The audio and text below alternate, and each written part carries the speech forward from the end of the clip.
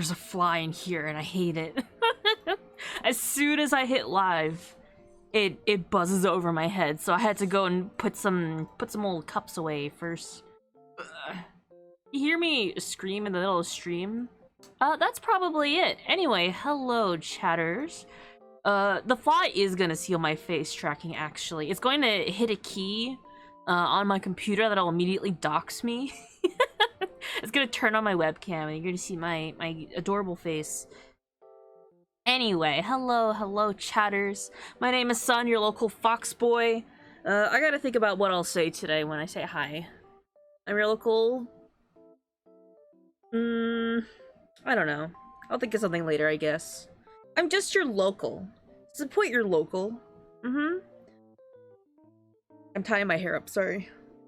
We're drawing dog today. If you were here on Tuesday, drew Arva, our very handsome Hellhound VTuber. Today we're drawing Basil.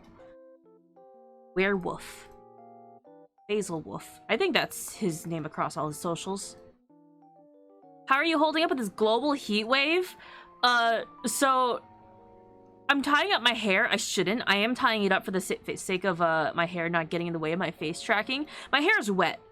The reason my hair is wet is because for like 2 hours this morning, my parents bought this like little inflatable pool so they can do like washing sheets and stuff like that more easily. I sat in this pool of like ice cold hose water for 2 hours and I just zoned out in it. It was freezing and it was not justified because I thought it was gonna be hot today. It was not that hot that early in the morning. It got hotter later, but at the time that I went in, it was actually a little bit cloudy for me. So I was getting hosed down on my back porch with ice cold hose water. And it felt really good, regardless. I did get a mosquito bite though. That's my only regret. My only regretty. I got one little bug bite, which it went away quickly, so it's okay. But we did let a lot of flies into the house, so I'm a little sad about that because I caught like 2 flies earlier today, and there's a third by my desk. Sun's sitting in a kiddie pool to cool down. Real fox behavior. It was a kiddie pool, basically. It was like a $20 inflatable pool. My hair ties up like a knot when I tie wet felt.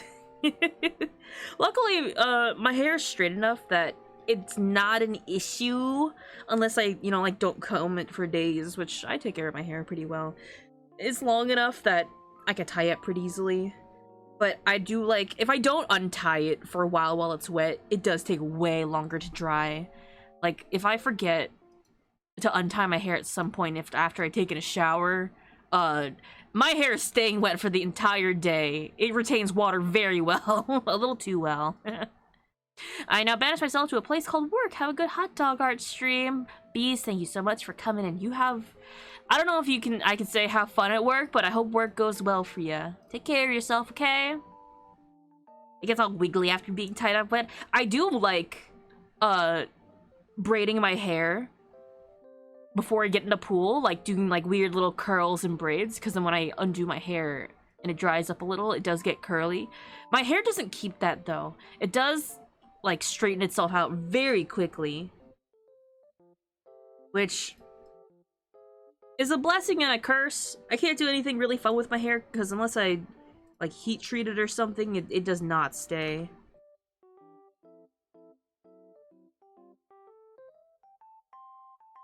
Oh, I can make that smaller. Hey, yo, son. Hi, Decay. It's Red Robin, so, like, the managers can be so serious sometimes. Well, I hope work goes well anyway, regardless. Can I get a close-up of the tiny Boo? You can. I drew the bittiest Boo. Somehow I always end up... If I'm not drawing, like, Boo... I always end up drawing her as, like, this little creature. I need to find light product or something to keep my hair from flooding. Thank you, cool dude. This is just gonna be a chill day. I was working on some stuff. If we get a hype train, right? Let's say level 2 hype train, because I just want to show you guys, you know?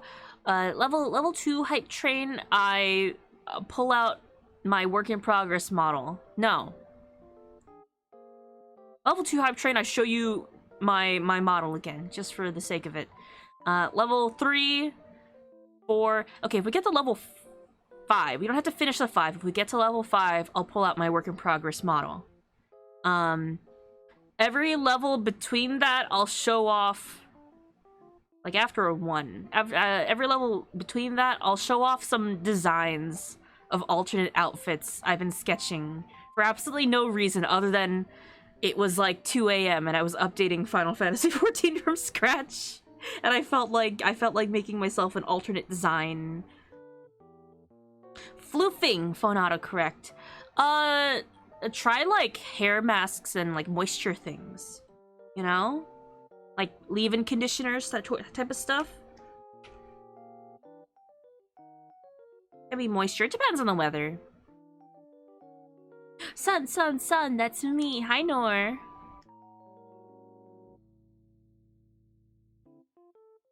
I realize my voice gets like way higher when I'm excited to talk to people. Like when you say hi to me. I also speak at a higher pitch when I'm nervous. I just speak at a way higher pitch. With the exception to like being tired, which I am constantly. I like your doodles, kid. I just get so excited when you guys say hi to me. I don't know why.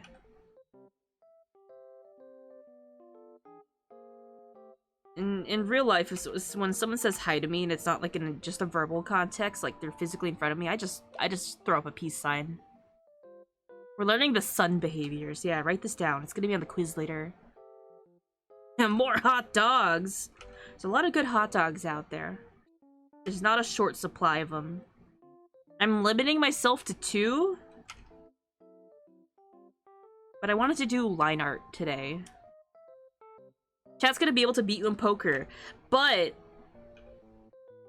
here's the thing. I'm very good at lying. Because I'll overreact even if I'm telling the truth. Even if I'm not being sus or anything like that, I'm gonna be like, oh, are you sure about that? Are you sure? I'm teaching you the secrets. I'm playing Among Us this weekend. And let me tell you, playing games like Among Us actually make me very nervous. So that's why I don't play certain games very often. Even though they're very fun. Among Us is fine, but I don't like playing certain games like Crab Game for certain mini games that they have, because I don't like being chased. I don't like being having to think too hard running around. Among Us is fine because I can just be silly, but I get very nervous when I'm the killer. Luckily for me, I rarely get it, and it's just kind of funny.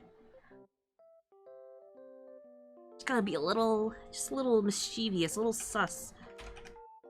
If you're always a little bit sus, then you're never sus. I don't know. I don't know where I was going with that. Killer Sun is chaos. I don't get it very often, so I don't have any good like strategies for covering myself. I'm also not great at the game to begin with.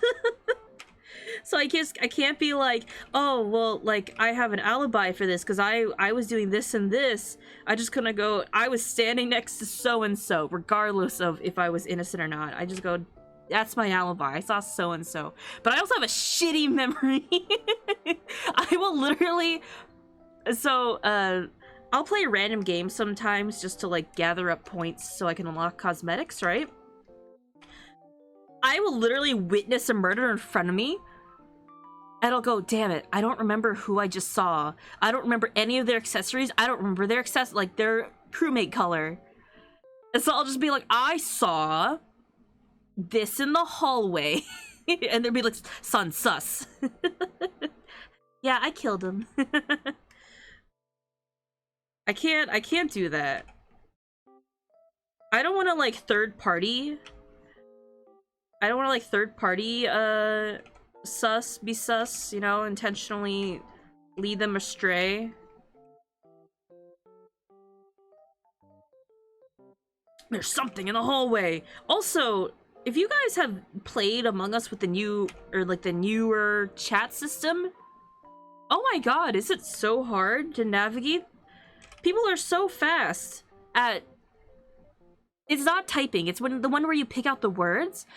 They construct the sentences so fast, and I'm here trying to be like, I don't know where to say cafeteria, and they're like, son, you're being awful quiet, you know, you're pretty sus. I'm like, I'm trying to find how to open the options, okay? Calm down.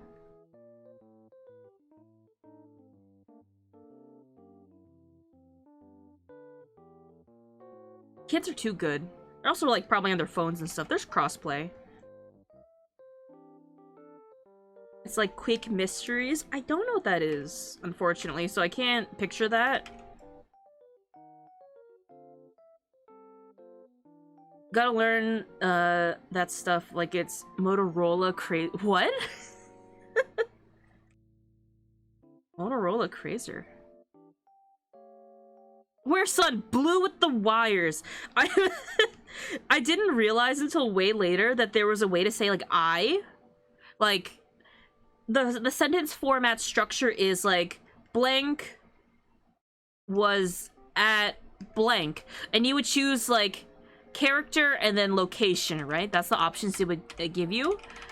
But I didn't realize that if I kept scrolling, it would give me pronouns. So I would just be like, son was at hallway for myself. I just sound like a caveman.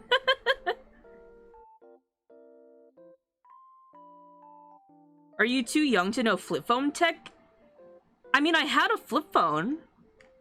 I just don't know that one specifically. I'm not as young as some people think I am. I don't like giving out my age, but I'm not that young. I've literally been accused of not knowing what Vine is.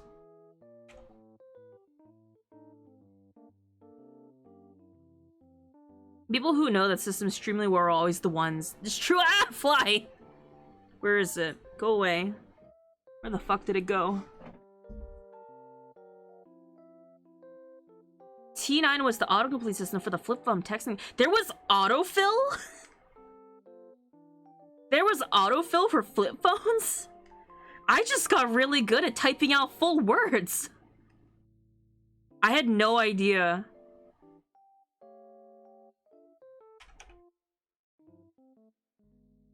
I never learned. Hold on, let me look at this. Maybe just my phone didn't have it. What was this one? T9? Texting? Predictive text? I think. You're not wrong, son just did the old ways. I didn't know that this was a thing. Hold on. It allows words to be formed by a single key press for each letter, which is enormous. Oh, wait! The way this is describing, I did do this. I didn't know that that's what it was called. But it's the one where you're like, oh, if I wanted to type out, like, I don't know, what am I, like, LOL, I wouldn't have to cycle through all the letters. I would just be like 565. Is that what it is? Interesting. Okay, I didn't know that's what it was called. T9? Huh. I did forget that. I think I had... Let me make sure I'm getting the... flip phone. Is that what it was called? Is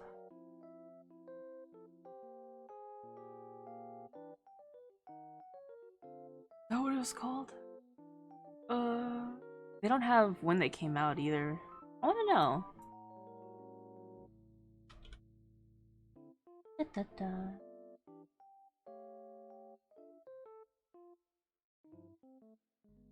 I had a different phone before this. But the earliest phone I do remember having that I used for a while was a chocolate. It was this cute little rectangle phone. The one that I had was like metallic green, like a weird kind of green, but it was called a chocolate slide or something like that. I remember doing a lot of one-handed texting with that. They would break so easily. I've been lucky that I've never broken a phone in my entire life. After the chocolate iPhone started coming out, and I've had an iPhone since, I've never broken an iPhone. Never scratched the screen, never cracked it. Not a single time throughout... since, like, 3G. My parents both had one. The slide broke on both. Oh no. Yeah, I've never had that issue. I didn't know that was an issue. I just clearly remember accidentally hitting the internet button. And going, no, I don't want to pay for this. I can't. Hi, Ty. I've had the same iPhone for 7 years because I just never break it. I would just, like, when my contract ended and, like, I could upgrade just by trading in my old phone, I would do that.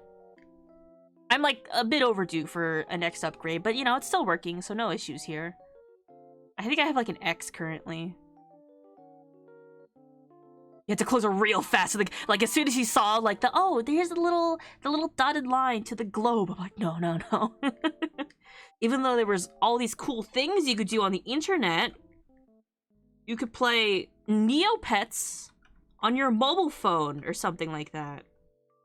I don't know. That was already a while ago. Glizzies.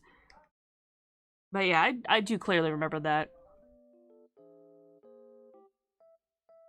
But yeah, it's been a while since I had a friend who had a flip phone up until like a couple of years ago.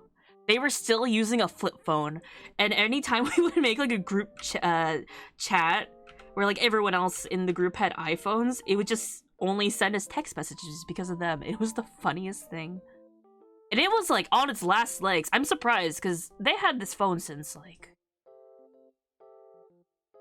I'd say at least a decade. A little over that, actually. How long? Like 20... No, about a decade sounds right. Because it was only a couple years ago that they switched over. Like, I don't know how it didn't fall apart sooner. I'm lucky my phone survives a year. Yeah, my best friend... I've vicariously experienced what using a broken iPhone feels like. Because they'll just hand me the phone. And then there's always something wrong with it. And it's the funniest thing. Like, the screen's cracked. It thinks that headphones are plugged in. Even though they're not. I do miss phone jacks. Because I do miss... One, I miss when phones used to have, like, a little loop for keychains. Like, bring that back and bring back acrylic keychains that have the little cell phone loop. I need those back, please. I would like to hang a billion keychains off of my iPhone. But I can't have a case for it because then it doesn't sit flat when I play mobile games. And I'll probably drop it on my face in bed.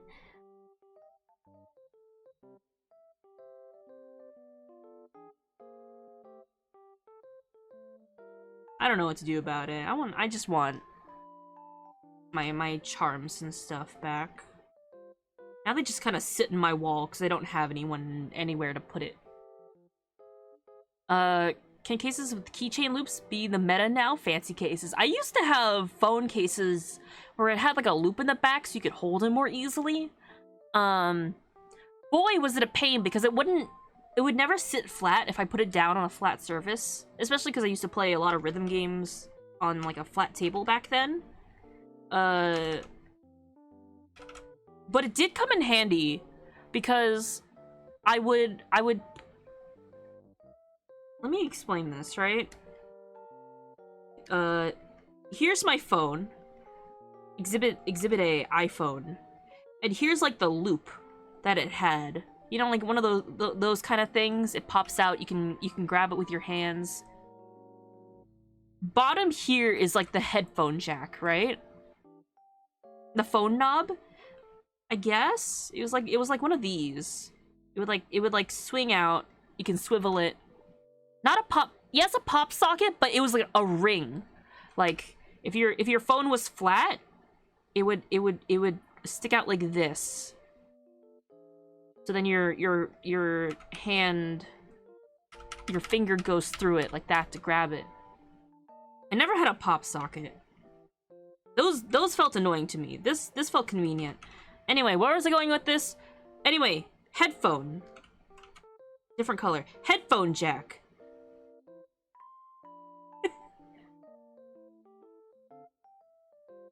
Headphones.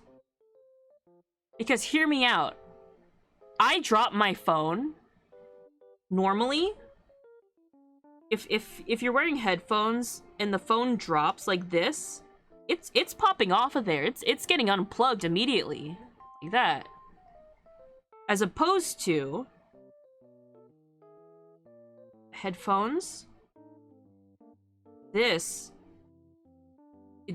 thing, I can't explain it fully without demonstrating it with an actual thing, but it would basically, instead of getting pulled out this way, it would just get pulled up. So it wouldn't immediately unplug the headphones. So it was kind of like this. Wow. Phone knob with a ring, yeah. And they come in these like fun little sticky shapes. They have like attachable ones that you could just stick onto any case. So it was very handy, especially when I was like going around a lot. I didn't drop my phone often, but I have a Samsung, so you could barely tell it's been dropped at all. Here's the thing. I've definitely dropped my phone. I've like... I have a very clear memory of about to cross the street, getting to like the crosswalk and sidewalk, see a friend across the street with like some other people. They wave to me, I wave to them. I drop my phone as I'm walking and kick it across the street to where they are. And they like gasped. They're like, oh my god, is your phone okay? I just casually go to it, pick it up, not even a scratch. Maybe like the smallest nick on the case. That's it. Thank you for getting the lights. And I'm like, yeah, that's good. I've never broken an iPhone. I've never broken a phone my entire life. I did witness a friend have an iPhone. We were like squatted down on the ground. We're like hands 6 inches off the ground, right? They take off their case for 2 seconds just to show me their case. They drop their phone, lands face down, and absolutely shatters the screen of their new phone. It was the most terrifying moment. Meanwhile, here I am just flat out dropping my phone 6 feet off the air, kick it across, fine. Double layer shock cases are a lifesaver. I did have one back then. I just kind of have a normal case now, and even then I've dropped my phone a number of times in like this really cheap holographic case just because it looks pretty.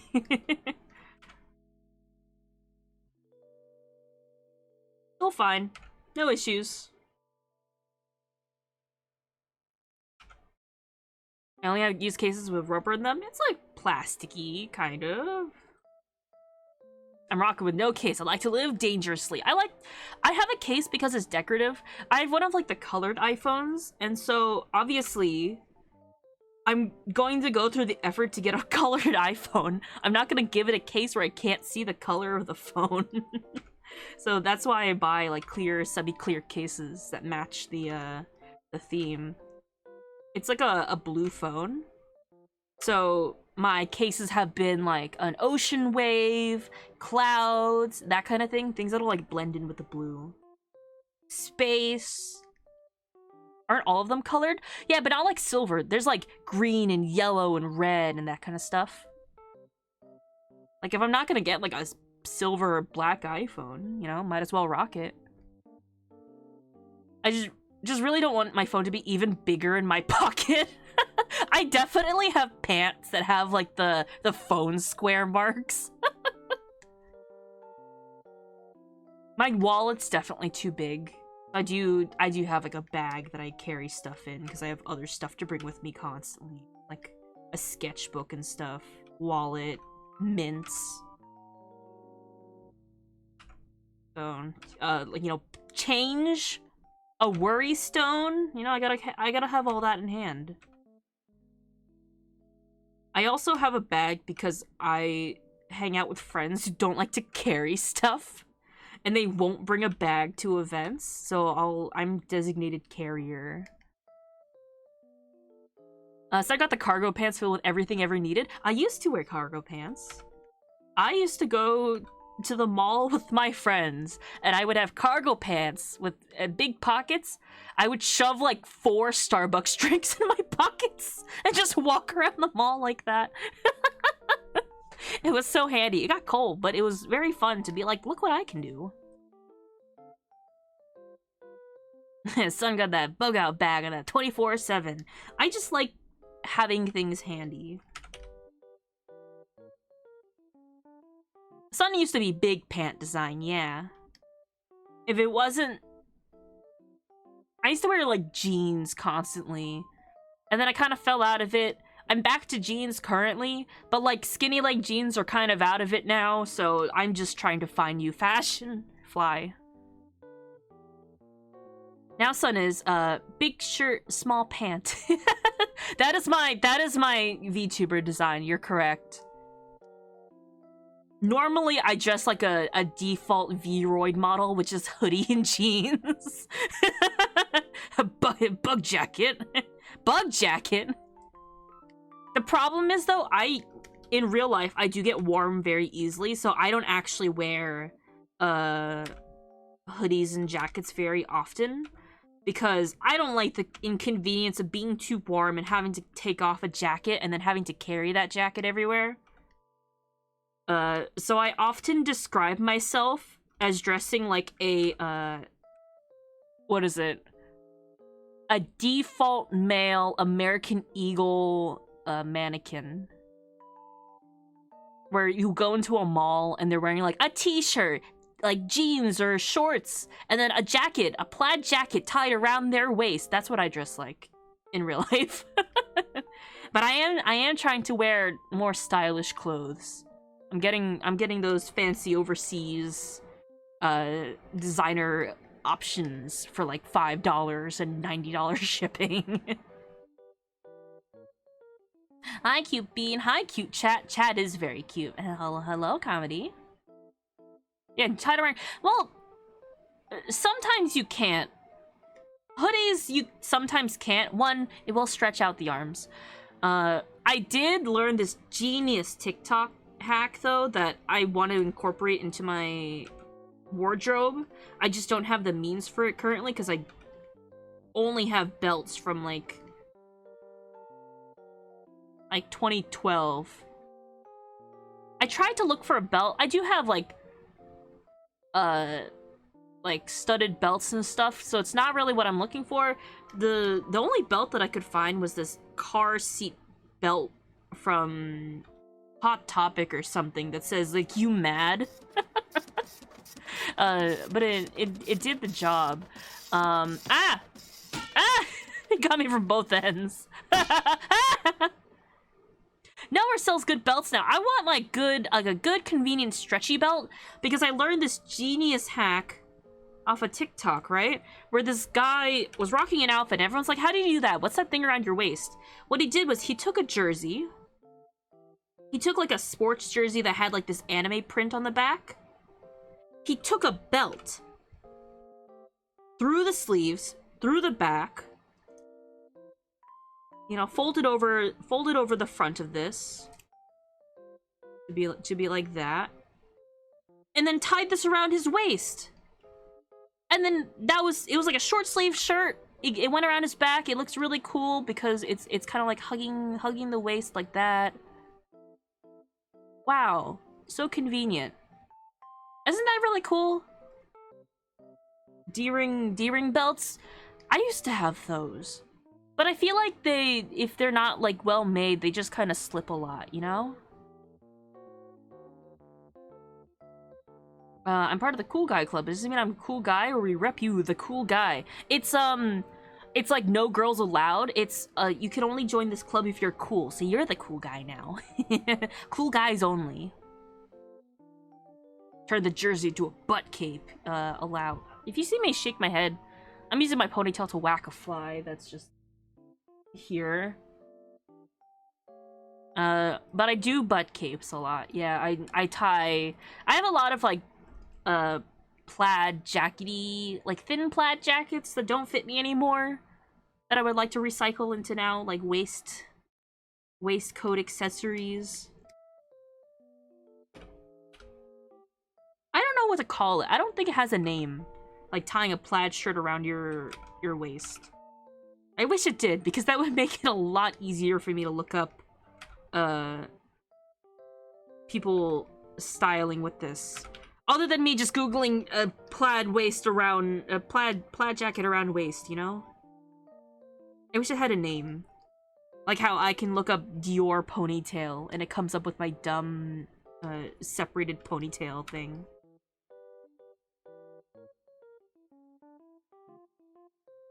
Holes all the way around are less boring. I do have those. I do also have those. I don't know where they are. Those are like my favorites. Then again, I also don't wear pants too often that need those. Because either they fit me just right, or I wear sweatpants.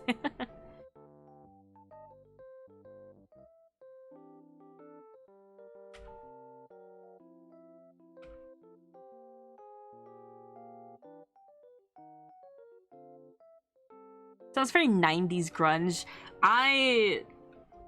There was like a wave of 90s clothes that kind of came back for a little bit. I miss that. I like windbreakers and color block. I'd say color block is like my favorite thing that doesn't come around that as often.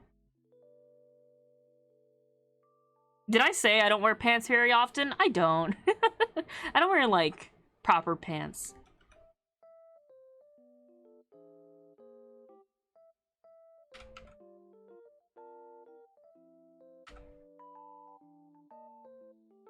Could it be called a shirt belt? Maybe?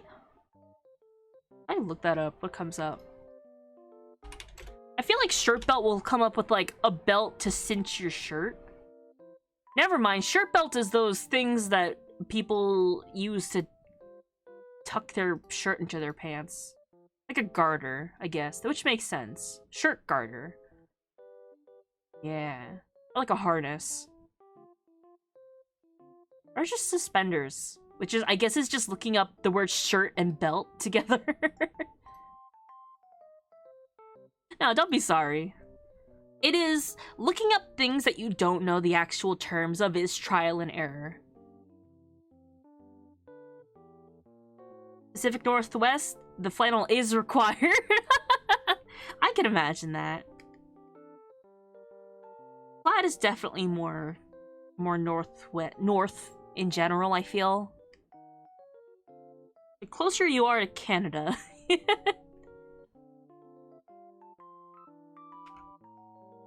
90s grunge did start in Seattle, did it?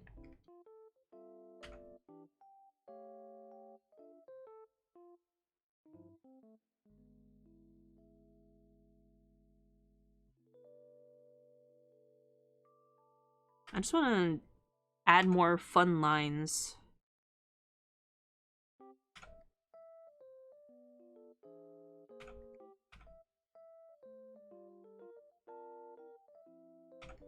Lately, I've been trying to hone in on some art stuff.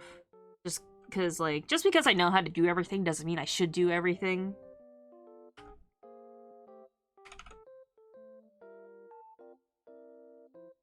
I'm like trying to make sure I don't like overshade, over detail certain things.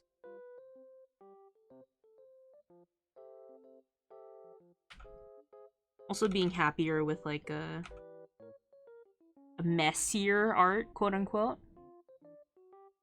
Canadian and Pacific Northwest, so it's extra required. It's your obligation to do so. My Twitch statistics do tell me that like half my chatters, or at least like a solid third minimum, are from Canada, or at least you know, the Twitch statistics say so. So if there's something about me wearing plaid in real life is attracting Northwesterners or Northerners, and I feel like that's what's happening. They get the energy.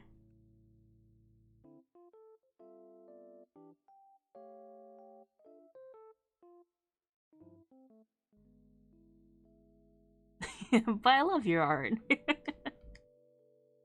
Your art is such a cute pun.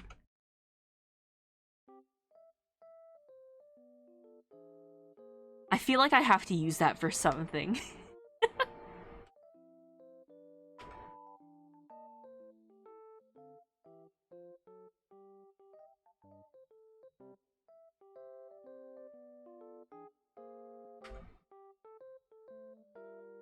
I should have made that my art hashtag, my fan art hashtag. I'm not Canadian, unfortunately. That's a-okay.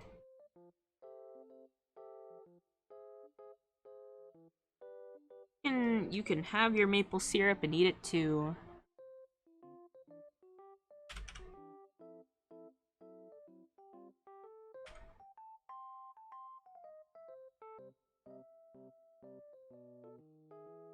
Want to see his chibi son in a Mountie uniform saluting a Canadian flag? I don't know if I can do that. That feels like... This isn't the right word for it, but blasphemous? I feel like as an American, that'd be not appropriate for me to do. I don't know why. I can't explain it. And a hydrate. I could do that. Ah! Heretical? Is that closer? Yeah, I feel like that's a little closer.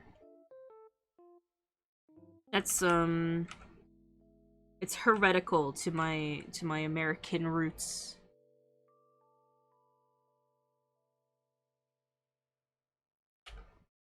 I say as a first-generation American.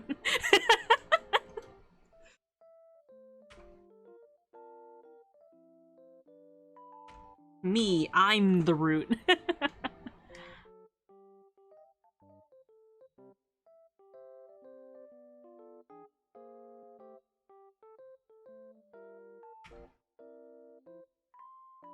Boop, beep, up.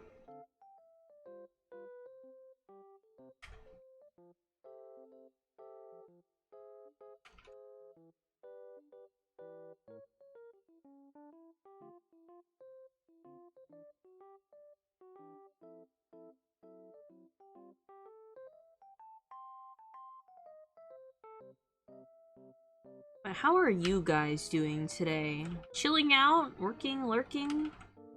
Taking care of yourselves? Hmm? I need my egg chatters to be ethically sourced and sustainable. Which I keep forgetting to make that my new sub badges.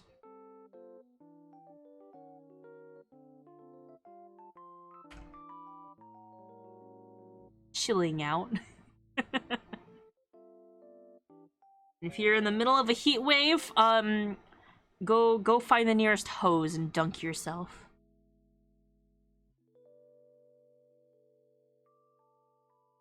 That's what I did, and it felt really good. And I may catch a cold later, but that's a later problem. I got no hose. That sounds like a skill issue. Sorry to break it to you.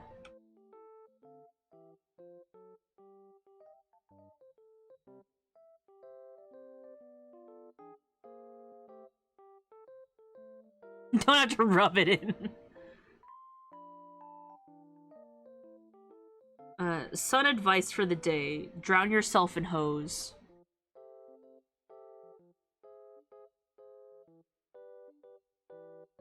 Uh, 110 Fahrenheit, 43 Celsius. Feels like and humid. Hot is one thing. Hot and humid. I don't miss that. I love, you know, being along the shore and stuff like that, going on vacation to a beach. I love that. I love oceanside sort of thing. I don't miss hot and humid. I'd say my least favorite feeling is being on asphalt after it's rained on a very hot day, like a flash shower at, like, I don't know, a Disney park or something, and then the rainwater on the asphalt starts evaporating immediately. So if you're wearing shorts in the summer, your ankles are just getting steamed. Not fun. Not a fun experience. Don't recommend it, really. Hot and humid is actually just death. Sweat no longer cools the body. Yeah. It's just, like, sticking to you more. That's why I don't like steam saunas. Like, that's just not fun. It doesn't stop me from going into them, but just because it feels like I'm required to, as part of, like, a paid service. Like, I'd be missing out if I don't. Got up to 40°C up here, where I lived the last couple years, and nobody in Canada has air conditioning. No. Yeah, I know a few people from Canada. I had a roommate who moved there for work. Not a fun time for them.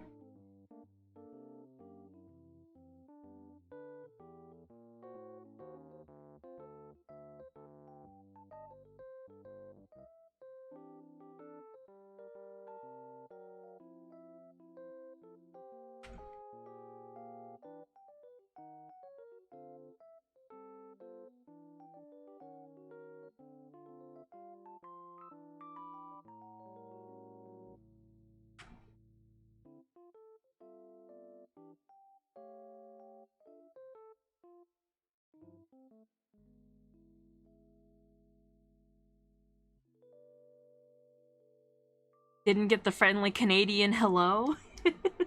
I think they had a roommate when they moved up there. They moved in with someone that had a roommate who constantly criticized their French. That's my memory of them telling what it was like.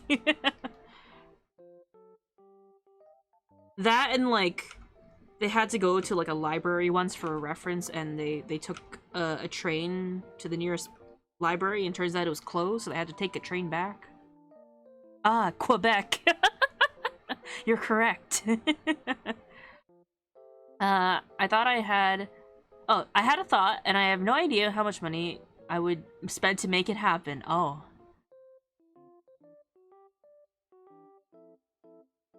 Tell me your dreams.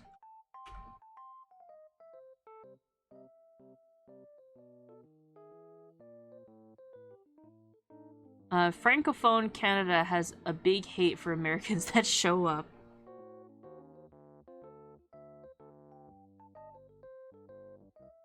I think it's a fun visit, and I like buying copious amounts of fudge when I go to Canada.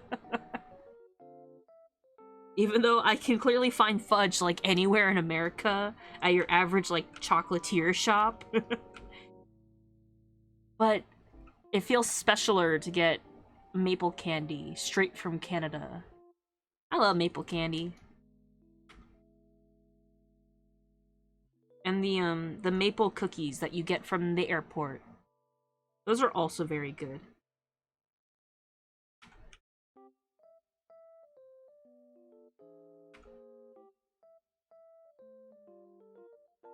I'm going to Canada in a few weeks. I'll be meeting my BFF for the first time IRL. Oh!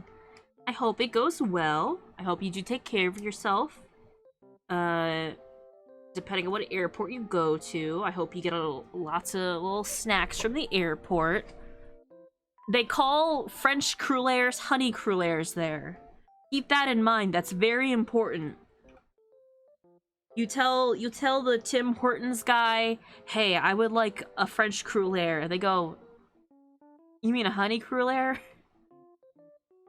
I absolutely perished on the spot, realizing my mistake.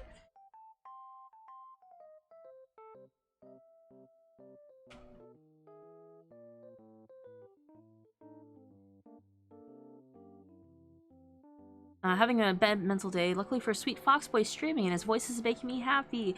I hope you do take care of yourselves. I'm very glad that you seem to be feeling better being here. Have water. Give yourself a snack. Take a nap if you need to. I feel happier knowing you guys are taking care of yourselves first and foremost. My dream is Nightcore 25 performing emo band music like MCR. Oh my god. Miku in the Black Parade? Can you imagine? I can. There's definitely mods for it, I feel like.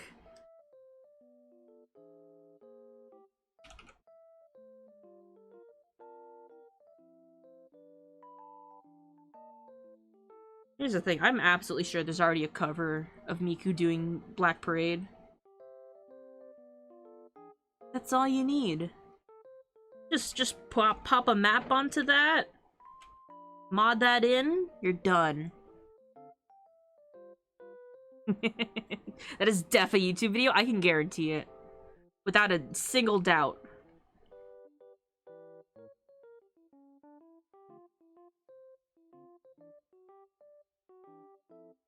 I can guarantee there's probably like an old version of one, and then like maybe a remastered version for more recently.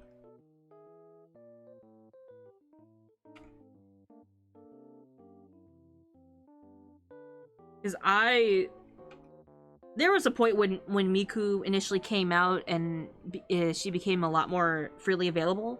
Not freely, but like, you know, more available overall. That people were just covering everything, even if it was like the most bare bones basic MIDI. Right? And I think like one of the first few instances that I saw Vocaloid or like Miku in general in was like an acapella of like Canon, like Pachelbel Canon or something like that. Spadoinkle, thank you so much for the bits. I didn't get knocked back there. I gotta see if that's broken or not with the update. But thank you so much for investing the Fox stocks. But it was an acapella of Miku, Rin, and Len singing Canon, where like they were each like offset by a bar, and then I think it was like Phantom of the Opera or something. It was something like that, and then like actual Vocaloid music like Melt and Love is War and that kind of stuff. But I can guarantee you, if it had a MIDI, it became Vocaloid music. I've been trying to make Luca sing a Linkin Park song. Her voice fits alarmingly well. Like, once you learn how to do it, I'm sure it's very fun. I never quite got my head around the program, just because I've never gave myself time to you know, like sit down and learn it. At least the more complicated parts, like the tuning. I also don't have an ear for music in general. Not a music man. I've tried, definitely. I think I just like music. Can't make it.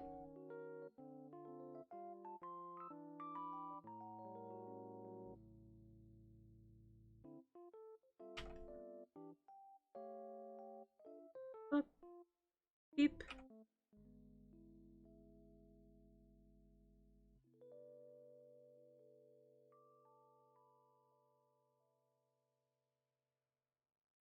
In the end, call that Lucan Park.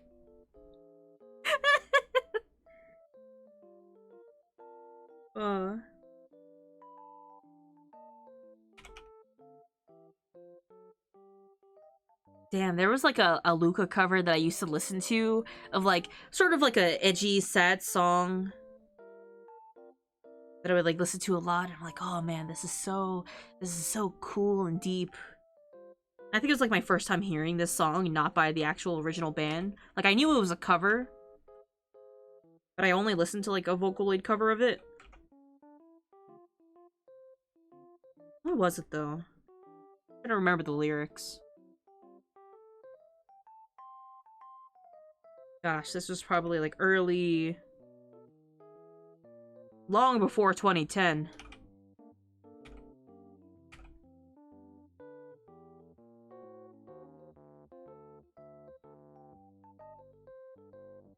Long before? No. I think just a bit before 2010. That's too open. The child days.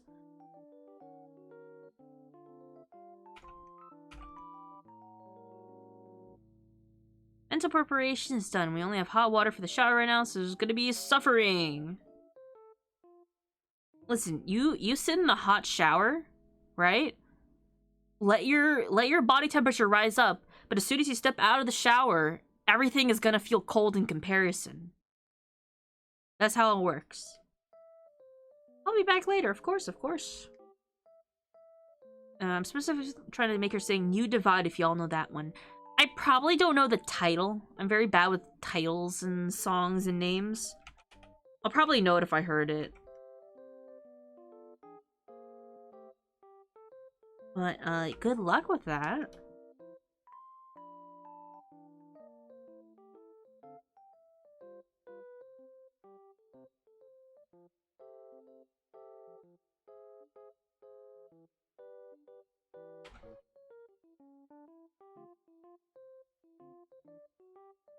Hot water in a 100-degree room isn't fun or healthy, son. But you'll be nice and sous vide. And you can come back and I'll have you as a little snack.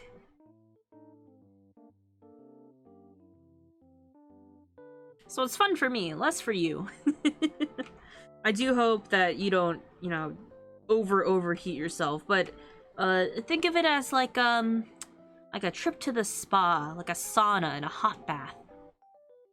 It's like healthy for you somehow, I'm sure. As long as you stay hydrated too. The V's who work on Project Sakai must make bank. I think they get some... I'm not sure. I can't promise this. I don't know if they make royalties on stuff like that anymore.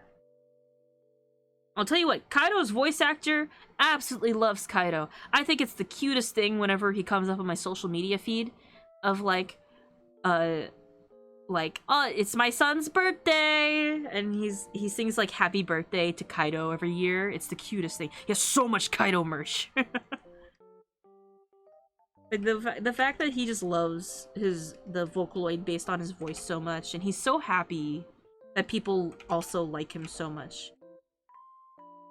Like he's said in interviews, like I'm just so happy that people love him very much, and he feels like my son.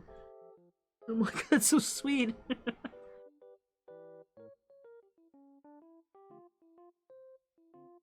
But if you do see videos and like photos of this guy's house out of context, it's a little scary how much merch he has. Because I think it's a mix of like he gets it himself and also fans send him it.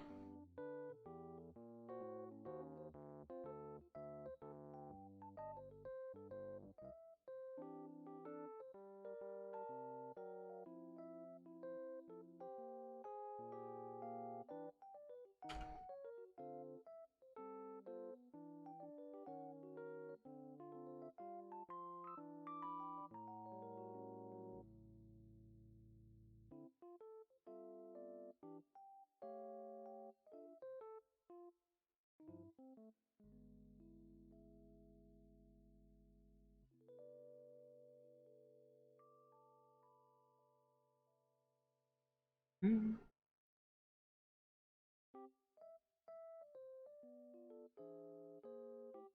I had an idea for a Vocaloid song where the first part is Miku asking her future self if she's gonna be okay, you know, like sad stuff. The second part is Kaido reassuring his past self things will be okay. That's very cute. There is a song with a sort of concept like that in the video. Where it's a bit vague as to the interpretation of it. But if you ever want to listen to like a fun bop with a cute little music video, look up Telecaster B-Boy.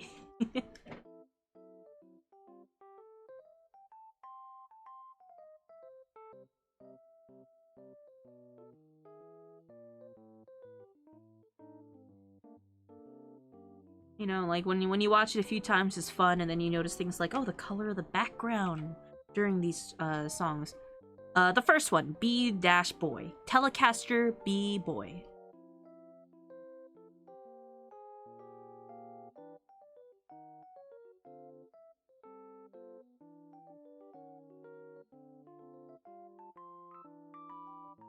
It is in Project Sakai, but I think if you watch the music video with the original in it, there's a short version and a long version.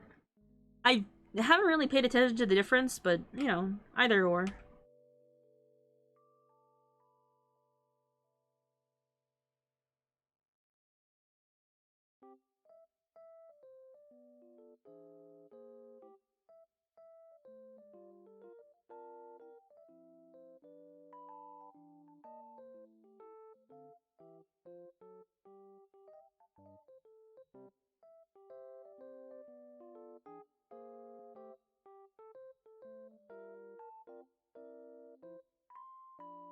I forgot that I added his fluff back in. I really like this part, but I added his fur thing back in. So that's on me.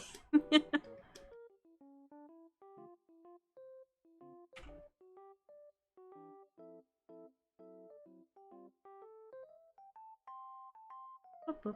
Beep, beep, boop.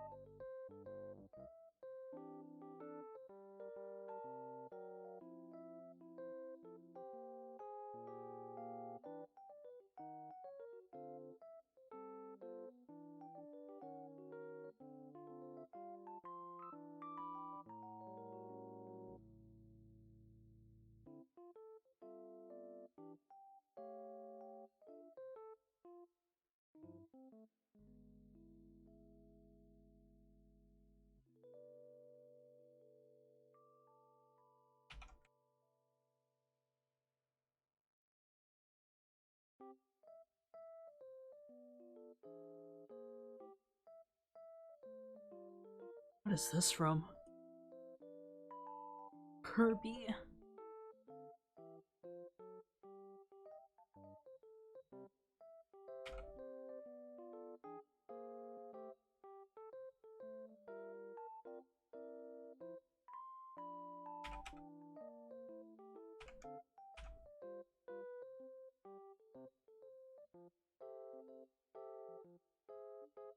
Shake my head, I'm just shaking a fly away. Sorry.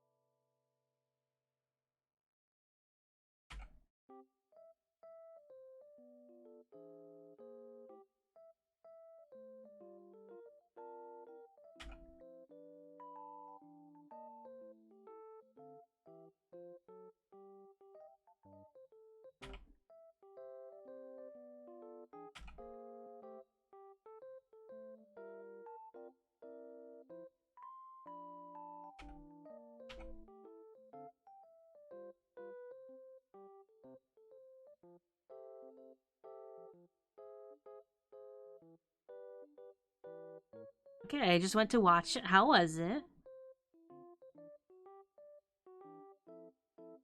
I think it's just a fun watch, personally. And also, like, the song slaps. The T4T is real! I just think it's very fun and cute. And the song is like a little bit cynical, but you know, what Vocaloid song isn't?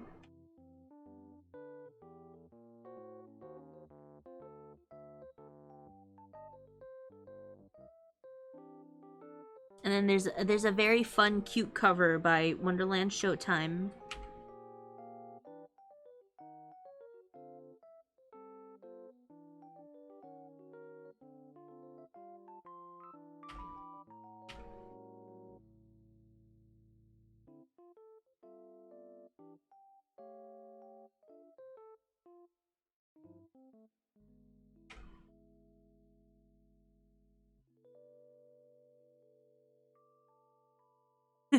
All of Wonderland Showtime is trans. Sorry, streets.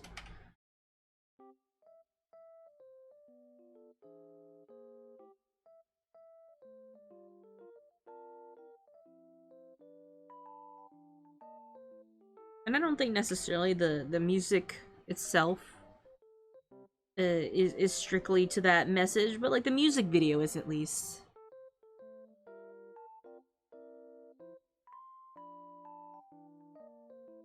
I also like the artist's style, the one who did the music video for it. They've done other art for other music videos, and I don't know, something that's fun. Like a bit of like the rotoscoping style.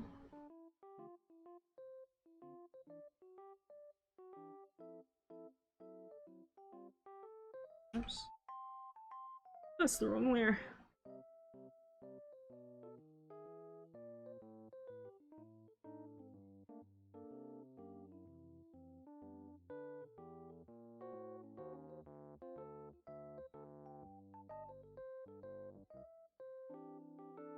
Can we make Wonder Boy a trans dog whistle? I think that'd be fun. People can do whatever they want. I'm not comfortable being on the front of something like that kind of thing. But you do whatever you want that makes you happy. As a blanket statement.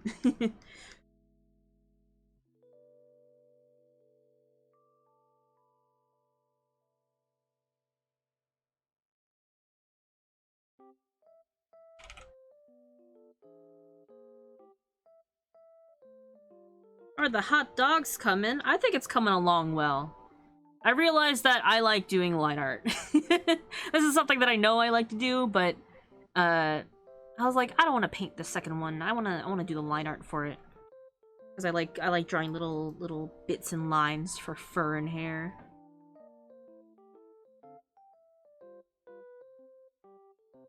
I also decided I don't like shading. I'm not gonna shade anymore. Shading overrated. Who needs it? I renounce it. I will no longer be shading anything. Oh shoot, how am I gonna do this? I don't get to draw this wonderful trap muscle now.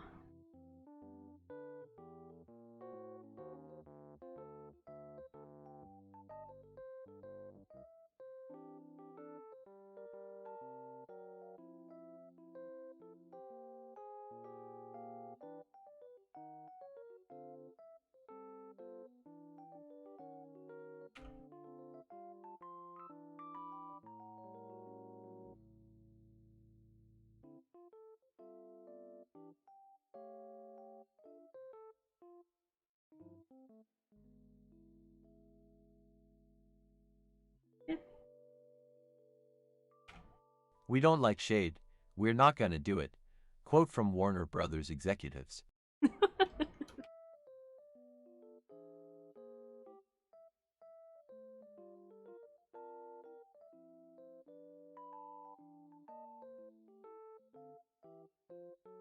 That's a good line. I'm gonna leave that.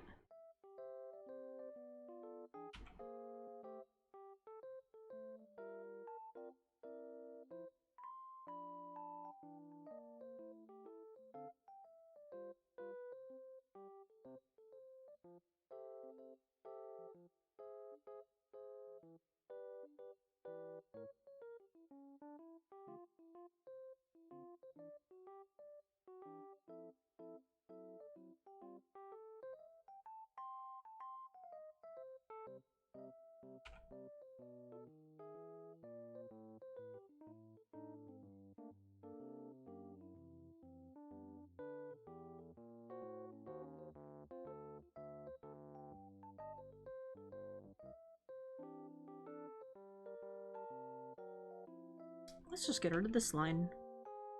Oh no, did I merge that? I did.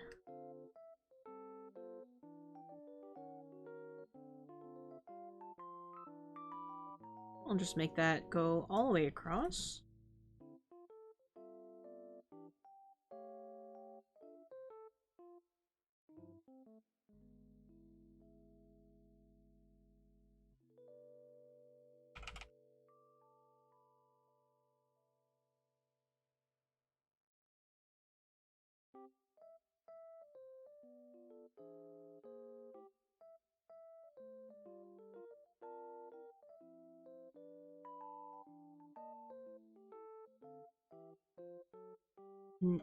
Neck.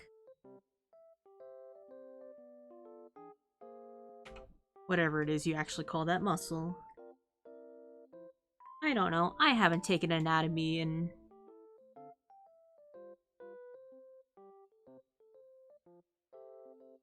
I don't know. I had to memorize a bunch of anatomy muscles for project some years ago. Now I don't remember. I remember Googling a silly song on YouTube a teacher made up for to memorize the bones and muscles of the body. The front neck triangle muscles? Like the back ones? Where like this is your neck is technically like this, but there's like muscles, I think it's your trapezius. But I don't remember if that's correct or not, so don't hold me to that. I just like looking at muscles. I don't know what they're called.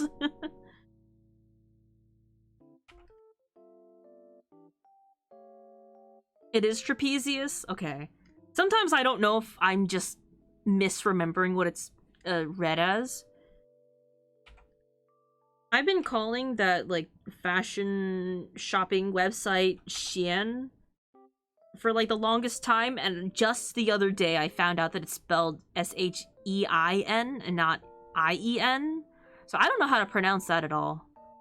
Outward flare at the bottom of the neck? Yeah, that one.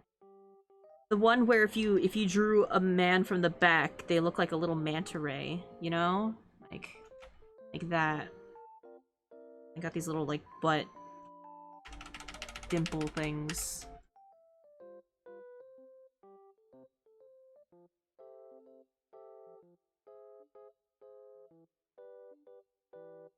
I'm forgetting that I have to give this guy other parts. He has sleeves. I'm forgetting this. And I can't even draw a good arm then? Hold on. Women do have it too. I'm not thinking that they don't have it. Men who work out, or people who work out in general, just have it more prominent. I think it's funny when I see, like, videos of really muscular guys who can't touch their own shoulders. It's, like, sad and funny at the same time. A basil. I had a ref sheet. I don't have it anymore.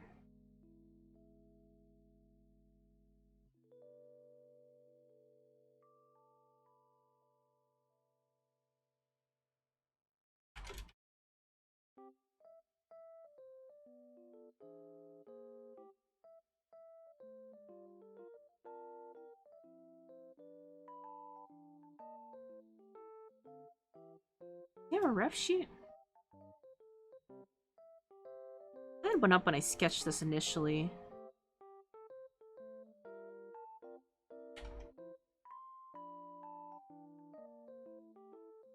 Basil wolf. 2 words. The front triangle ones are the ones from the middle of the clavicle to, like, the ear. I forget what those were called.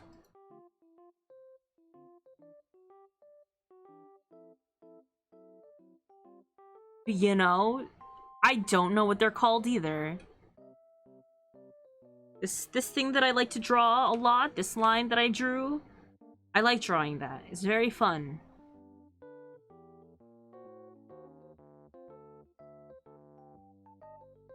My brain wants to call it the sternum. I know that's not right.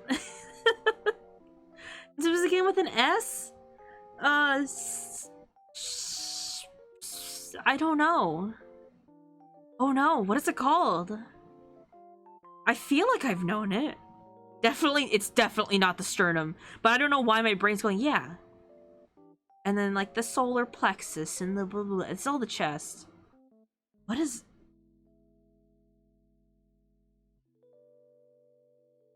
Hmm.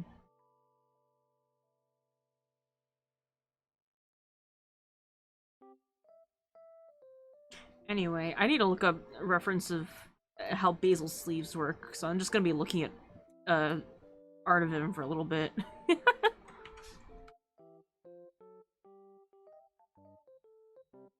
I need to see how other people have drawn him.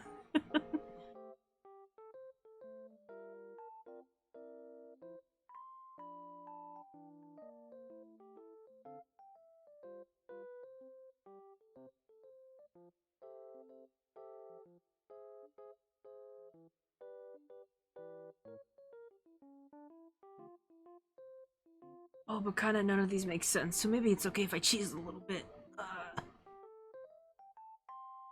But they're like full circle sleeves, but they just don't connect to his shirt, which is its own separate piece, so maybe it's okay if I just unsleeve him.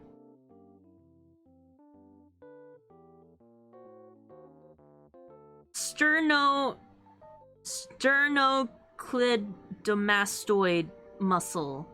The sternum was actually close. It was the STE stern. There's a stern in it. And I'm sure that stands for something like neck, or like to do with like the neck or chin, like I don't know, spine. But mastoid does sound familiar. So that I feel like that's right. That has to be correct, I'm sure of it.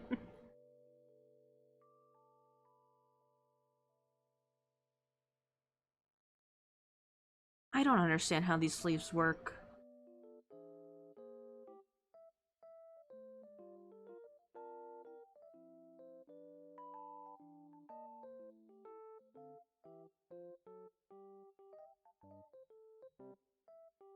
What if I just cheesed it a little bit? Sternum to jaw muscle. So says my Latin. Okay. I can see that. So sternum wasn't so far off for me to say that. Wow. No, I said it on purpose actually, because I knew all along that that was the correct answer. Actually, I was just shortening it.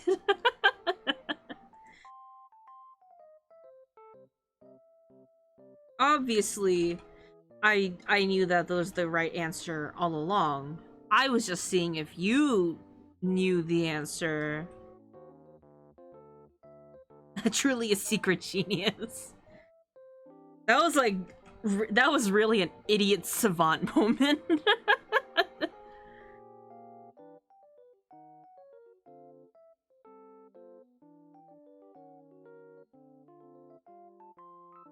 Live on stream.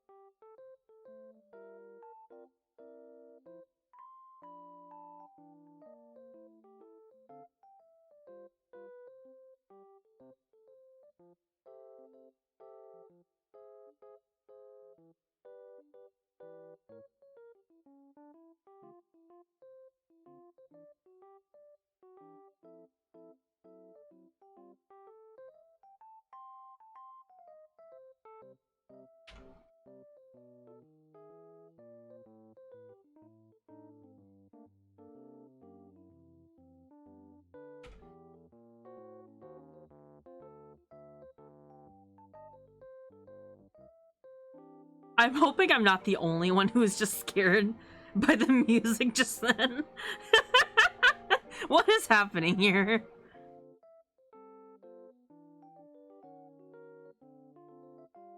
The song is pretty sultry. Do you want to take a guess what this is from? Because I wasn't expecting when I hovered over the video just now.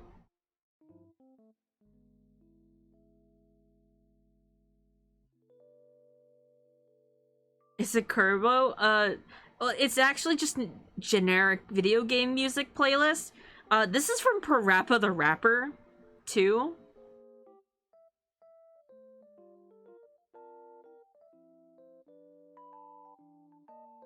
I don't know what's happening. You winning, son? I hope I am. Hi, Tony. Thank you so much for giving me your first.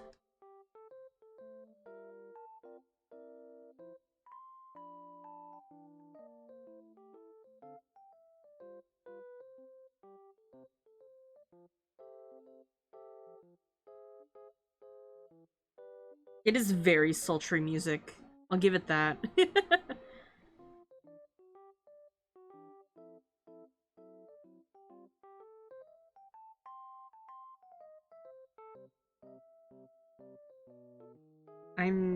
I gotta fix this.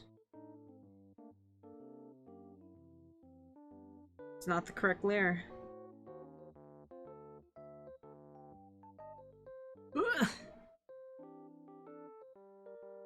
I got cooked by the sun and brain skipping. You know, that might explain why I'm so tired, actually. It's because I spent early this morning in the sun, and now my brain goes, you did a lot today. You're tired. Maybe that's why I'm so tired. I'm also probably really itchy because I might be a little sunburned. I couldn't quite reach the back of my neck when I was putting on sunscreen this morning.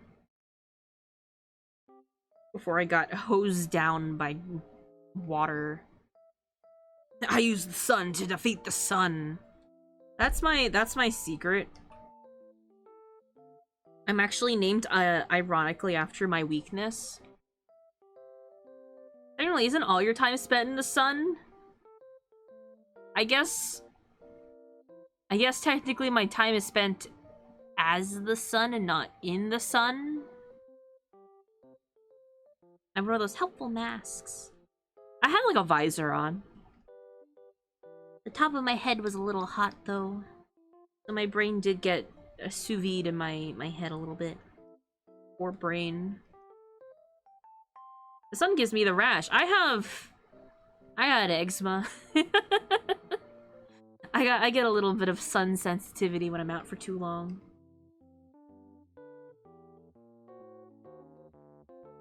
We save in the sun for the bad / fiction, yeah. That's when we add in those time travel fics.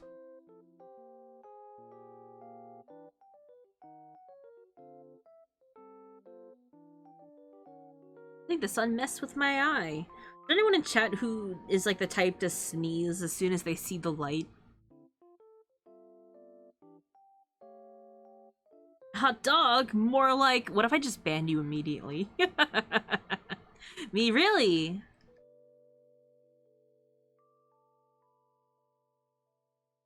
It's so fascinating to me to like read why that kind of thing happens.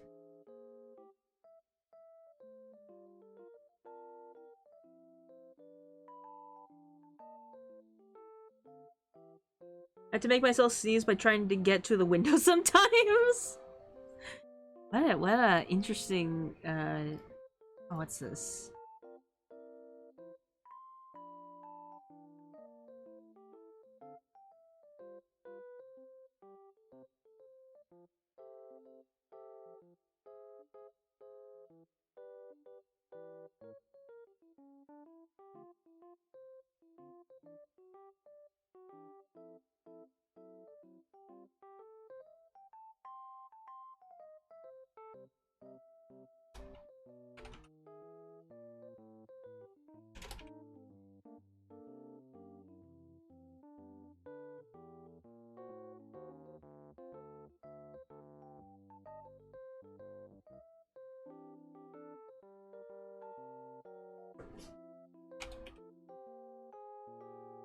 Sorry, I'm answering some DMs.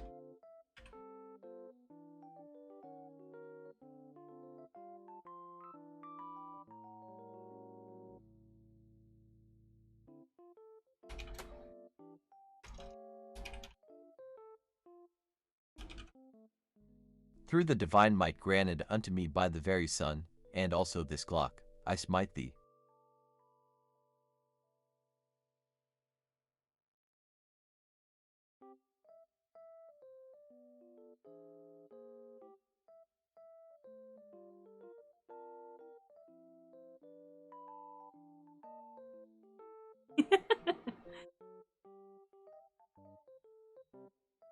Petra's gonna come in, maybe. Into chat at least. She was asking me for something, and I'm like, you want like help right now? I'll help, but I am live.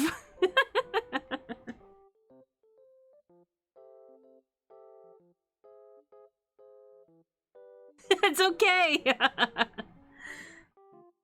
Hi Petra, how's dinner? How's sort of dinner? Almost breakfast.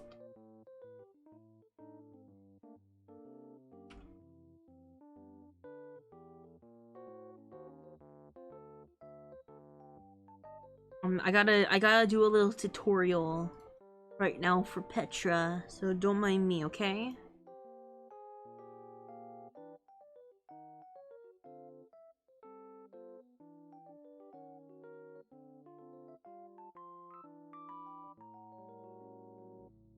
Oh, little thing there.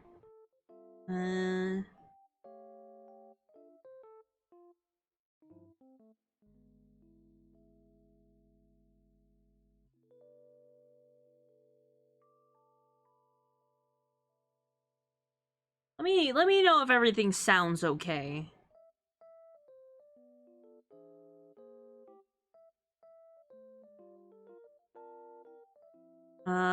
Also, hi, son. I love you. Don't ban me. I will cry for hours. I'm gonna be honest. I don't know why I keep hearing people talk about girl dinner. At this point, I'm too afraid to ask. It's sort of a meme, I think, about how girls don't eat a lot or something like that. They'll just take a nibble of something. My first instance of seeing that was like the very hungry caterpillar.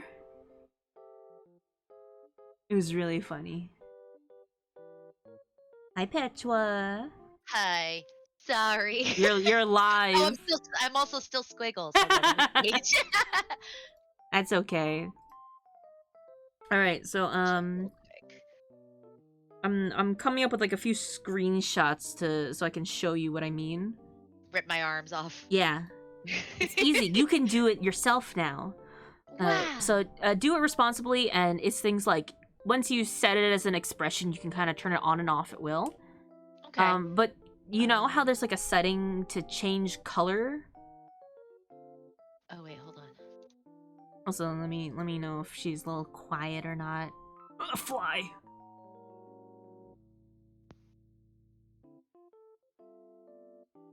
Also, this is just like for a little bit, so you don't have to worry about yourself talking if they can't hear you or anything. Okie dokie. Alright, just wanted to update that. Rotate. Okay. Alright. Do you need to see my screen? Not unless there's an issue. It should be okay. Because I can't have the blanket on without it. My sleeve is too big. I didn't think about it. So, I'm going doggy. Ooh. Okay. This would probably work best with your arms up. Okay. There we go. Yep. Done. Now, if you go into open up the settings. Mm-hmm. Go to the third tab where all your parameters are. Uh-huh. And you're gonna click on Customize Model. Got it. And then we're gonna go to Customize Multiply Screen Color. Okay, got it. Select. And this is where you'll basically identify the parts that you need. Like, click on your hand or something. That should be the easiest to find. Oh, what a nice important... what a nice note that they say. They're like, just make sure you are like that the model, the creator is okay with this. Yeah, I like that. Sometimes But they're that's like, why would you do that? That's me. Okay. So locate like your hand, the thing that you want to hide, right? Are you sure it's gonna be better with the upper higher because my lower one is 1? Oh shit. I guess I'll have to hide 3 parts. Yes and no. As long as you don't toggle things on and off, it should be okay, you know? Hmm. If it's just for... So here's the issue. The way that I'm gonna teach you how to do this right now, your sleeve on the down part is multiple parts. The sleeve on the up is multiple parts. The sleeve on the up is like 1, 2. 2 parts, as opposed to Yeah. like 5, 6, 7, 8 parts. Oh, really? Yeah. Oh, okay. That's how it was I rigged. did not know that. I see. But yeah, just find your hand for now. Got it. Uh-huh. And now you have it selected, and if you like kind of hover it over, it's red. Yeah. So toggle that on, and then you're gonna get the option to multiply. Oops, sorry. I exited out of this by accident. Okay. Click. Uh-huh. It says lower. Uh-huh. That's my arm. And so you see the multiply screen. Yeah, there's like a toggle. Well, so turn on the toggle, and it'll bring up like a menu. Oh, yeah. Yeah. And so do you see like RGB A? A. A is the alpha. Turn that off. Ah! Uh-huh. Okay. Cool. And so you cool, can do that cool, for any cool. parts that you want to hide. And once you're done with all the parts that you want to make invisible, go to the expression maker and make that a new expression. There should be like a thing separate for like, oh, like a color thing to toggle on and off. Yeah. Okay. Covered in mayo. Kaido, how do you do that? Oh yeah, that should be it. And that's how you can hide any parts that you want to. If you want to like, I don't know, hide your buns for whatever reason. Anything like that. But use it responsibly, and also it depends on how it was rigged. So certain things that like, maybe I did it, so like I broke it up into separate pieces, it might be a little harder to hide every individual piece. Gotcha. I understand. Interesting. I like it. Okay, cool. Cool beans. Alrighty. Cool beans. I'm arting. I'm learning. Artin. Okay, thank you. Of course. Bye. Bye. Say bye to Petra. She's already out, but you know, say bye to her anyway.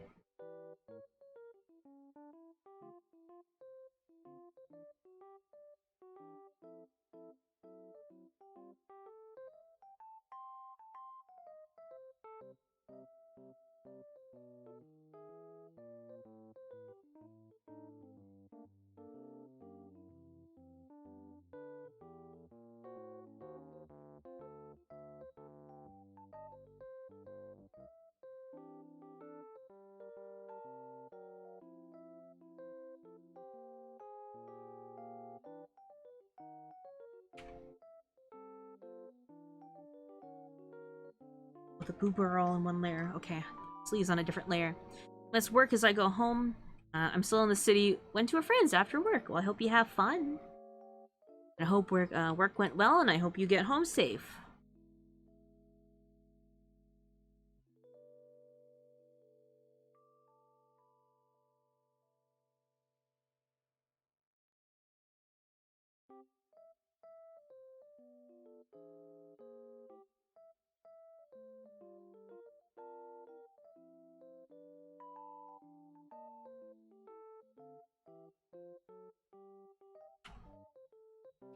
Buh.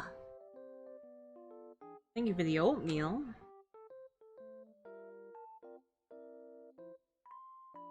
Yeah, I'll add the sleeves. I always feel a little sad when I draw a really good muscle and I have to cover it up. I forgot that he has sleeves.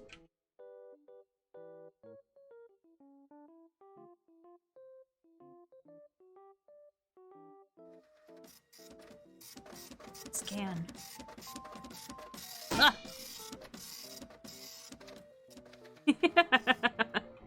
Just a second early. Half a second early. A millisecond early. But I hope you enjoyed the scan regardless.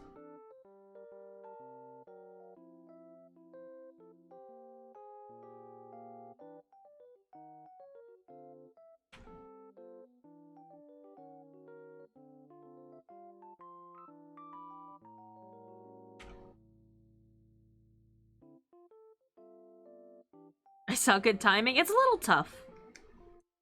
And I'm pretty sure in mobile, which also has its own delay. Gotta drive, I loved it. Have a safe trip.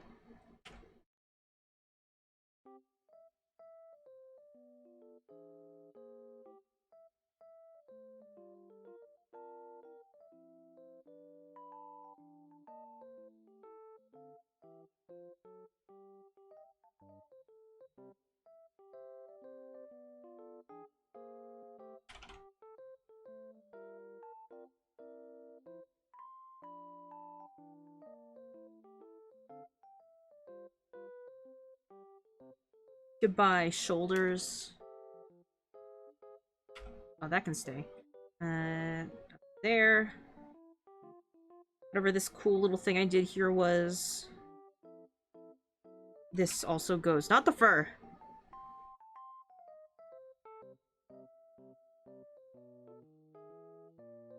That's on that layer. Actually that line can stay, but this has to go.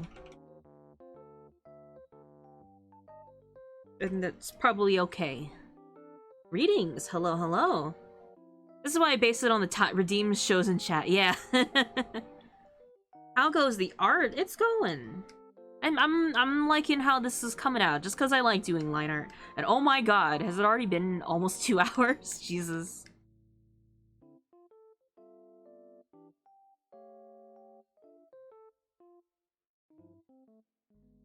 Lately I've been doing a lot of like personal art really late at night. So the time really escapes me.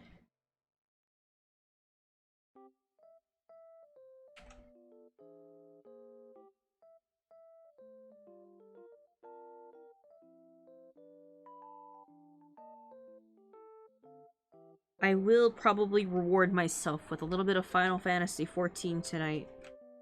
Because boy, did I spend over an hour, maybe like almost 2 hours, trying to fix 14, which I cannot explain what happened. Something about the last patch update that I got was corrupted, and I just had to re-download all of Final Fantasy XIV from scratch.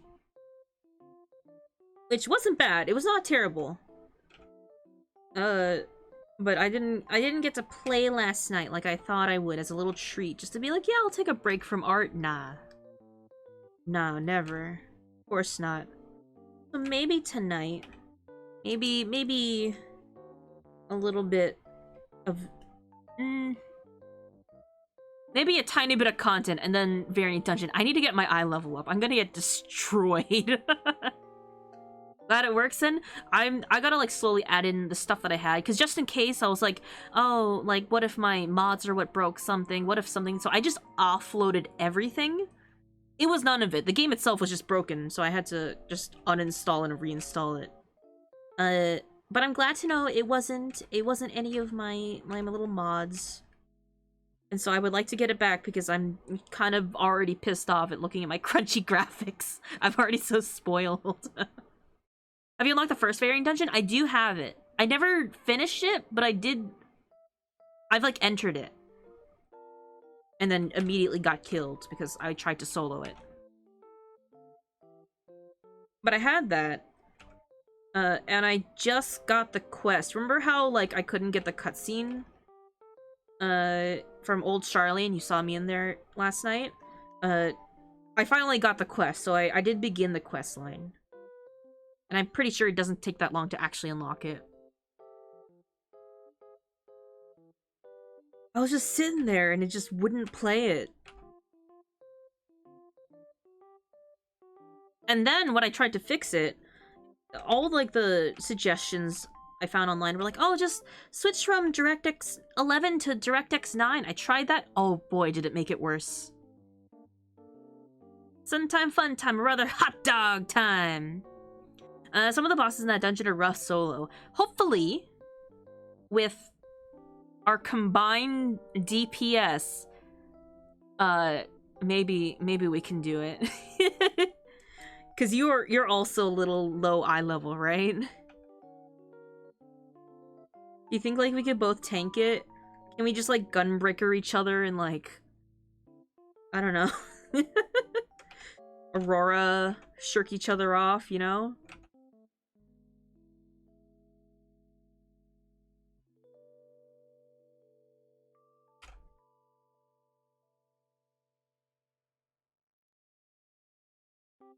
A proper eye level paladin, because I can't be bothered to do get tombstone equipment for both classes. That would be tombstone for 90? I just haven't done a lot of any of the content. I accidentally did Smileton, and I think that's the only, like, not 6.0 content I've done. I did it at random, I think. And the people I did it with just ran right through it, so I don't know any of the mechanics.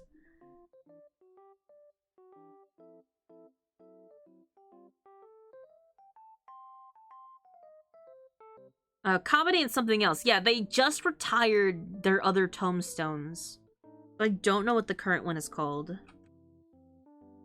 it Aphorism, or is that one the one that's already retired? I don't remember. I don't know. I just know that I stopped playing 6.1 because I didn't have the eye level to go into like the most basic next dungeon. Eye grave. I'm grading tombstones for artifact weapons, and needless to say, I don't want to go through roulette more than I have to. That's fair, honestly. Yeah, let's ask Petra if she's busy. Maybe she wants to. I'm sure she would love to do content with us, because she just finished Endwalker, and maybe we can convince her to do some of the side content.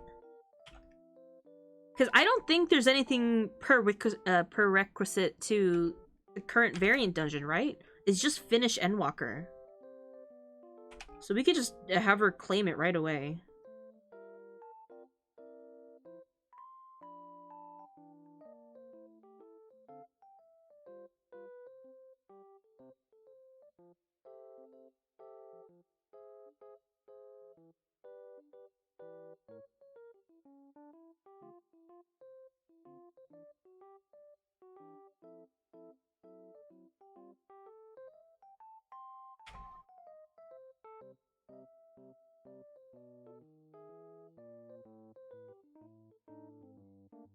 This is probably how muscles work. I'm not sure.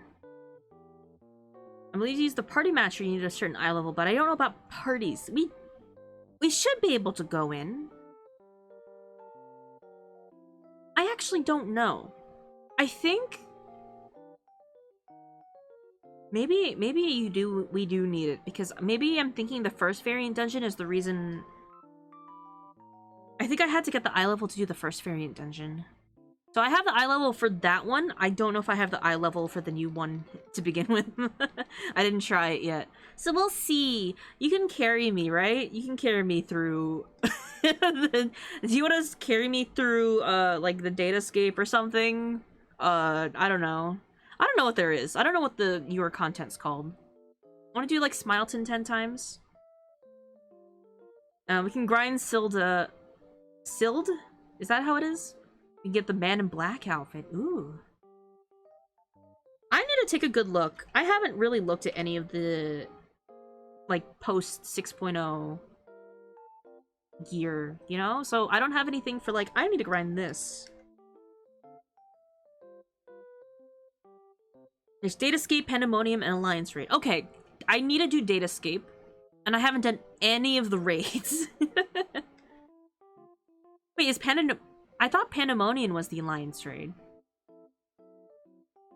Okay, so that's just the normal raids then? Probably, maybe? I don't know.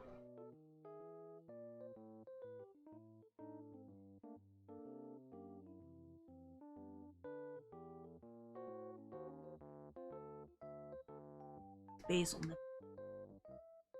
Pandemonium is normal raid. Okay, I thought it was the opposite for some reason. I thought Pandemonium was the alliance raid and whatever the other one is the normal. I don't know. I didn't look at any spoiler content. Alliance is the 12-man, yeah. Or rather, I thought that...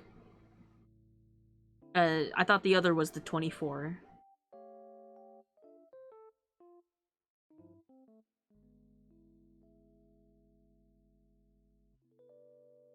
I'll figure it out once I get to it. Probably.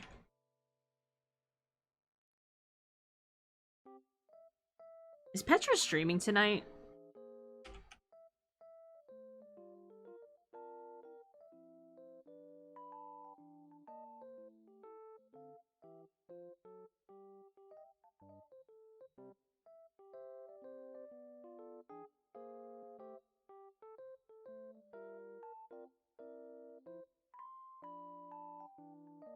The final raid series unlocked. Finally got proper eye level, but I just haven't been bothered to get it. Fair.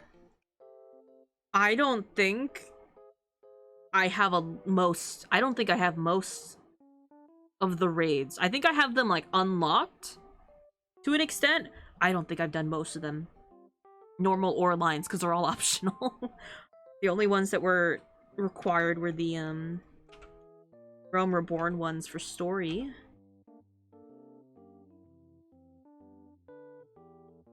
Petra streaming. Oh, A Little to the Left did get DLC, so she's doing that now? Okay.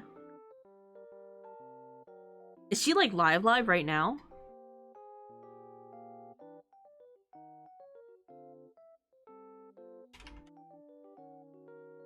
I'm just gonna mess with Petra right now. Go follow my cousin if you haven't followed her.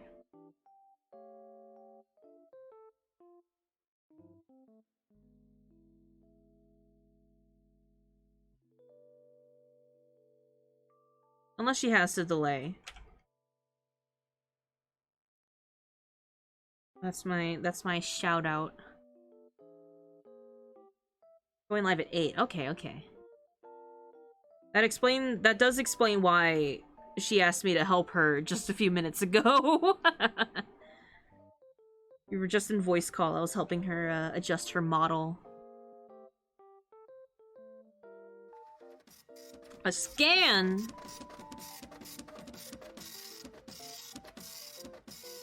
Whoa!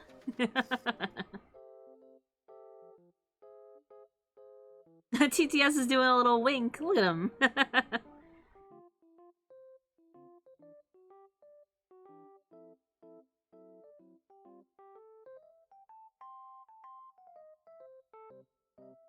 I do have something set up for TTS that I just don't have like a premise for at the moment to implement.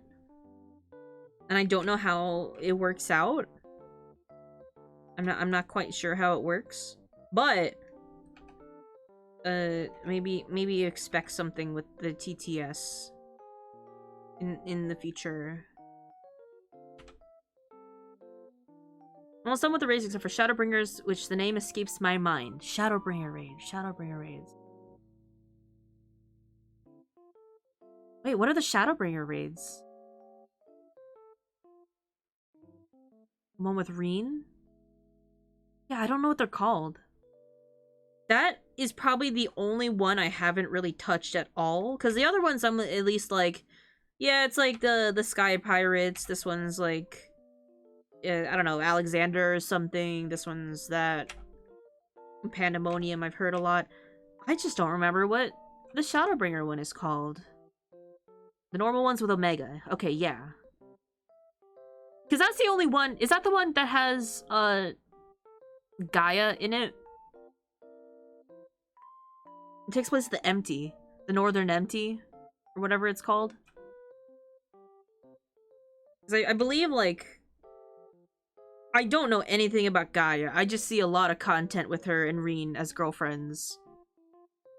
And this post that I really like, where all the Scions on a road trip, and Reen is riding with Gaia, who's driving their own car, and they got to the hotel early and fell asleep and their phones are dead while the Scion's car has broken down in the middle of the road, and they were lost on their way to the hotel. She has a glamour, yeah. She's very cool. I would like to know more about her. Alas, first I need to get to that content. I have a lot that I would like to do for one story. I know I rushed through the Ivalice raids. I also grinded the Ivalice raids for absolutely no reason. Why did I do them so much? I can't remember. I just remember I got really good at cheesing the mechanics on one of the Ivalice raids. Because I realized, like, oh, if I'm, like, the furthest back in the party before this executes, I'm always going to be the one who gets this AoE. And so I did that every time. I got the AoE and put it down in the most convenient place possible. I felt so lost at the Ivalice raids, I could not tell you a single detail from the story. I really like the basis of it, where it's like the wandering theater troupe and all that. I don't know anything about it. I did skip it because I wanted to skip to math. And I can hydrate, thank you.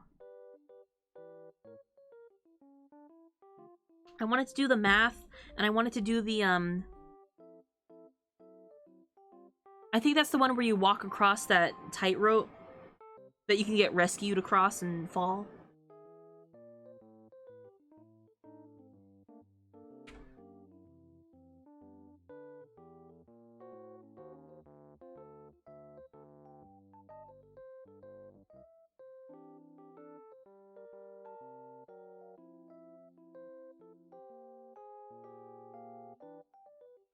Based off 12, but that's a Final Fantasy. I know very little about except for the VR from there. That I'm aware of. That I'm aware of, like, that's heavily based off of 12.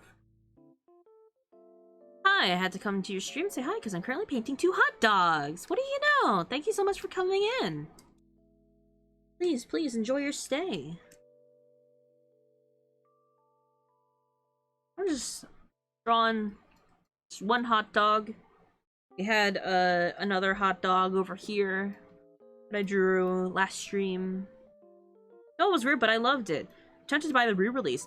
I would say I know very little about, like, the general Final Fantasy series. What's 12 about? I know like bits and pieces, but they don't connect to each other in my mind. It's Star Wars. Maybe if I, like, saw the main characters. Are your hot dogs like dogs that are hot? Yes. I'm drawing VTubers right now. So this is the one I drew over here is Arva, our Hellhound VTuber. He's a good friend. And this is Basil Wolf. And Boo, the rat.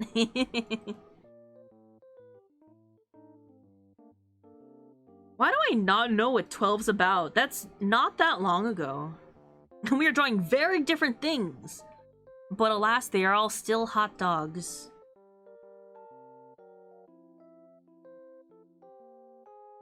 Another main character is this Street Raft character. There's an evil empire. Programming your party members had a ton of fun of it. Hat and Timies. Oh, is that what this is from? There's also these characters called judges who have sick armor. I just have to look this up now. I'm so curious. Wait. Final Fantasy 12. If I see it, maybe I'll know it. Never mind. I have no idea who these characters are. Why do I know nothing about these characters? I could say maybe from, like, the first... maybe, like, the first 5. I probably wouldn't know, because I'm more familiar with that just being, like, pixel graphics. So if you show me art of the characters, maybe I'm like, I don't know who these are. Like, maybe 6 on... I know them pretty well. I don't... Why do I feel like I have not... I know, like, Fran. I know the Vera, that's it. I know most Final Fantasy characters versus Dissidia. Like, I know 7. I think, like, a lot of people recognize 7. If not from, like, this and that, you know? I remember 13 very vividly. And then 11 was the MMO. I don't think I've ever seen these characters. Why is that? Not that I've really ever played them, but I feel like when did this come out? I feel like I was into video games. I remember applying for 11's beta test. They just used Fran straight up in 14. I think, yeah. I think they just carried over the design, right? I remember nothing other than the great Louis Soir! Even the great Louis Soir. The characters have very forgettable designs. Like, no offense to it, but I am looking at the art of the character lineup, and none of them quite stand out from each other. Like, I know, like, 13 with, like, lightning and stuff like that. They had, like, a whole, like, Prada or Coach or whatever Gucci collab. That I remember. I don't think the game was well received, but the characters are very memorable. 14 was the MMO that I'm currently obsessed with. 15 is the boy band, and 16 is out right now. 11 was the MMO, which I remember signing up for the beta for and not getting in, so I just kind of gave up on that. 10, I think 10... Whose favorite game is 10? I think Petra likes 10. 9... I think that's the one that Petra did on stream. Am I wrong? Am I misremembering?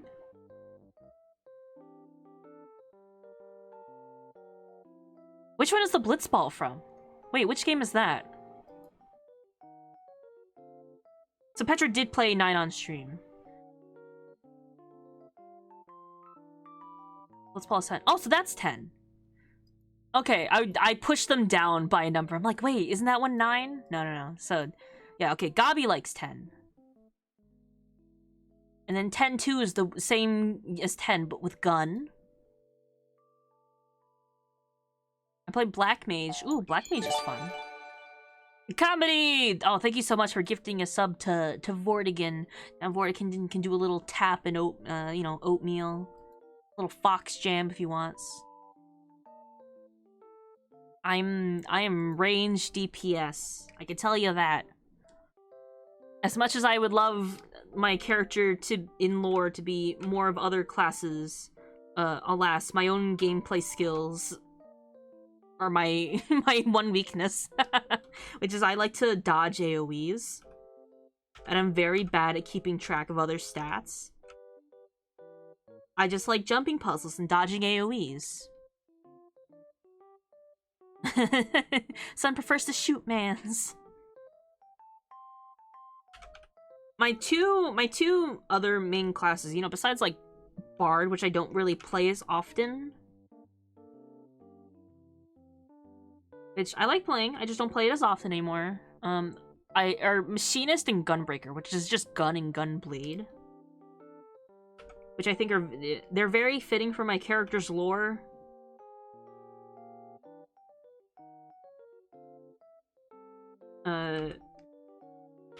I would like to do Reaper. I keep getting, like, cool maiming gear. What is hard? You got directionals? What's up with that? I have to stand next to the enemy? I could never. I start doing my 1, 2, 3 rotations, and it's like, you're too far away, you're too far away, you're too far. And like, 2 minutes in, I'm like, I haven't been hitting anything. I've just been autopiloting. Gun and gun with extra steps. It's gun without bullets and then gun blade, also without bullets. Now I don't have to see ads when I watch Sunstream. What if I just play an ad right now? Samurai only has 2 positions, which I ignore. I shouldn't ignore directionals, because it is like, oh, it's more effective if you don't do it. Also, there's like the True North or something where it doesn't matter where you stand. I just don't read. I'll like look at the ability. It's like, if you stand to the flank, And I'm like, that just means not front, right?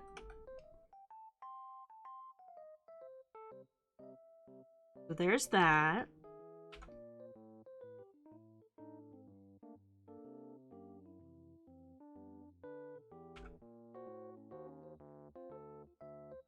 Flank is the side, yeah. There's like rear, front, and flank, which is either the sides. Which honestly, if you play enough, it's easy enough to know what's where. I don't like moving though. I don't like having to be like, I have to stand over here. If any of you know, I'm very good at like slices right. Where like Petra and Vortigern have watched me win slices right on multiple occasions. If you know, I don't die to the RNG. But in terms of dodging the AoEs, I'm so good at that. Flanking can be done behind someone. Flank their behind. You know how no idea how many times I've heard flank from playing a million different games. It's cause side is too generic. Side is too broad. And also kind of boring. Attack from the side. Attack the flank. Like a steak.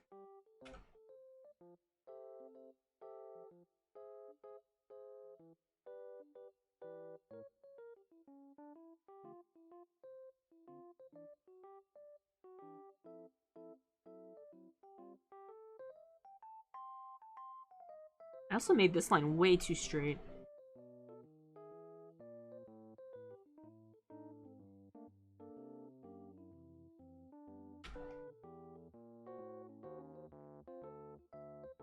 Guess what part of the cow a flank steak is?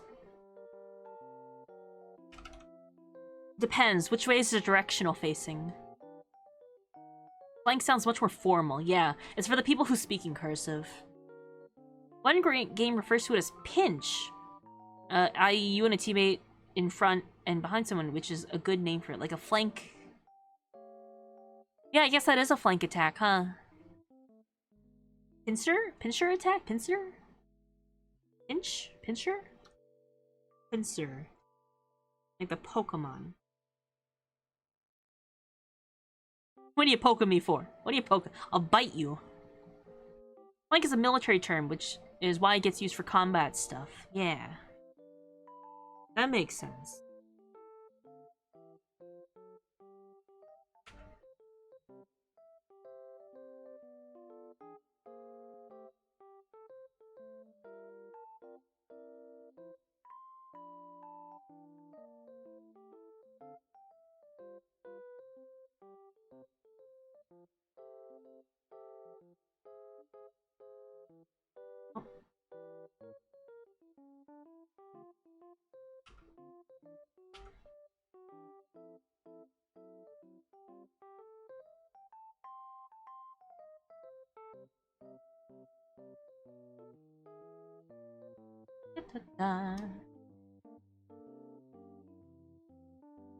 It reminds me of I started leveling Red Mage again, and I've learned that having a healing chocobo is vital when doing fates and magical DPS. Oh, absolutely. I've been a little bit spoiled with doing like low level content for a bit. So I've forgotten how useful it is to have a chocobo that'll either like tank for you or heal you.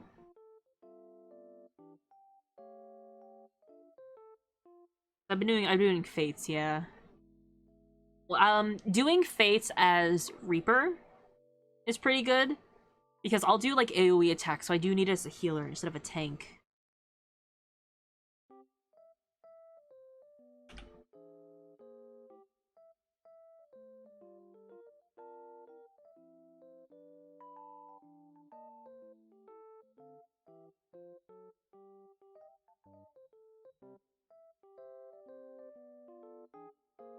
I'm so squishy compared to any of my other classes. The magical classes? Yeah, definitely. Maybe we need a... What level is your red mage? I'm assuming like 50, 60-ish? Unless it's higher. Unless you've been doing it for a while.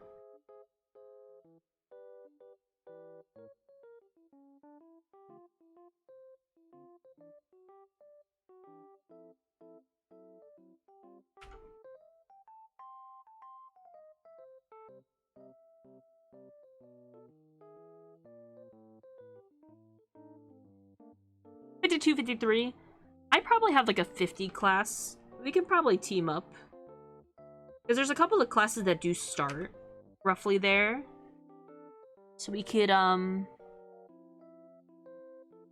We'll do our, like, low leveling train together. I did the second quest job a couple days ago. What do I have? I probably have, like... Let's see. Gunbreaker also starts at 50. I have Dancer. I have Samurai. What else starts around that level?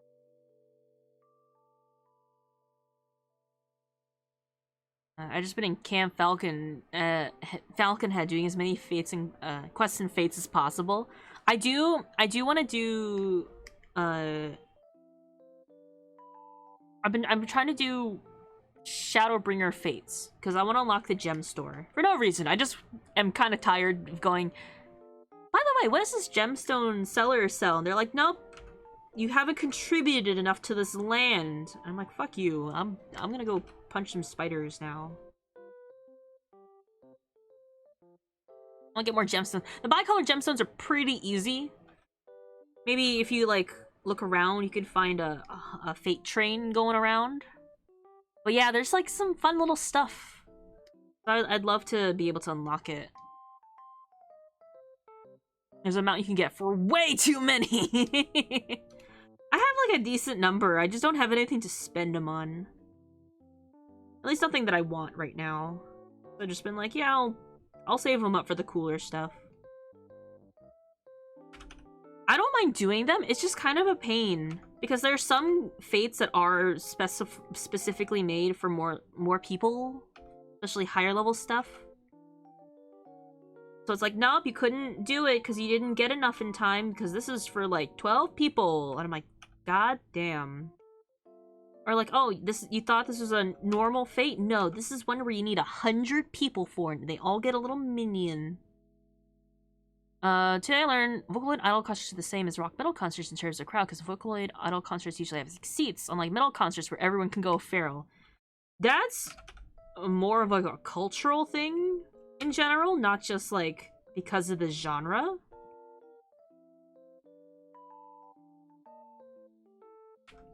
Like, let me tell you this. If you ever go to a movie in Japan, like, unless you're intentionally going to like a comedy movie, no one laughs, no one claps at the end of the movie. It's dead silent.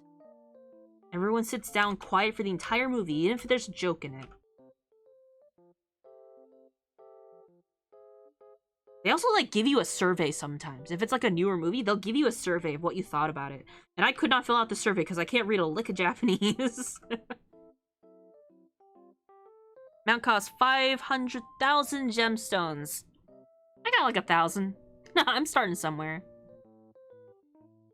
People in Canada generally don't clap. That's a super American thing. It is. I don't really clap unless I'm, like, really feeling it. But I was just so used to that kind of thing.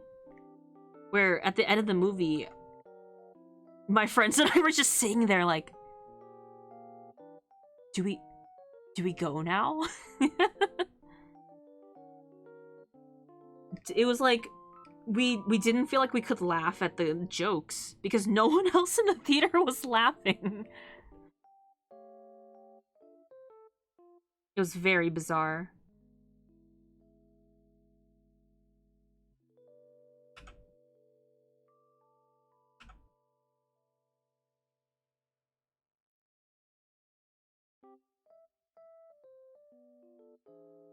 People in my town don't clap after movies, despite it being extremely white. It is, like, I think it is just sort of like a... Like, if one person does it, then maybe a couple of people do it. Part of American culture is not being afraid to express raw emotion. It's not just like, oh, they didn't clap at the end of the movie. That's, like, a very American thing. I mean, like, we went to see a movie where they were... Granted, it was an English movie with subtitles. But, like, there were jokes. There was, like, slapstick comedy. No laughs. None whatsoever. In a full movie theater. Of, like, the premiere of this movie.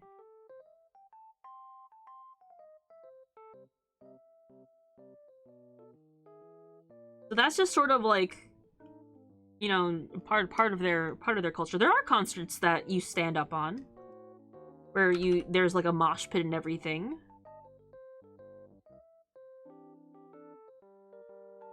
But generally, like idol concerts and Vocaloid concerts are treated the same as idol concerts. It's a lot more tame. There are people that stand though. They're standing concerts. You ever seen like the wotake? The people who have like the light sticks and they do like the little choreography with it? Maybe the translation sucked? I mean, it was a Star Wars movie, so I really couldn't tell you, but it wasn't like a niche movie.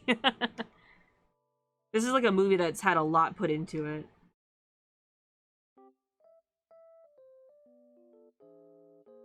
I went to a Miku concert in the city, where it was standing room only. And light sticks. It was fun. Yeah, I think that's a cute part of it, where everyone gets like these coordinated light sticks. I want to see Miku perform for a baby metal crowd. If you get me. Oh, like I've seen standing concerts for Vocaloid. It definitely depends on where the venue is.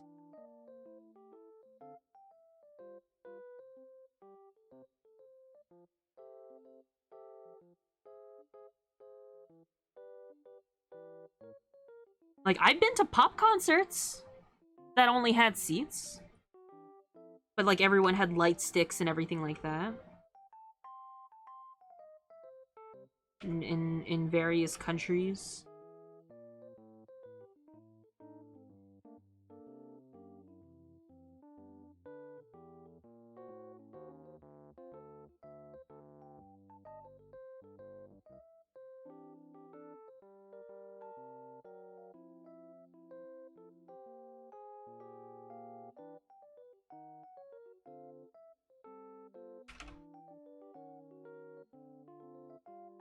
To think about where the arm is.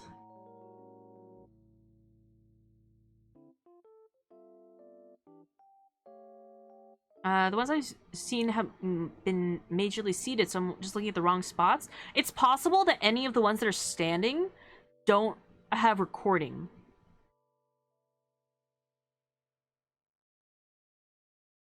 That's probably the more likelihood of it, wherein a lot of concerts where they have seats and stuff like that, they specifically coordinate, like, oh, we're gonna record this event for, like, either, like, a video or something like that, as a, like, because people in Japan won't, like, record their own, the concerts on their own, usually. That's very looked down upon.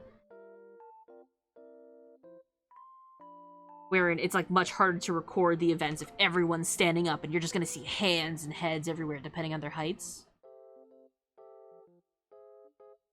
So, like, a lot of the bigger idol concerts that I do see that are recorded are like, here's like the DVD special, everyone's sitting down and we have a perfect view of the stage with this camera for this live event. Yeah. That sort of thing.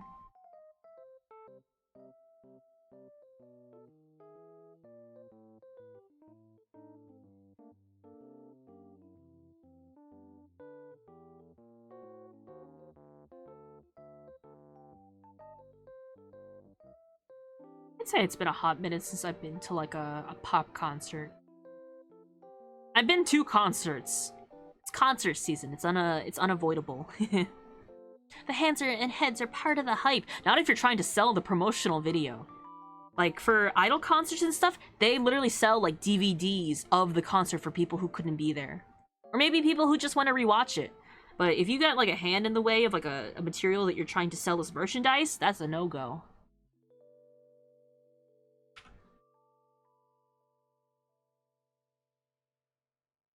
If you're, like, a super fan, wouldn't you be, like, really annoyed if your favorite idol was covered for even half a second by some random stranger's hand?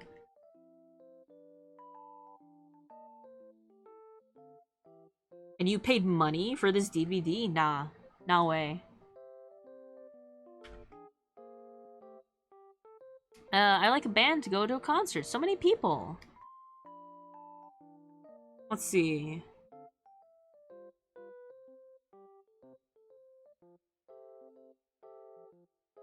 I'll go to bands. I'll go to concerts for bands if I'm like Even if I like the band, I usually just don't want to go outside. But if like a friend is like, I want to go to this concert. Do you want to go with me? I'll say yes, even if I'm like vaguely familiar with the band and it's not like super expensive. You know, I've never been to a concert. It's like a hit or miss. Depends on the venue mostly. I'd say the venue is like 60% of the experience. I'll confidently say. I want to see the crowd react. It's a visual representation of the energy the band is putting out. Opposite. That's another cultural thing. I can say with confidence, there are people that would be so upset if they paid money for a recording of, like, say, a concert for the band, and they cannot hear their favorite idol talking because the band is screaming over them. Nah, no way.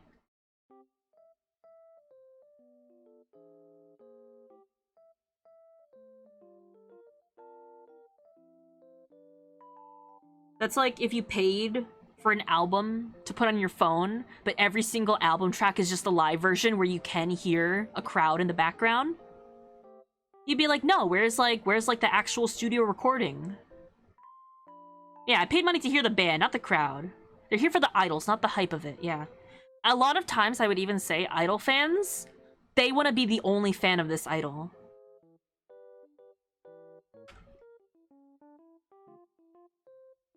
That's just sort of like the culture around it. Wherein, like, you want to be the only one who loves this idol and supports them. And maybe someday they'll acknowledge you for it. That kind of thing. Not like, oh wow, my favorite idol has like hundreds of fans and she loves us all equally.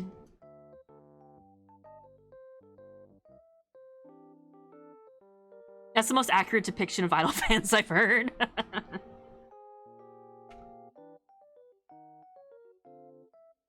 You wanna be your Oshi's favorite. That's like the ultimate parasocial dream. Audience live albums, like the recording's fine. Recordings are fine. I don't like it when I turn on a shuffled album and it's like, here's the live concert version of this thing, audio only. I'm like, why would I want to hear this? Why would I want to hear like the microphone echo of the stadium? Idol culture is weird, yeah. It's fascinating, I'll tell you that. I personally am not very into it, but I'm also like a big fan of Idol Boy media. So I kind of have to learn a little bit of like the memes and the culture around it to understand the references. It's, yeah, 30 seconds of crowd noise before anything happens. It's cheering for like 10 seconds. It quiets down. The music starts and then they start cheering again. I'm tangentially interested. It's unavoidable.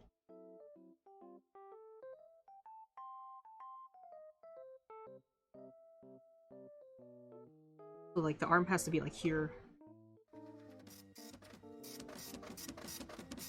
Bah. Wah! Wah! Oh no! That is a good hit. I hope you liked your scan. Did I read Watch Oshi no Ko? I didn't watch it. I read it a little while back. I never finished it. Not that it's finished. I didn't catch up with it. It's very interesting. I like the setup of it. I kind of lost interest in it once the first big arc of it was done. I've heard some unsavory things about some potential future stuff of it, but I think it's very fun. I really like the animation style. I was actually tempted to screenshot that one. You can. I'm not gonna stop you. I didn't want you guys to savor the scan. I wouldn't leave it on for so long. Those few seconds are for you to screenshot that and share it.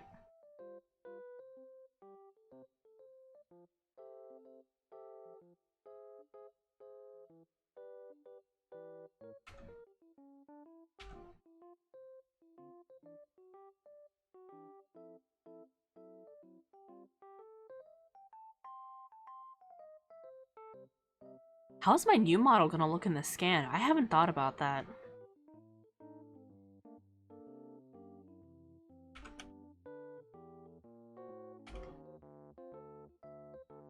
In my experience, when the singer signals to the crowd to sing with them for the moment they do, that's a magical moment. That's definitely good, yeah. That's again, like, oh, it feels like really good in the moment. But if it's like your favorite song and you're watching a recording of it and you want to hear the singer sing it, and instead you're hearing like 100+ people singing slightly off key.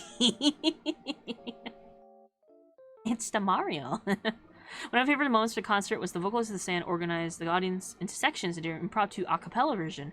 I wonder how something like that would work out over here. I've done that. I've been to a Ninja Sex Party concert, and it worked out that there's backing vocals to the song, and obviously Dan Avidan can't sing the backing vocals and sing the actual words, so he had the audience do the backing vocals for him. And it was very fun. It was very nice. Everyone was like slightly off key, and that kind of made it fun. Didn't the one of the Oshi no Ko authors write Kuzu no Honkai too? I don't think I know that one. I'm gonna look it up. I don't feel the need to have a folder full of those screenshots. Generally, I'd do it if I could have a use. The only use I could see is a compilation. You could do, like, a time-lapse. Just, like, what is, like, the average scan if you overlay them all on top of each other? What is this?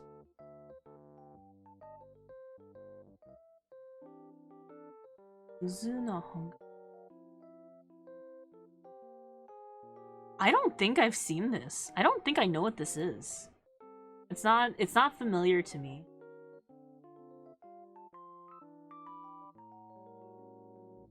It's just the story part of porn.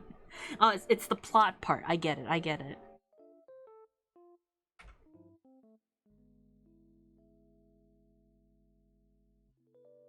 It's so terrible that it like loops back around.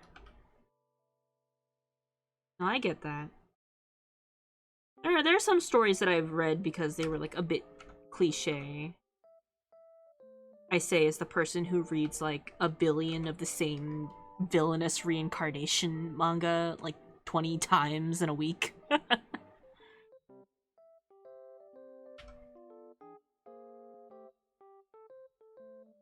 It's just one of the things that's part of my lifeblood. Just villainous and boys love.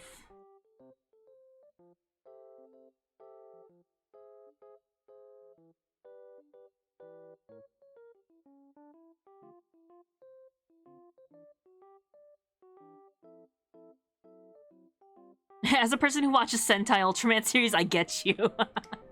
Oh man. I'm so excited for the Moonfire Fair. I finally saw a picture of what Viera helmets look like, and it's the funniest thing. Because they just added on these, like, ear pockets, and they're so cute. What color are we gonna be? Because I feel like if we coordinate the way we usually do, we'd all either be black, white, red, or blue. And we need to be different colors. We're very good with matching with each other, but we need to coordinate better.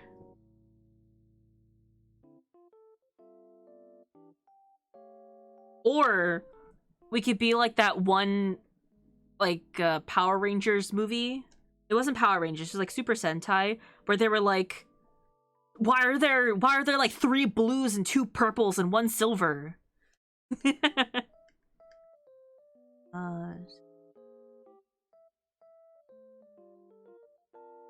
Oh my god. Definitely not my genre, but I definitely see the appeal. People love, like, a little bit of messy drama. That's why we have, like... Secretly, people like drama. That's a fact of life. That's why we love watching, like, Karen stories and, like, reading Am I the Asshole stories. We secretly like a little bit of drama. Which one of this is the leader? That'll be red. I don't know. Either... See, I was gonna say... Gabi... I think Gabi wants to resubscribe to get the outfit. And I think it'd be funny to have Lalafell as, like, the red leader. And I think that'd be great for, like, the plot of the Super Sentai.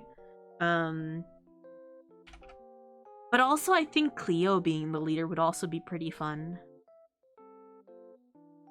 Kyoryu is the Sentai you're thinking of. It had a bunch of different members.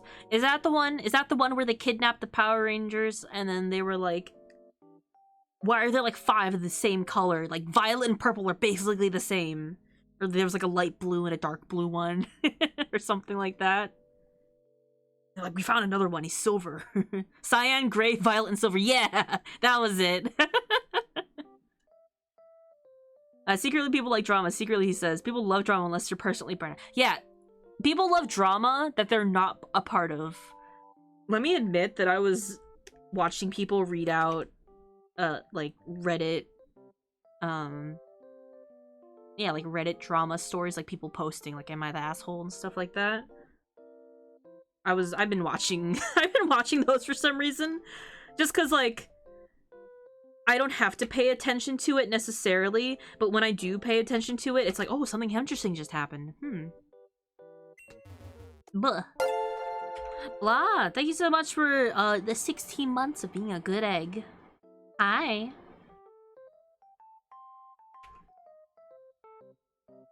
Why do you think wars are a thing? So we can figure out which side is being the asshole? But there's always that option that no one was, and it was just a big misunderstanding. I just finished a story before I went live that was like that. Where this person was like 15 minutes late to brunch. And then their friends were like, oh, I can't believe you did this to us. And they all like got up and left. All of a sudden. And this person was like, I was 15 minutes late. Turns out like they were an hour late because no one told them that they rescheduled brunch to an hour earlier.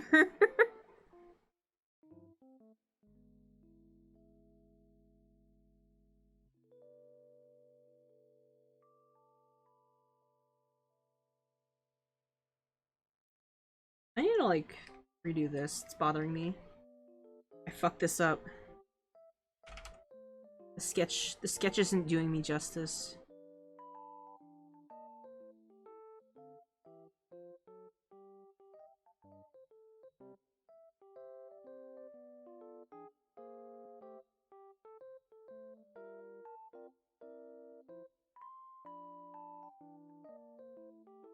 Yeah, I'd like the hand to be there. Did you do a bozo yet? I haven't yet. Ironic, considering I'm the one who drew the bozo template, huh? Every bozo actually just has a bit of me. That's why bozo has brown fur. Yeah, I'm the artist. I drew the bozo template. I'm the prime. First of all, I designed Bozo. I'm the one who designed Bozo and also drew TTS Bozo. So I'm technically Bozo's father. Bozo Prime. But yeah, Jummy asked me like, could you like do a little template so I can have chat make their own little bozos? And I said, of course. Feed me garbage anime rom-coms, do it. I need like goofy, wholesome rom-coms. I'm a wholesome rom-com. Comedy is a big part of it though. I don't need like little silly, tiny silly moments. I need like 40%, 50% silly moments. Minimum. But yeah, I drew Bozo. I also drew the Bozo. I'm like official Bozo artist for Jummy. I did the Bozo stickers. I did all that. Maybe like the day of or day before. But because there were like other things behind the scenes that were being worked out.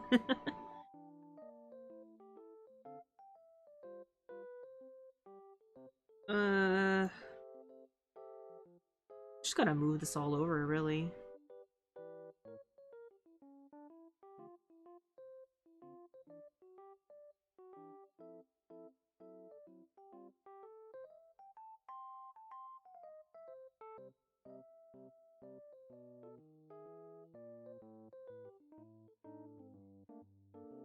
I'll just read you this bottom one. I don't have any of the rom-coms of the Spy and Family on my list, garbage or otherwise. If you want to know my preference, it is Horimiya, Miyamura-kun to Hori-san to Miyamura-kun. I probably have reread that manga 8 or 9 times before the anime came out. And by reread, I mean from like chapter 1. It is my favorite rom-com.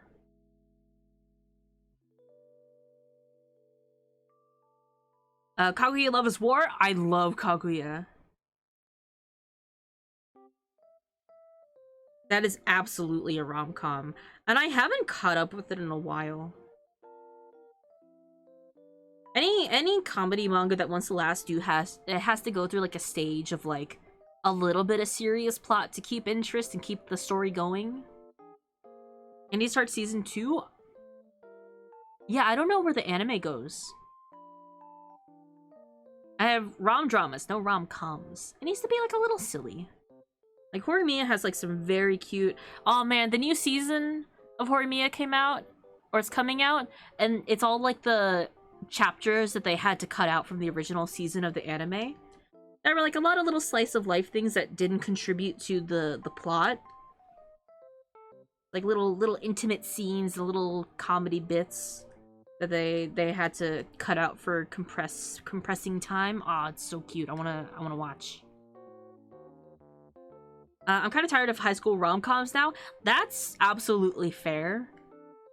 I like them once in a while, but like Petra was asking me for rom-com recommendations, but Petra said like, but I really don't connect with high school ones. So do you have any recommendations for ones of like office romance drama and stuff like that? So I gave her Nana, I gave her well, Wotakoi was kind of the basis of it.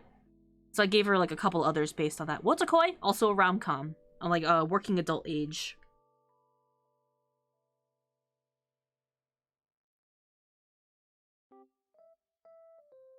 But I totally understand that.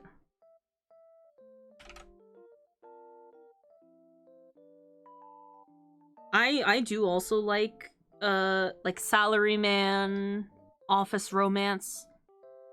But I think in terms of that, I'm more of like a BL enjoyer of that genre. Of like, oh, I'm the office, the new hire, and my cold boss is actually a tsundere, and I like him a lot. That kind of thing. Casual BL enjoyer, yeah. Maybe not casual. Maybe I might have a problem, but what about the metal singing red panda one? Agretzko. I think that one's a hit or miss one. I haven't watched it, but I know people like it. Versus a high school rom-com fan. I definitely used to read a lot of high school rom-com, and so I still view it very fondly, so I'm probably still a fan of it. Like I want to watch Shikimori's Not a Cutie, even though that one people complain like, oh, it gets a little bit boring. I'm like, no, but it's cute. What else? Shoot, what's like... There's a couple cute ones that I really like, but the titles aren't coming to me. My favorite rom-coms end up being in already established shows. Like, it's a part of the side story, like a B-plot sort of thing. It is office-based rom-com. Yeah, I guess so. I wouldn't say... I actually haven't really watched it.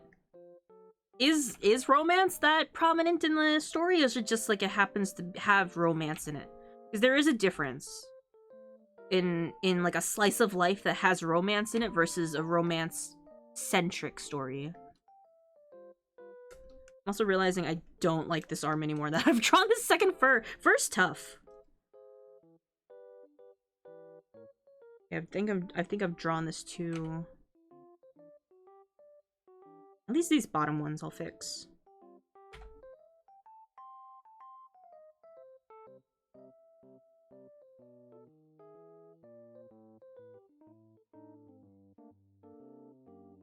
Recovery and MMO Addict was a fun one. I think that was the... Oh, MMO Junkie? Yeah. Oh, there's... What's the one that is or has recently come out? Like, Yamada level 999? Big life, part of her life is finding love, so maybe? I don't know. Maybe. As someone who hasn't watched it, I can't judge.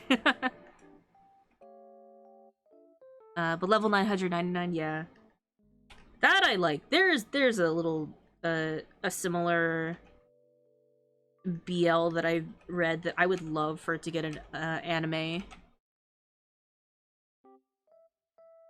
It's about this guy who, has an MMO friend where he complains to him all the time about his boss, but neither of them know that it's his boss that he's been ranting to this whole time. So they'll have things like, and then my boss does this, and he goes, "Oh man, your boss sounds like an asshole," as they're like actually DMing each other next to each other in the break room. Sub degens and degenerators, yeah. It could be a little degen as a treat. How you doing, Jeff? Bug's life. BL is boy's life, right? Don't we already have that? BL is for boys love. Battle Legacy. It stands for League of Legends. Why did I write life?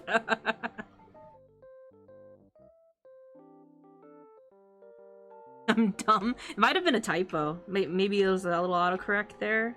I'm giving you an out.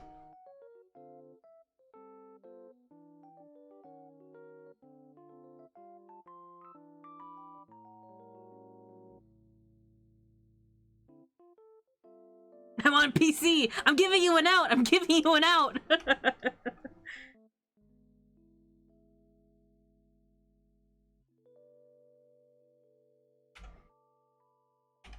I was gonna say, like, yeah, it's still boys' life. Well, sometimes they're unalive. That just makes the angst even better. Live, laugh, love. It would have been on one of them, you know?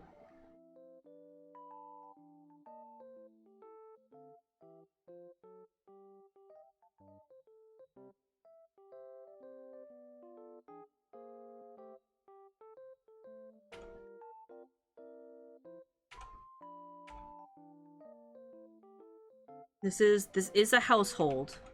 This household being my stream, where we enjoy boys who love other boys.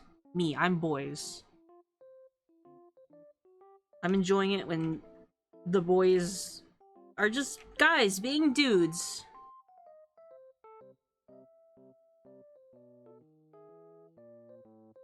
Nods. BL. Boys living, laughing, and loving. The first one sometimes less so. Sometimes they cry, a little bit as a treat. You're gonna finish your yaoi and you're gonna like it. There's this really funny meme. I don't know what it is. It's like these two fish clinking wine glasses and it just says past the yaoi.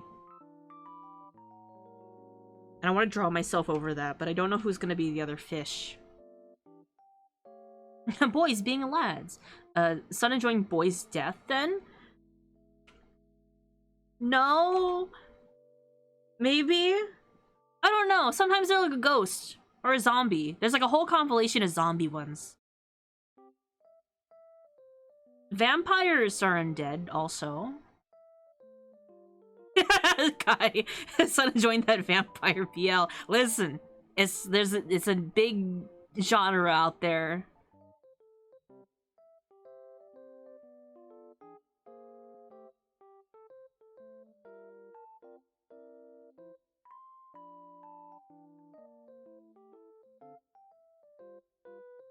I didn't make a whole priestly aesthetic model and everything for nothing. The bot's aggressive today. It has just been quieter in chat, maybe that's why it feels like it.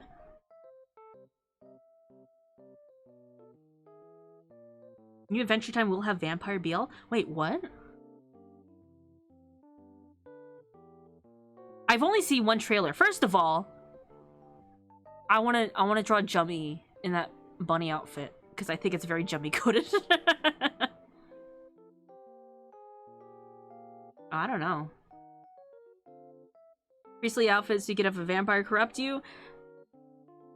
Well, I was thinking I was the vampire in the church, but maybe I could be a vampire in a church having an affair with another vampire from a different church across the street.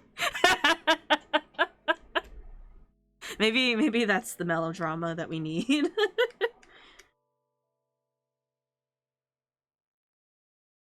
I was like, please tell me I drew that on the right layer. Now that one was a 744. Was it the same bot? Was it the sticker bot? Yeah, I don't know.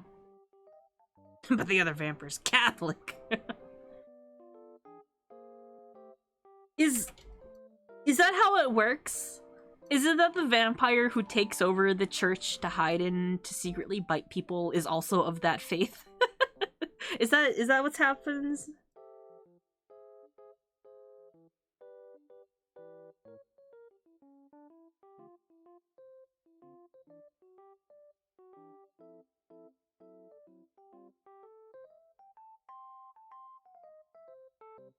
Man, so this is every like 10 minutes? I don't know, maybe it adjusted itself. I'll have to check that after. Thank you for pointing that out, though.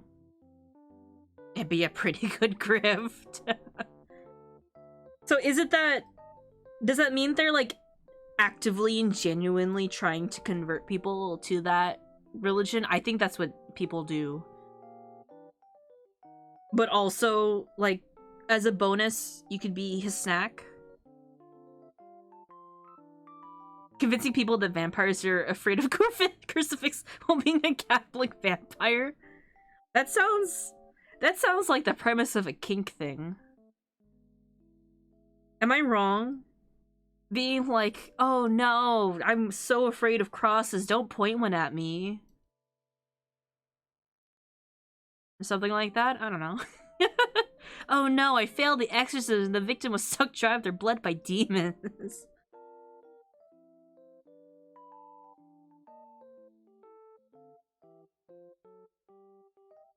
I do appreciate the BL, this conventionally attractive buff shaman and another slightly leaner shaved man, but consider absolutely rip-bearded man who's shy, plus shorter alt guy who's sassy as hell. So there are different genres of BL that's categorized by art.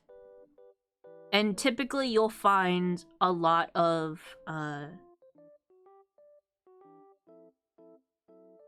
like beefier guys tend to be more drawn by like actual gay men or like male artists, while like the two pretty boys who live in like the high-rise mansions and stuff like that are typically female artists appealing to female readers. That's sort of like the touch and go of it. And obviously that's not like the strict rule. But if you're gonna be like, why are all these like skinny, long-haired pretty boys falling in love with each other? That's because that's what the girls want to see. And the big beefy burly men are for the boys. I want more meat cakes. Yeah, it's yaoi for different audiences.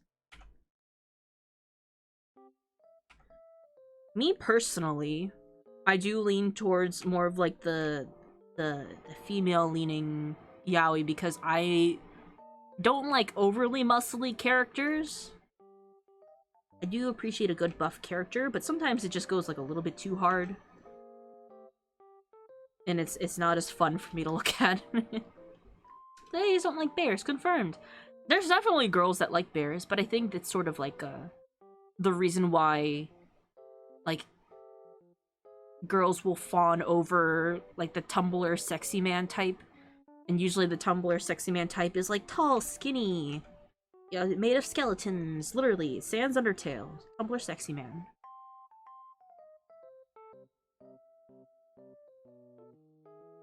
Ladies don't like. Have you ever seen the Onceler? That is peak Tumblr sexy man. The Mr. Manager type, yes.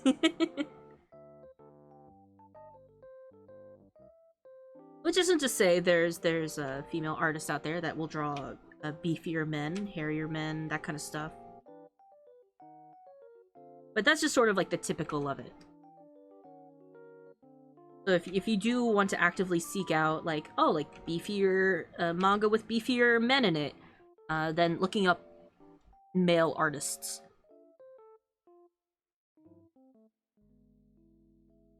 I have a game for y'all, but it's not safe for work. For DM me if you want to know it. How not safe for work? If it's like problematic, then DMing's okay.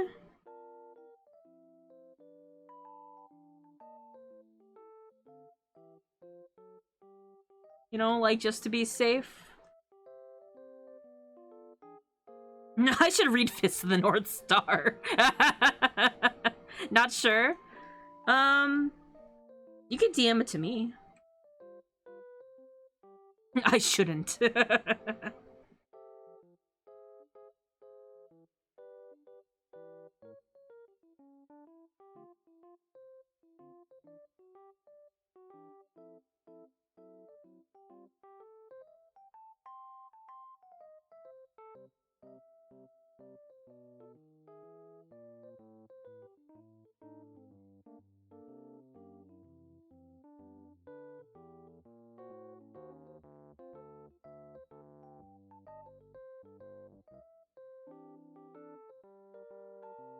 Is the Twitch whisper okay? Do you want Discord? Either's fine. No preference, as long as you let me know where to check. Because sometimes I don't immediately see whispers. One time when I was little, I read a chapter of Dragon Ball manga and punched my cousin. Like, out of nothing? Or you're like, I can recreate this scenario.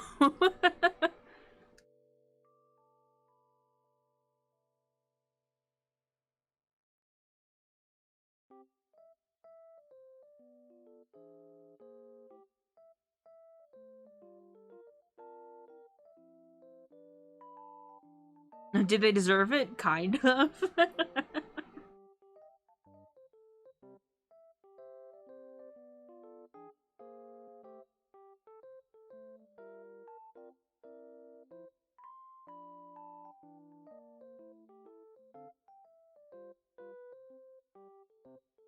Hand.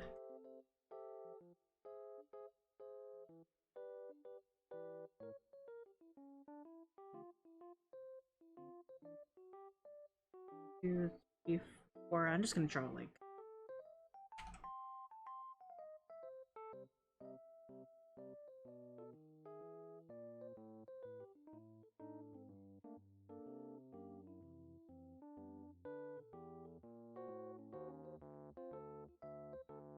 Hand! I don't like drawing hands. Why am I not surprised I look up Project Kai in AO3 and the most populated character is Multi? I enjoy reading the ones where just the group is the ship. Big fan of that. Big fan of like, hey, as long as it's consensual, the whole cast is the ship. Gotta love that.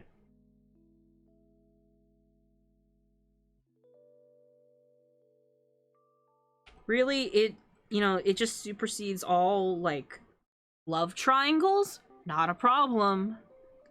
At least DBZ taught you good form. It was a perfect right straight to the cheekbone. Oh, Jesus. It was an older cousin that taught me, but DBZ inspired me to actually throw it. It gave you the confidence. Everyone Project Sakai is gay and poly. I love spaghetti.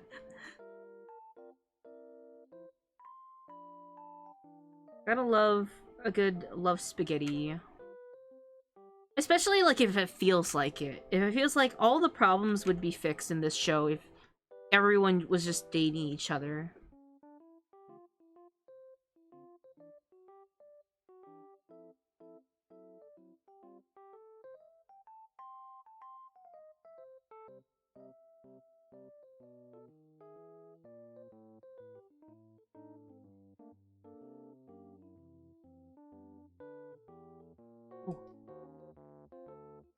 Can't remember exactly what the argument was about.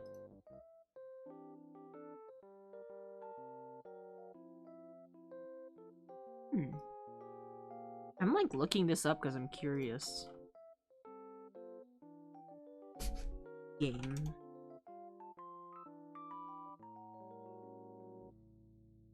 Huh. Cute.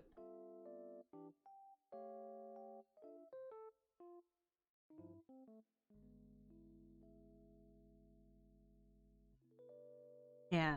So I might not play it, me personally, because I'm not into Bara. That's just my personal preference. But if anyone is interested, just give Game Like in a little DM.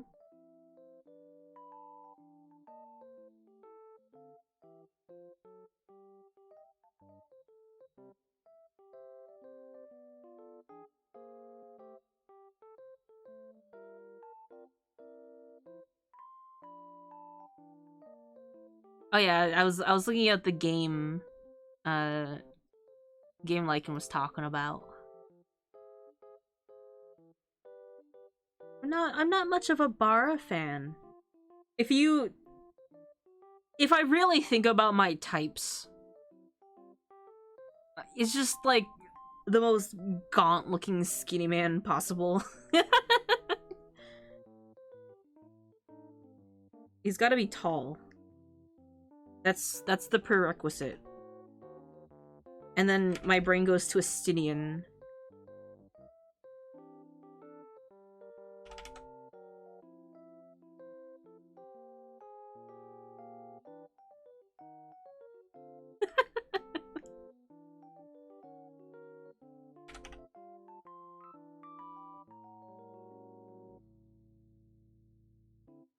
He's the Azure Dragoon, you know.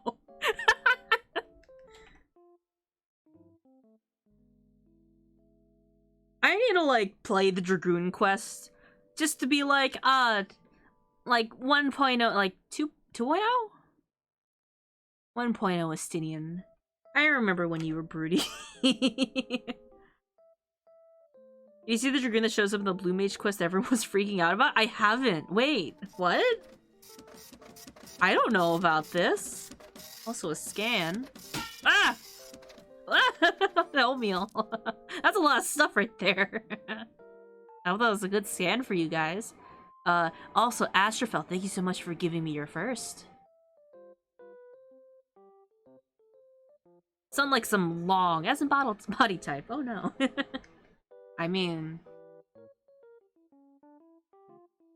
yeah. Body type.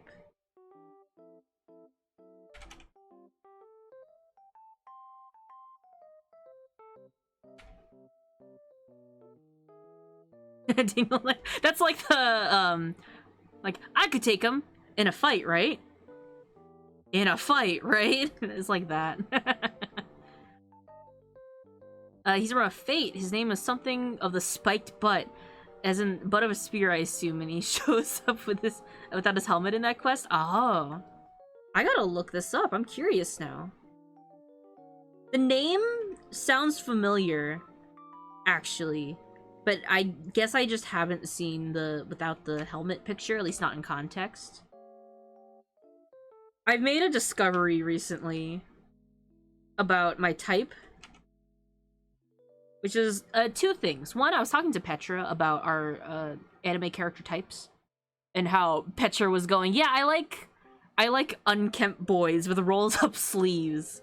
And I was telling her, I used to think that I liked characters like Kurama from Yu Yu Hakusho, but like the red-haired boy, and like Yuki from Card Capture, because they were like these like very sweet, shy boys. They were like very mild-natured, a little bit funny, that kind of thing.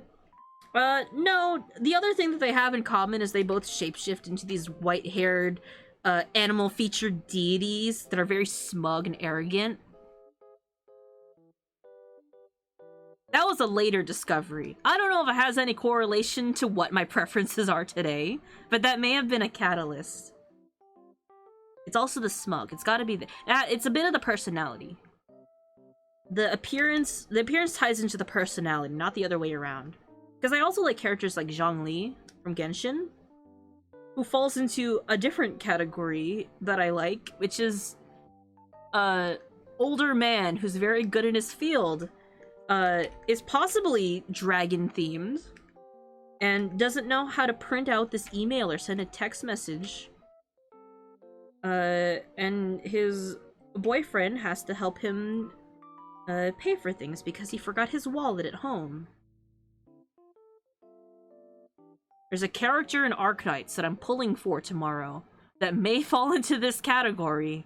I'll have to find out. Also, I have to get him first. Ryu from Street Fighter. Is Ryu from Street Fighter actually like that too? Oh no.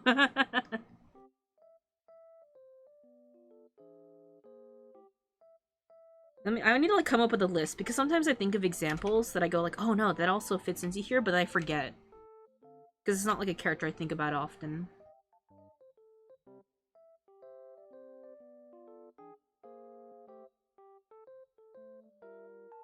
He's a Karate Man monk. He doesn't know any of his cell phones, computers. Oh, that's perfect. That is exactly my type. Where he's like really good at one thing. It's kind of like wise. Like an old soul type. A bit of an airhead, maybe. My top two examples will always be Estinian and Zhongli. Unfortunately, Ryu leans a bit towards Bara. Little tiny bit. There are some other factors towards like appearance, but personality-wise, it's a plus. Ken funds the whole journey? Is that actually... That's really funny. I didn't know that. Ken's the epitome of I gotta see how this shit ends. And I love that for them. In Street Fighter 6, when he texts you, it's full of spelling errors or he talks to you about the fact that he discovered stickers and he's getting stronger and using quotes. Oh no, that's cute. That's another thing I like. Gatmoe? Oh. Howdy, thank you so much for giving Jeff a sub. Once again, for a whole month. He could do a little Maxwell dance. And it's just a sad divorced dad now? Another unsub Bone Boy. Well, now he's subbed. Thank you for getting that boner. I owe you my life, except I'm dead, so...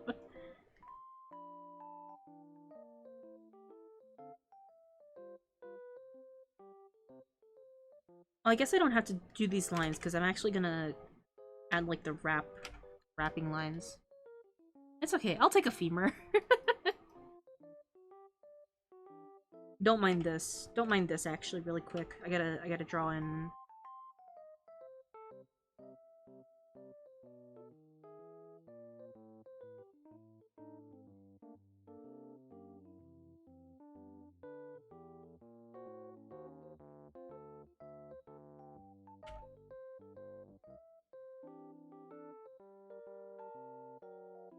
The truth lies in the heart of battle. Someone beat someone up because his phone died.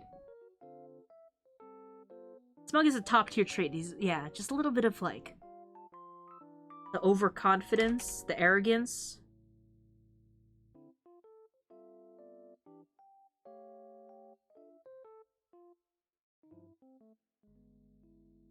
A whole femur for $5. What a steal. A little bit. Gotta love it. Gotta love that smirk. That's why my characters... That's why my default face... If I draw a face looking this way, right? Their mouth is literally, like, over here. Because they're actually, like... all smug. You'll see that. I'll draw, like, a... The smile is front-facing because my default mouth looks like this. I'm calling myself out for this. That's my secret.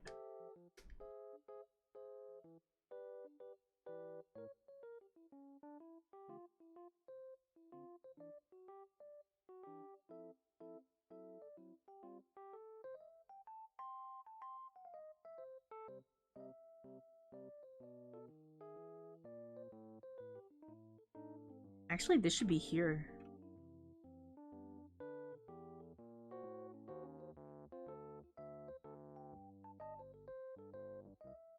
Let's just move this up then.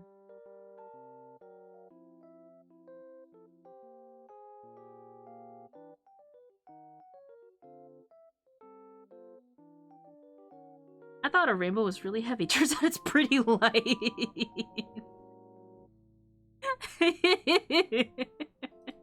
Ban? No. Femurs are good for chewing something we need to bite. Just like, you know, take a nibble, a big chunk out of it. You have the juxtaposition when the character has to tackle something more seriously. Yeah. He's smug. He's like, I don't like you, but he will help you when push comes to shove. He's like, I don't need friends, as he protects his friends.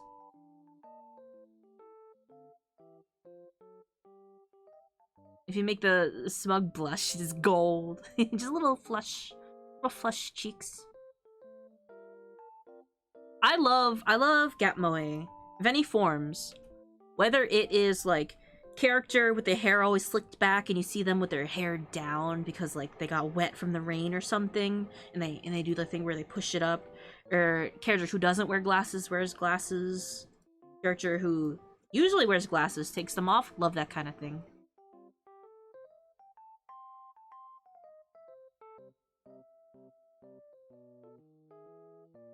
Personality Gatmoe, A+, chef's kiss.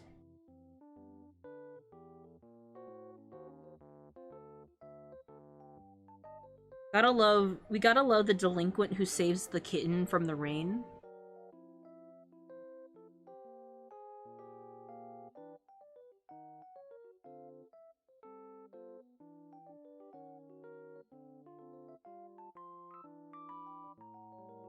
I may have had the urge to reread Beelzebub for like a second time from scratch. Third time? Third time from scratch.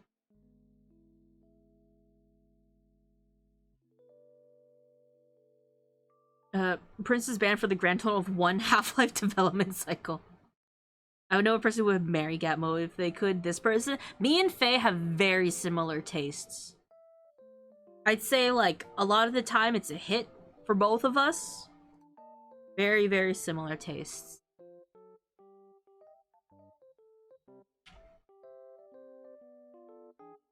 I'll bring up a character, Faye will bring up a character, and we're both like, yes! That's it, that's the one!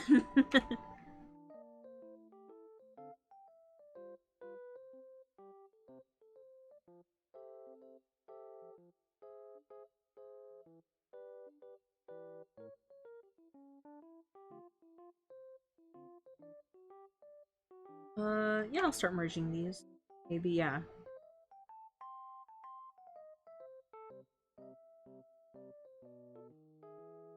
Huh, weird.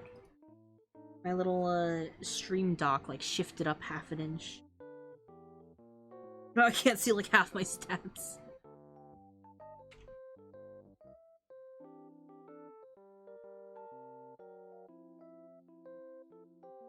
Actually, maybe that's why I'm still into, like, high school romance type stories, because I love the delinquent characters. The high school boy in the Gakuran is like the tough boy who leads his own little gang. And then when he falls in love, it's very like out of character for him, that sort of thing. Love that. Have you seen Cromarty? I don't believe I have. I love the character tree so much. Oh no way, me too. No, it's more like we slam our desks very excitedly.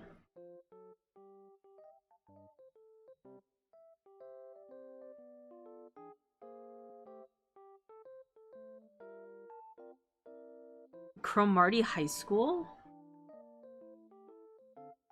I don't think I know what this is. It's gonna make me pin this. Hold on.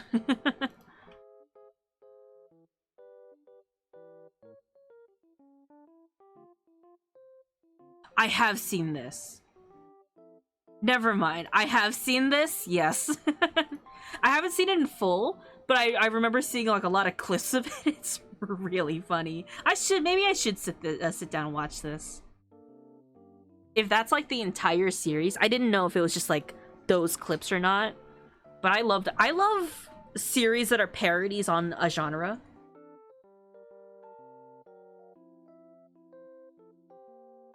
They look so silly.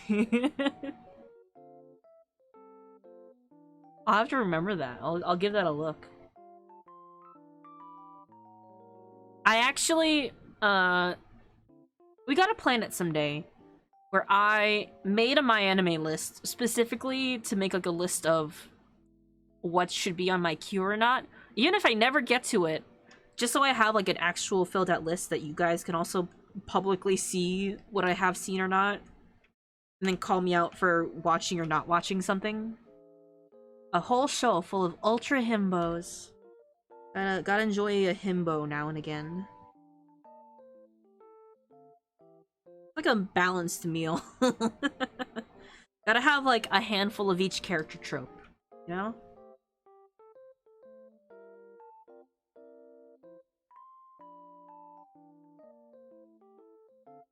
Head empty, just muscles. You look into their head and it's just a flexing bicep.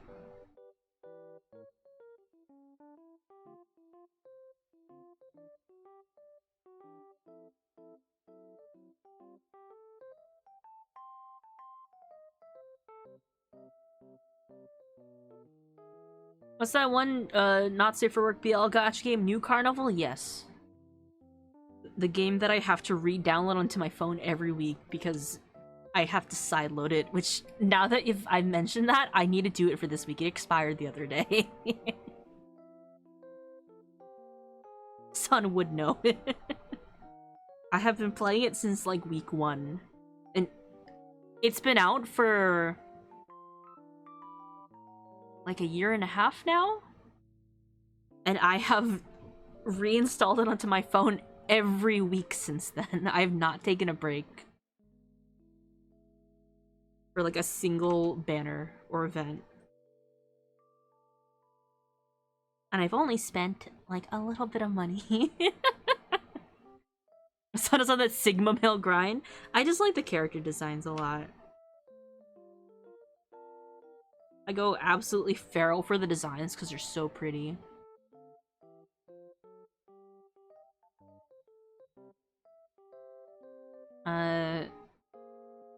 Did some looking, got another game for you, Symbiont. Oh, I do know that one. Why haven't I looked into it? It's like a visual novel, right? I don't tend to play visual novels.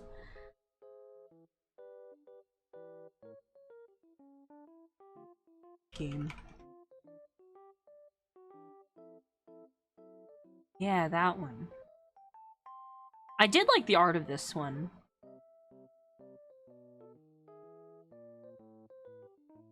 Yeah. Is it safe for work? I don't think it's safe for work. Something about it tells me it's not safe for work. It's considered male character kissing other male character with tongue. But consider, the other character is a dragon. It has a very long snake tongue. What was the one you talked about? The one on Scribble support. My initial conversation with you is logged into my brain as a not sorry for work gotcha convo. Yeah, that's the one. New Carnival. That is my... So the game just hasn't been out long enough for me to say that I've played it more than Genshin, because I did play Genshin for like 2 years in a row without breaks, and I played it on and off after then until I kind of stopped catching up with the updates. But it's a very good game. The designs are very good. Gary knows it. He'll tease me a little bit about it. For the birthday cakes design thread that I made, he made a cake based on one of my favorite characters. My favorite character is actually the protagonist that you play as, technically. Aiden? Aiden? How would you pronounce this? Because it's not pronounced the same in the language when they say it. Because his Japanese name is Eito, like 8. And Gym Impact. I'm looking at these designs and I'm seeing his hips! There was a recent event. Well, it's actually a current ongoing event. Can I show these on stream? They're safe for work. I think I can show them on stream. Genshin Impact.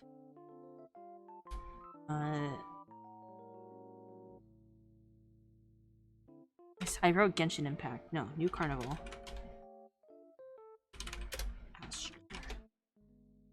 Let me actually go into the Goofballs chat because I was kind of like fretting about this. Because they released these silhouettes of the characters for like the end of the event coming soon. Like, who are these two mysterious characters who, like, I knew who they were gonna be because I recognized the main features of the silhouettes. Right? Aiden? Okay. Hear me out, right? They showed these two characters, and I knew who they were. They're kind of like the two mascot characters of the game. And I was really baffled by this character. Because they made, like, this very normally short character with, like a younger body type. He's like a kid normally. But I suppose it's, like, an older, like, taller form. And I was really struggling. I was really struggling to figure out where his legs went.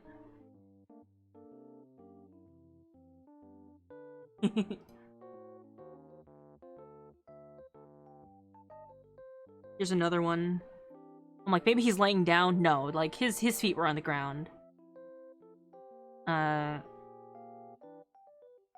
Like taking these out.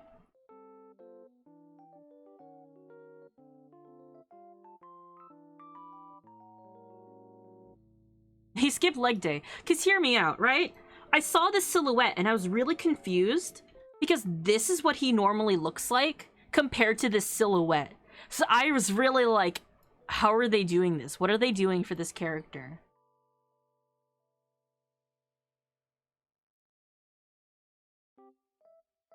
Do you guys... Can I show this? I probably can. Maybe. If I get banned off of Twitch for this, I'm gonna scream. Anyway, this is what released. Oh, they're too big. Okay, this. Here's what the characters are. Vampire and an incubus. And there's just a lot I like about these designs. You know, like, bare chests and everything excluded. It was a suit jacket. First of all, they had these, like, cute little mascot forms they turn into, and in, like a couple months ago... A couple months ago, they previewed these two outfits. And they have, like, different normal outfits. So they were like, oh, look at these cute outfits we gave to their animal forms. No. Look at that. This is so good. No longer baby girl. Like, I really love...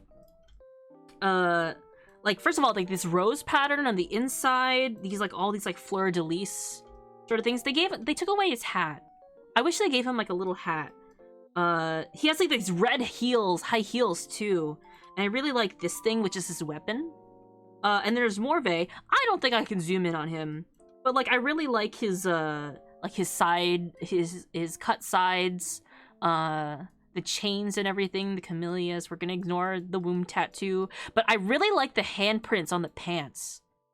That's, like, such good, like, character storytelling just for the design. Nipples.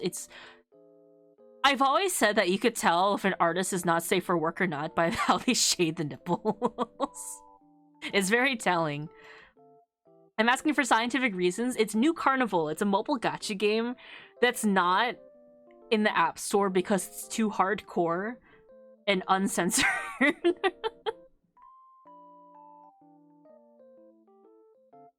Not the gacha game. Here's the thing. This is for one chapter in a limited event. Once the event ends in like a week, I'm never seeing these designs again. And I'm so sad about it. Look at these two, I love them. They actually even had the lollipop.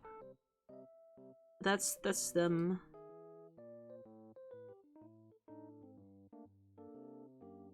If you ever want to see good character design, New Carnival. But also be warned because it's very spicy. I can't actually endorse you guys to look this up because it's straight up porn. New Carnival Project Sakai crossover when? Legally, I don't think they can. considering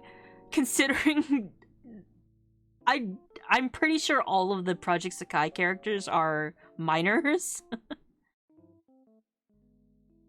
And New Carnival is very much straight up hardcore porn.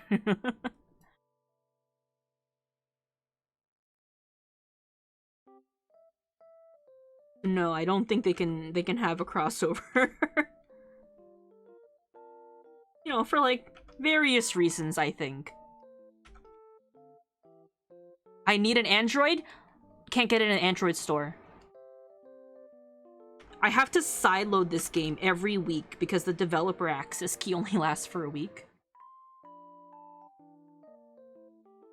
Do the pulls come with stats? So the combat system is kind of like they have an element and they're like healer, defender, attacker.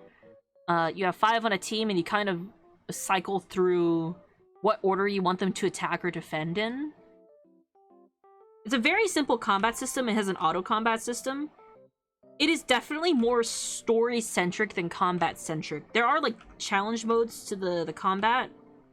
It is like, no, you do have to level up and do a little bit of fighting, but sometimes it'll be like, yeah, 10 chapters of story, and you don't have to fight during any of it. Don't you need to, like, download it from the mobile browser? So I have to download the game's API and then pretend that I'm a game developer testing out an app every week. So I have to sideload it onto my phone, where I've made a developer account to give me access to downloading this game every week. Imagine imagine pretending I'm a game developer to access these spicy boys. They give you, like, a free one as a treat. But, like, if you want to see, like, the special outfits and stuff, you gotta max out the character. If you max out the intimacy, like, you give them gifts, you can unlock, like, 2 spicy scenes per gacha character. That's honestly a little funny. Listen, I joke about how much I like BL, but this game is legitimately, I love the characters. I love the main character, so I'm okay with him and any of the character pairings. I don't know. This thing again. Oh my god, we flew back around. I'm skipping this song. It scares me.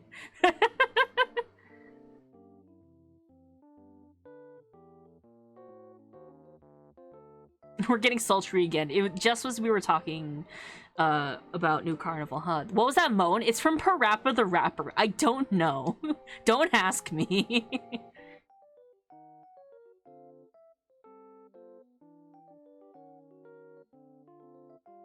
I'm playing a generic video game playlist for context. I have more questions. I can't answer them. I've never played Parappa the Rapper 2.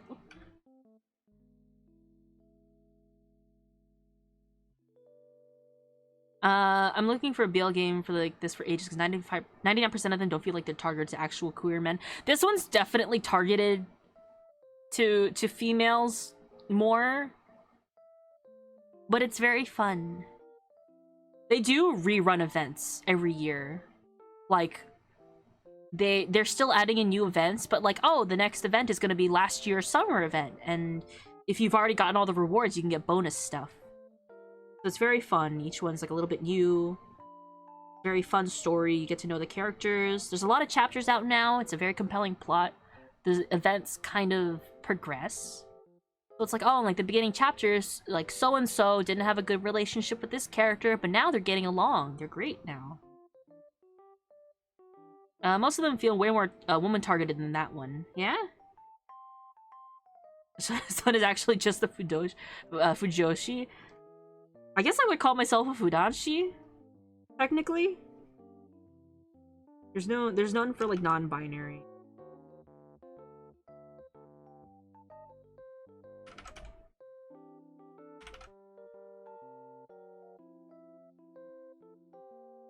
But like, you know, if you like it, then you like it. It does have a variety of characters because it is like a gacha. I'll show you my favorite character.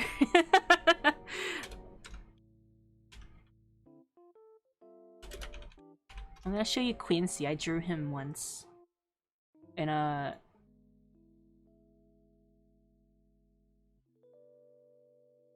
Here we go. Quincy falls under my... Has a bit of a gap moe. Also, he's a very eepy boy. Here he is. My favorite character... is this little guy. His name is Topper. He's a ferret. I love him very much. I have merch of him. I pre-ordered a plush of him, like an unofficial plush. He's coming in the mail. He's very cute. He loves jerky. And Quincy is just an EP guy. Look at it. Look at these designs. They're so good. They also give Topper outfits. I have to... Hear me out. They're like, oh, the...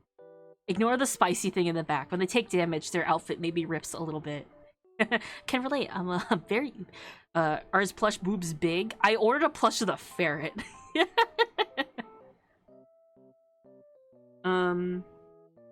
Great design. I really love how they do design. They're all like animated too. They all have like the animated sprites. They gave him a bow to match. Ooh, this is from that the military-ish themed one. Look, they gave him a hat and a medal. He did. Look at him. He won the war. I also like that he pushed his hair back. I don't appreciate that as enough. What else? What else was a good outfit? The Christmas outfits were okay. Oh, this is from the last event. I love rainy aesthetics, things like hydrangeas and stuff like that. I am a sucker for that. Look at this. Look at this. Oh, this is like a little crunchy. It's okay. They gave him a little raincoat. Look at that. A little raincoat. First of all, look at this gorgeous, like, this is like a crystal umbrella with inclusions in it. This, like, resin wood necklace. I love these details. Everything's good about it. You can't see his boots here. It's such a good design. It's rips. Look at his, like, slightly transparent sleeves.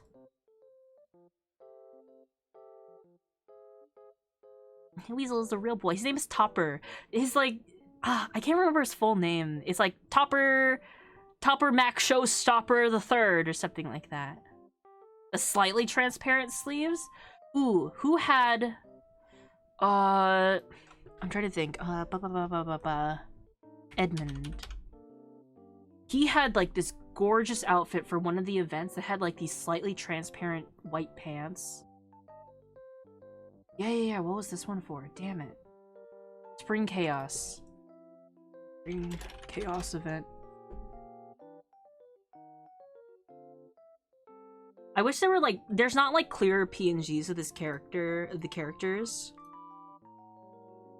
First of all, very gorgeous. He's not like my top favorite character, but he is a bottom. He's very cute. He's very tsundere. Hey, Richard, what did we miss? We're just talking about some designs that I really like from my spicy gacha game.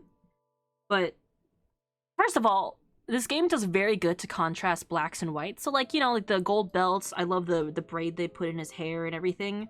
The pants that go from like white to slightly transparent with this floral pattern so that you can see his sock garters. Chef's kiss. Love that. It's so good. I wish I could show you the full thing. Like you can see like his high heels here. This is the man who had hips? They all have hips.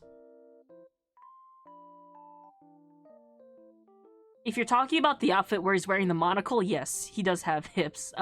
Kirby is boss. Thank you so much for coming by to chill. I also love this character because he's like a royal knight. He's very serious normally. He likes sweets. He just eats pure sugar all the time. And he's like, yeah, this is like just a little bit sweet. He set out to me in my initial search. He's very fun because he's sort of the character that's like very like a stickler for the rules. He takes things very seriously, but he kind of melts in your hands when you butter up to him a little bit. Very tsundere, very good. Oh, I forgot, he also has like this floral earring. I love like the hanging floral aesthetics. Also, like these, oops. You can kind of see that this is like a transparent puffy sleeve too. So good. Love every detail. The plot is also isekai, if you like that. And let me clarify that I showed this and I gotta show you the main character first of all. He's my favorite character. I want to draw myself cosplaying as him. I adore Aiden very much. How about a picture of him with his clothes on? Don't mind this, don't mind this. Right, so this is Aiden. He's the main character. You technically play as him, but like he does narrate and everything himself. He's a little sassy. He is a spicy toy designer. And the whole premise is he was given like this rare crystal that he has around his necklace now. But he was given this rare crystal to like try to incorporate into a design for a toy. He touches it and then it gets isekai'd into a world. And like it's a magical crystal. And then I showed this to the goofballs, right? The first thing Moon says is, oh my god, he has a JO crystal. And I was like, I hate to admit it, but this world has magic, right? And guess how you regulate your magic if it goes out of control? Take a guess. Take a guess. What is like the most efficient way to regulate each other's magic?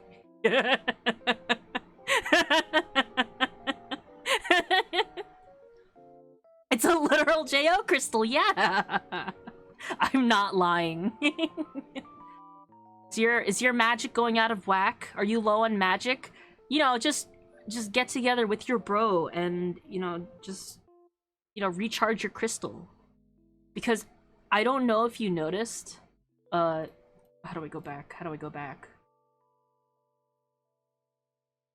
Copy image. I just had to recopy the images.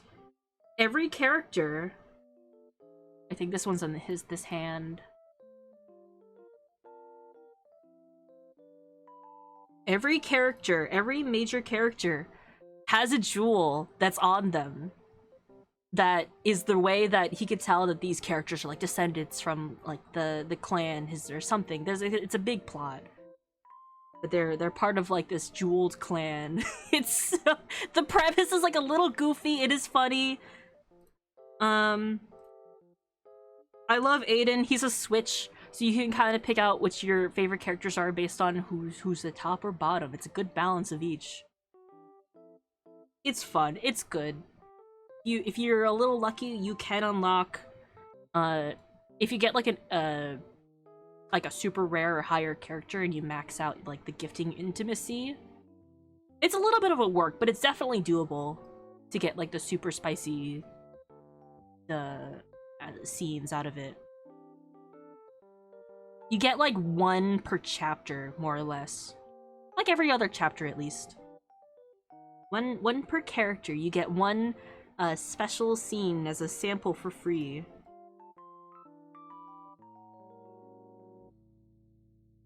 No, that's actually if you have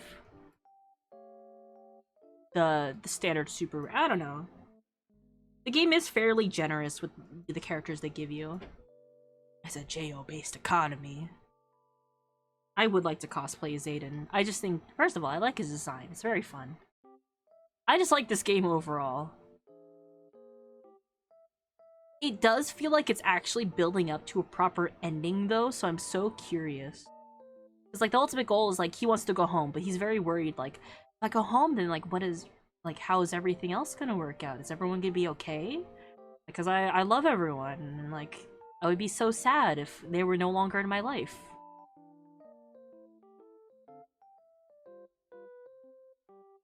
Perhaps building to climax? Nah, there's plenty of those.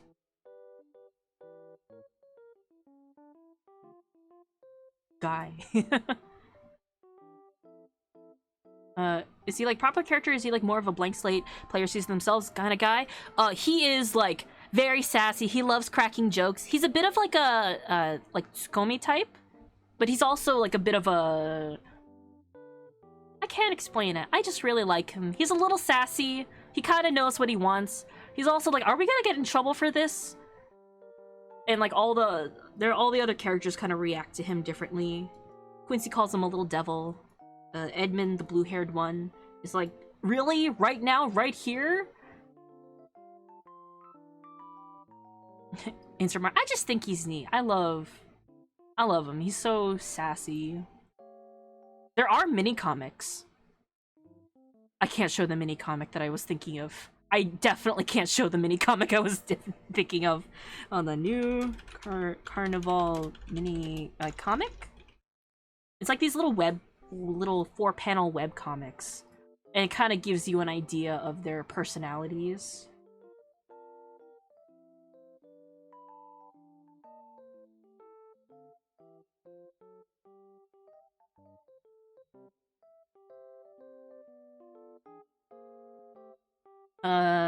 In front of my salad?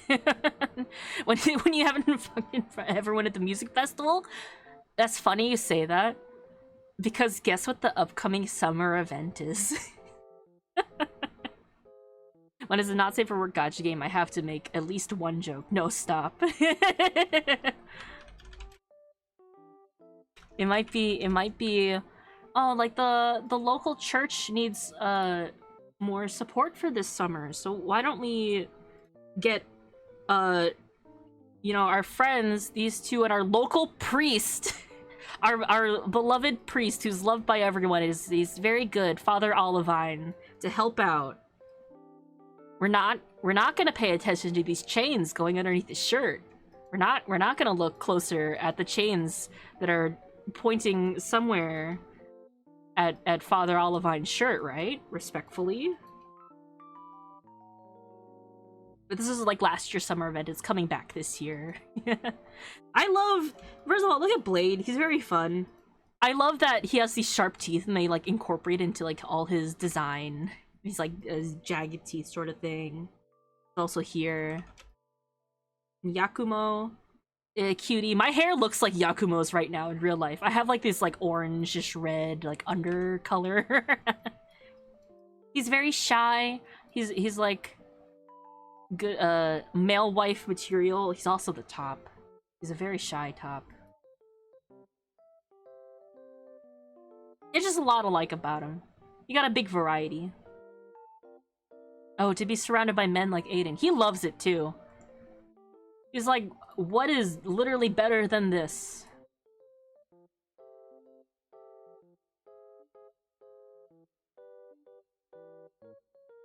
It's good. I recommend. Also, it's not safe for work, so you do have to be 18 plus.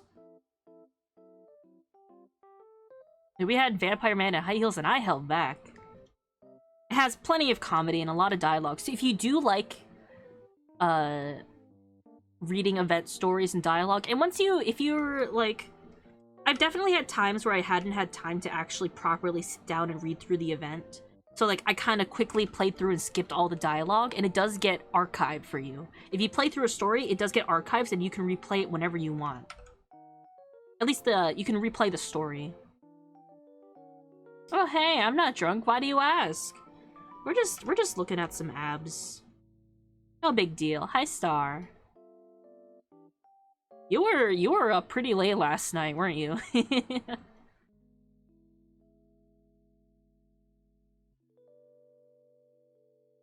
Me searching for which event is happening next to see which characters to max out. Here's the thing. I've spent like a little bit of money to try to get characters. I really have not spent any money at all in the last year and a half. Like, a little bit here and there for like 1 or 2 characters. I was like, oh man, I really have to get them. I've been a little bit low on luck lately, but I'd say for like the first solid like 6 months or so, like the first handful of banners, I have at least one event character per banner. And there's not even a guarantee. There's no pity system. There is, but it's not a guarantee pity. So, like, the goofballs have seen me suffer of, like, hitting the pity but not getting in a banner character.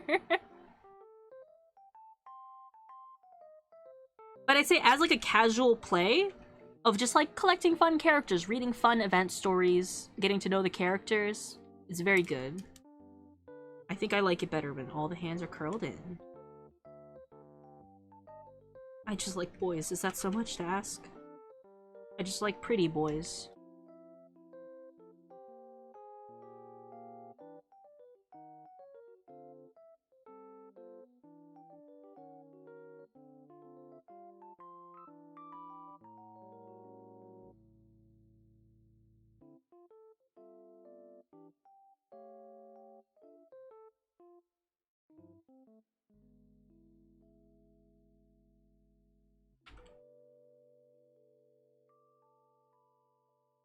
As Persona 5? I feel that, yeah. Probably is. I have not played... I was gonna say I've never played a Persona game, that's a lie. I played Persona 5 Arena, Persona 4 Arena.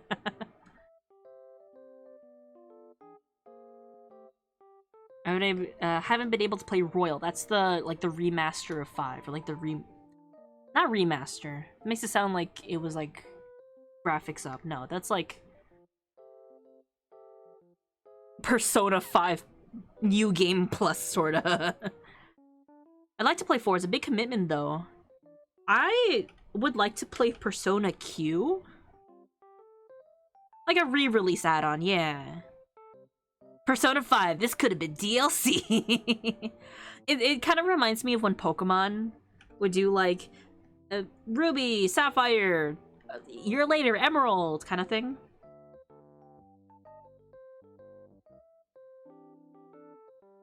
Now they do DLC.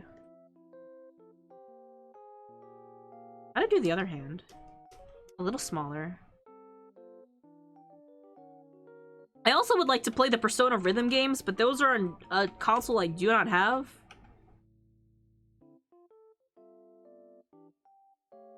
Unless it's like on Steam and I just don't know it. I did have a friend who's very into the Persona series, though. No PS4? I haven't owned a PlayStation since PS2. Just 3 weeks in game left? You're so close! There's a Persona 5 gacha game that's China exclusive, I believe. Absolutely butchered it. I can imagine that. I tend to be very, hit or miss on anime adaptation gachas. I played the 7 Deadly Sins one for a while. It was okay. There was nothing to, like, really write home about. It's cute. Phantom X. Ah.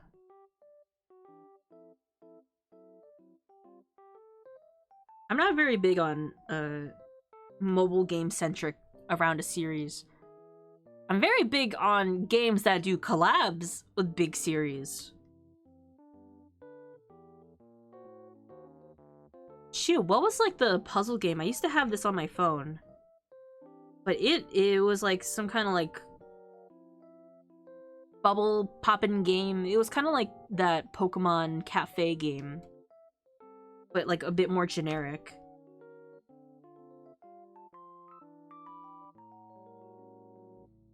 And they would have like Full Metal Alchemist collabs and stuff. The Morgana counterpart is an owl with the mecha persona?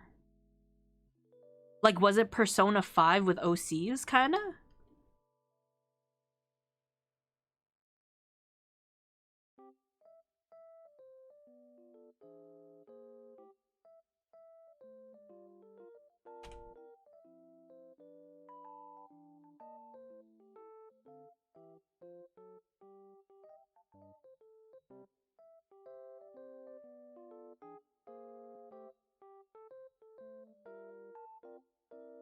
Kinda, it's the style and rules of the world and whatnot, but mostly new characters. Okay.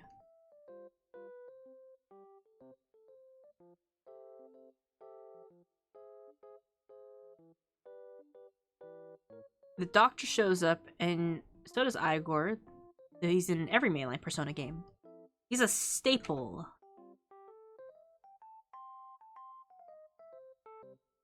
You had to pull for the OG Phantom themes, which is so stupid. Listen, if you're a fan of the game, you're gonna do it. You're gonna be like, I played this for the original Phantom Thieves, of course I'm gonna pull for them. It's the ultimate tactic. They know what they're doing.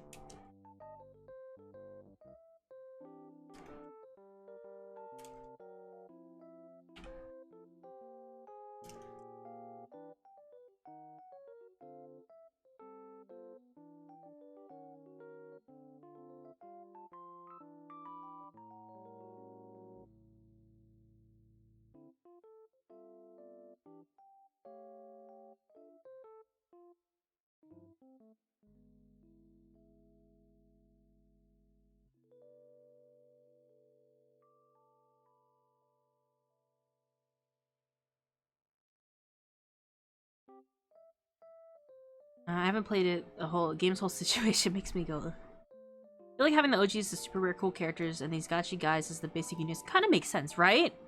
It's sort of like they're the important characters. They're not going to be the generics, and once you have them, you're like, oh, okay, I don't care about the original characters. I don't pull for them. You know, they can't just do that.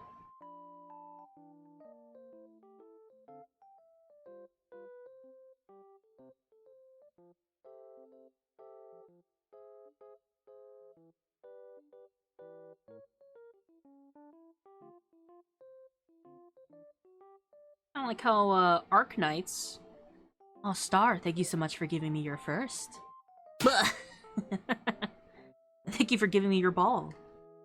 Arc Knights is doing a collab with Monhun, which previously the game was like 6 months behind in terms of the Chinese calendar going to the global calendar, but now it's been pushed back because just now we got the December holiday event, so I'm worried that it's gonna be pushed back like 7-8 months now. But yeah, instead of being like, yeah, for the Monhun collab, we're gonna have all new original characters wearing Monhun armor. No. They said, hey, we're gonna take these 2-star operators. Mind you that the average low-star operator is 3. We're gonna give you these 2-star operators and make them 5 stars with the Monhun gear. So you already know them. We know you never use them. But you're gonna want to pull for them because they're wearing Rathalos armor and Kirin armor now.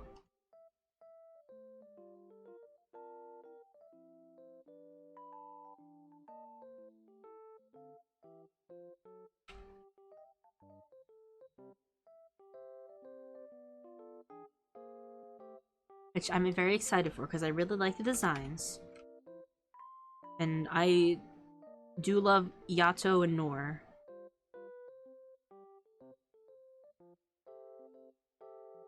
Because Yato is voiced by Hatsune Miku.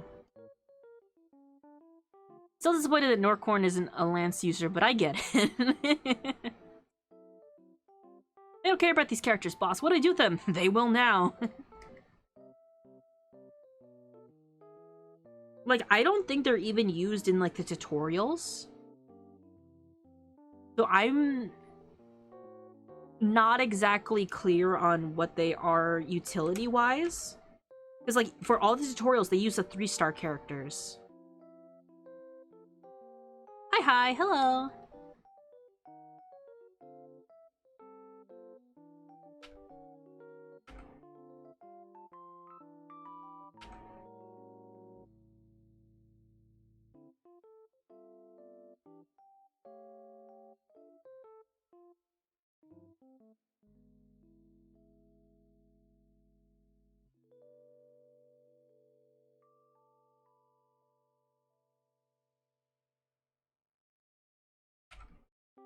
Hand space.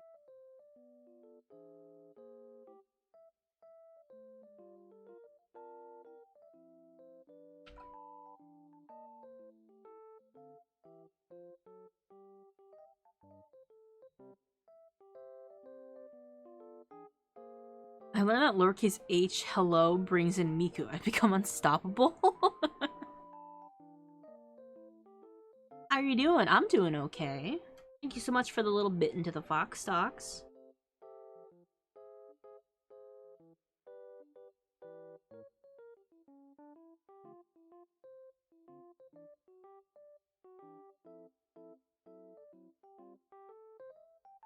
Hello, blah.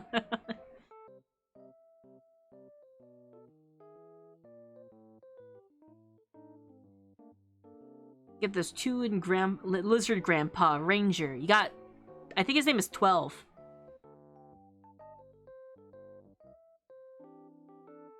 Or is Ranger someone else?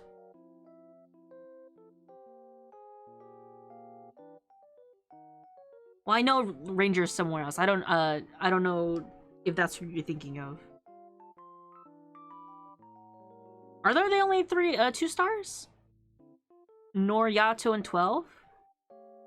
And Ranger? No, Ranger's 3. I think Ranger's a 3-star and 12 is a 2-star.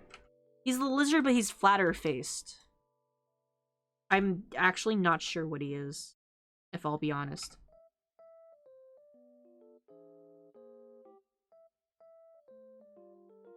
Okay, he is 2-star then. Ranger, I know, is a crocodile. Because the crocodile race of people are dimorphic, and that the men are just crocodiles and the women are anime girls.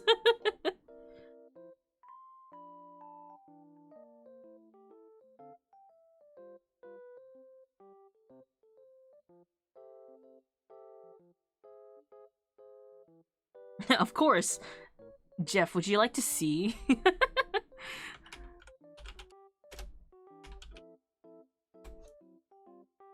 I have Nora as my assistant, and he talks about Old Man Rangers as one of... Oh, that's cute, actually. I do like their flavor text.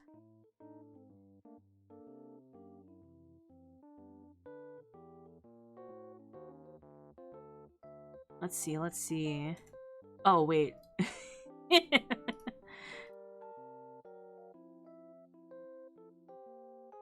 So, like, one of the characters is a bit darker because it's like one character is talking and one's not. But let me show you what... Here, these are 2 creatures from the same species. And mind you that Arknights is the type of game where, like, the characters with dog and cat ears also have human ears. So they do have, like, some human-like features and, like, secondary animal-like features. The dimorphism. You could see the crocodile tail here. They're both of the same race.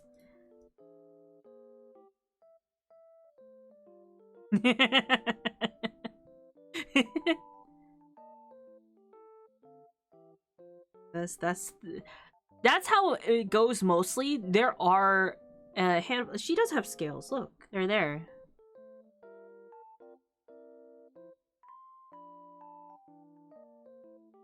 There are other characters too. There's like Gavial, who's you could see the crocodile tail more prominently. Where's Tomimi?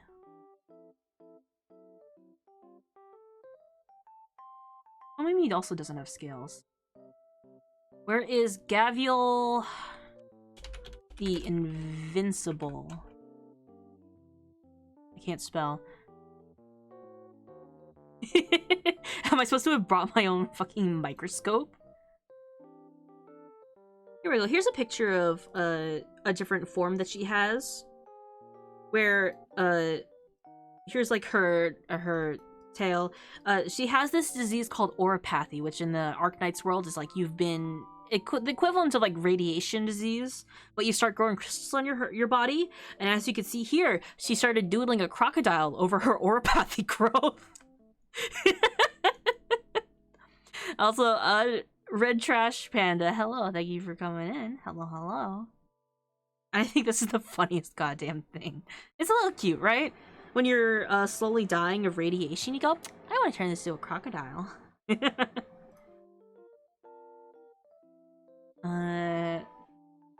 Are there other examples? There aren't that many, like, anthropomorphic female characters. There's like one, maybe two. And it's also like by one of my favorite artists, so no criticisms are allowed. I just typed dimorphism. I don't know if anything comes up.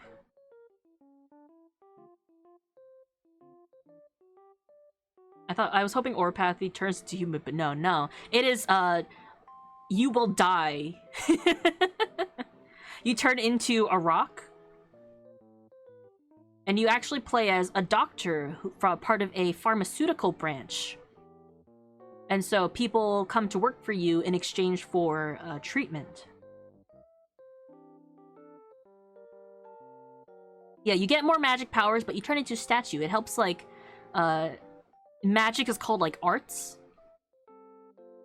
You get more control over arts, but you are slowly dying, yes. Like, Yordles are probably the most I'll accept from Cowardly Dimorphism. But it's just, tail ears is lame. There are some very cute furry men in Arknights. I will say that. I'm not thinking of too many anthropomorphic female characters. I could think of one. No, there is a dragon lady. But she's not like a playable character. She's like the sister of one of the characters. You guys want to see Hung? He's a beefy dog man. I like him very much. Good boy. He's holding gun? No, flamethrower. I'm pretty sure it's like Hung. But I just call him Hung. Oh, there's also Mountain.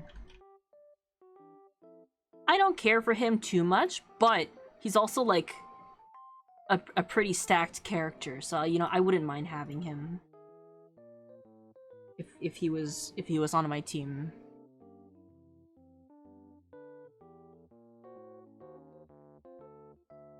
I was hoping for a comic. No, this is a fully safer work game where characters range from like children to actual adults.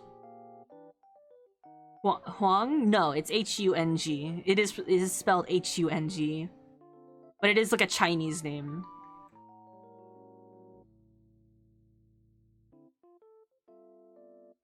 I'm looking for like official art, because he also has like a skin that's pretty cool.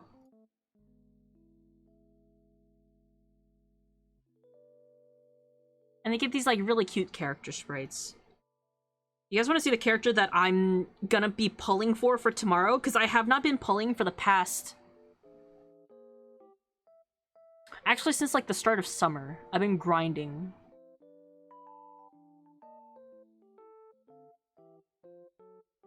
He could skin me. There's also a couple robots. First of all, I'm gonna show you guys Justice Knight, who is the cutest little baby robot you've ever seen.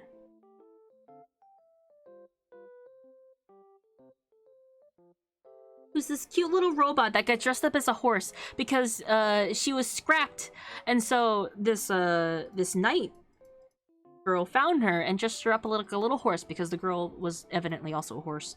But she's like, I'm gonna do my best. Please don't throw me away. But she's so cute and little, and she got dressed up as a little pony, and I love her very much. Protect Justice Knight.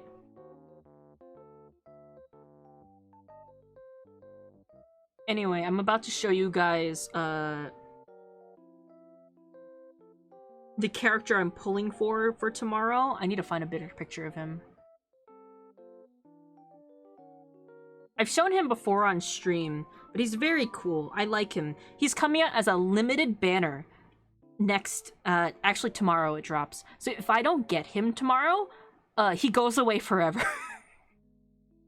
And I don't know when they'll ever bring his banner back. Normally, it's like, oh yeah, the 5-star, 6-star characters, they'll get put into the rotation. No. He goes away, and I'm so sad about that. I don't know if it's because he's a collab character or what. I don't know. I've just seen his design. Let me older man, a mix of like modern and traditional clothes. He's got gold in the scheme. Dragon. He looks like he needs a nap.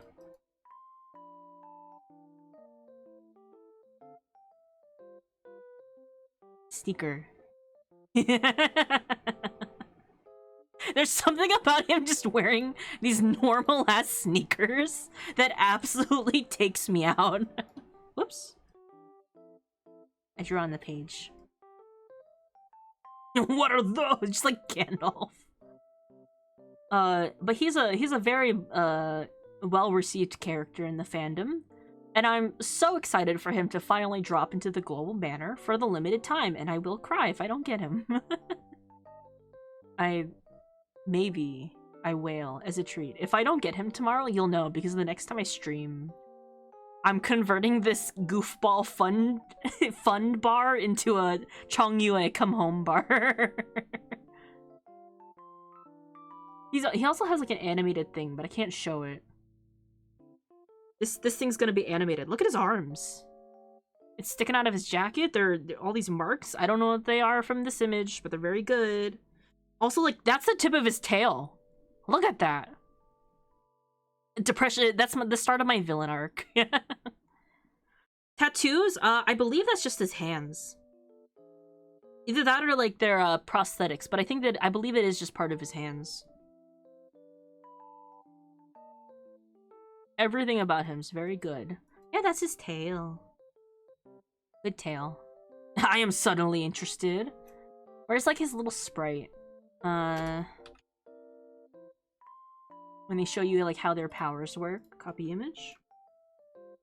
That's what it looks like in combat. By the way, this is a tower defense game. That's what it looks like. He does like AoE damage around him. So good. He's like martial arts. Very good. Can't wait. Also, I don't know if you could tell from this, but he also has another trope that I very much enjoy, which is anime mullet/rat tail. He's got it. He has normal hair, but surprise, it's a ponytail. If people could have tails, martial arts would go so hard.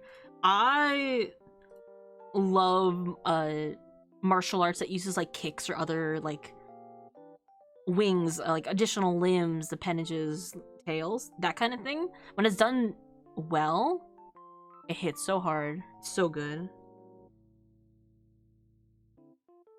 I have like one last thing, and I guess I'll finish up with that for today.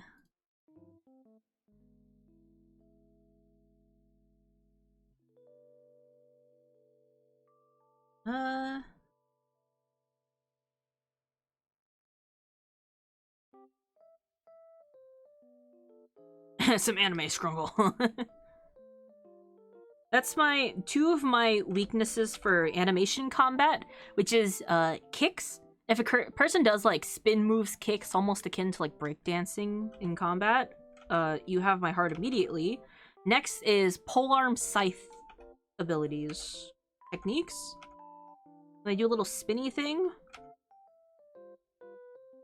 Because it's quite hard to animate pole arms because they move very quickly. You have to handle them in a way.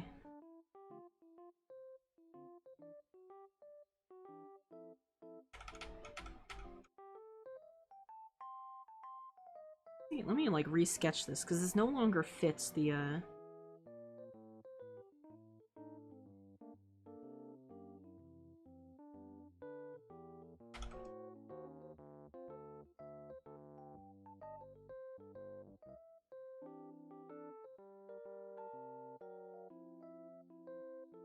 of going back in perspective.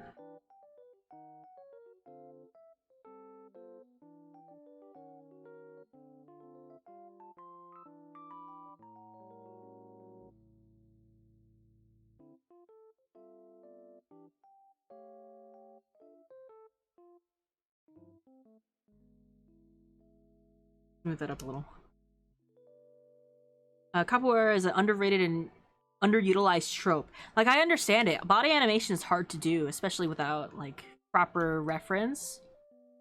But, you know, like, If they could just do it like a little bit more, just like a tiny bit,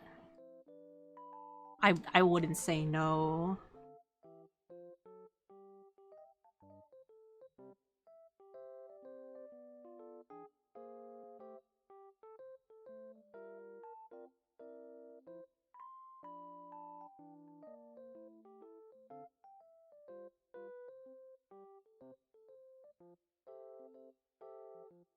Ba-ba-ba.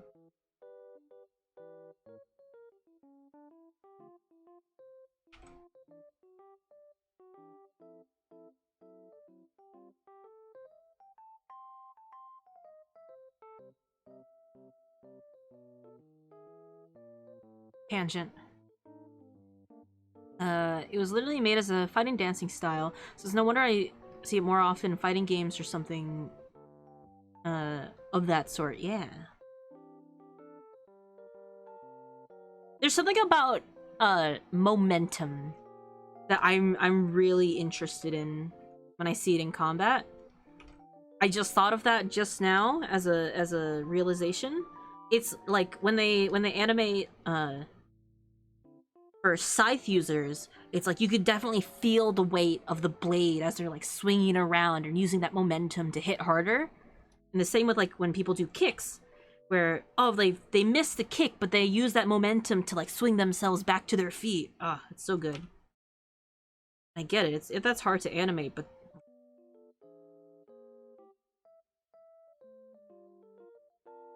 that's also probably why like things like ice skating, if I'm gonna be honest. Silas, hi. I don't know where to zoom. We're gonna go over here. Hello, welcome in, Raiders. Ooh, you've come at a good time. We've finished all of our spicy talk. Hello. My name is Sun, your local fox boy, Ninetail Fox, Gumio, artist, animation appreciator. We're talking about like scythe and capoeira type combat animations. Silas peasant? Huh? Kinkley and Cake Eating Dragon, thank you so much for coming by. Silas P's aunt. Leshy, hi. Welcome in, everyone. Hi. I was actually, we're nearing the end of this. What'd you get though? Hello, welcome in. Aaron Dwight, thank you also for coming by to chill. Welcome. How are you doing? What are you doing? Special events? Wrestle Raid? Is this a raid train? Wait. I guess so. If you guys want to stick around for a few minutes. Is Silas Slam? That sounds like fun. This is the third time I'd be pushed along the raid train. LMAVN. I'll stay on for a few more minutes. I got this chain to finish up. Up here. I'm drawing dog. What is happening? Comedy, thanks so much for giving Silas a gift right there. That's a good egg. Last stream we drew a hot dog. Today we draw a different hot dog. Buff boy, but not buff pup. A different dog. Hope your stream is going well. It is. We're just kind of chilling out and chatting. Definitely very say-so and have never talked about anything degenerate once today. Why did I put this in separate layers?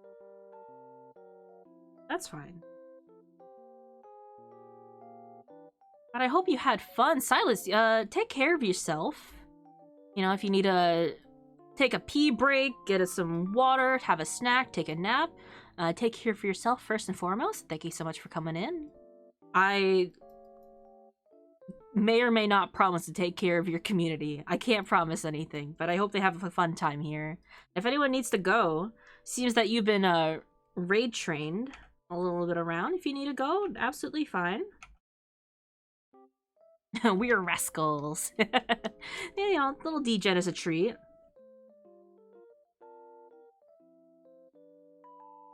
We're degen appreciators. They look respectfully, and we have to bark. We turn our heads. Cover with your elbow. Call me a bone the way I want dog boys to bite me. Wait, hold on, this isn't Discord. How we doing, chat? Benny, how could you? Maybe a little bite, as a treat. Tiny bit. You saw it in my eyes. The soup is salty. Ugh! Cutie patootie. Me? I'm just your local fox boy, but you know, I won't say no to compliments. I'm not so, vain to have commands in chat like exclamation point cute or handsome. I'm very humble.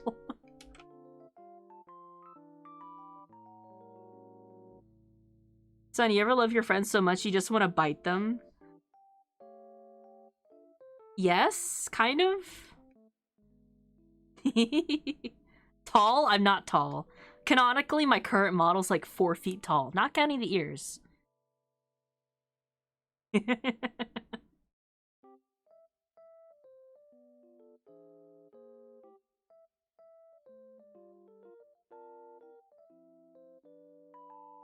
Treat, oh.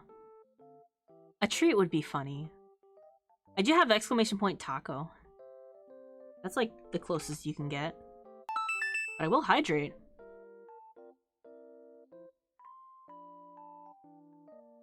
I thought you charged people for calling you cute, or am I misremembering?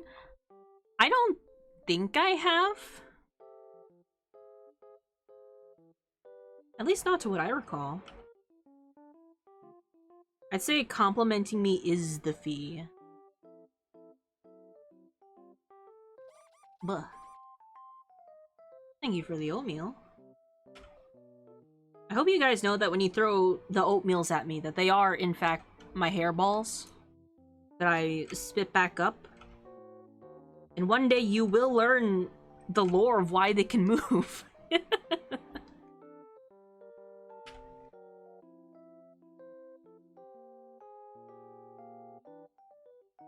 Faye charges for calling him cute, but not Sun. Okay, I see. Buh. The Sun is made of cookie dough.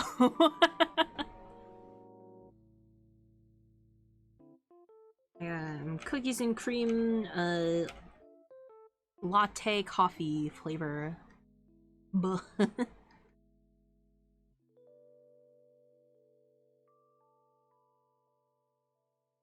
Okay, I need to like lower the opacity on this for just a second. Ignore the cleave in the middle.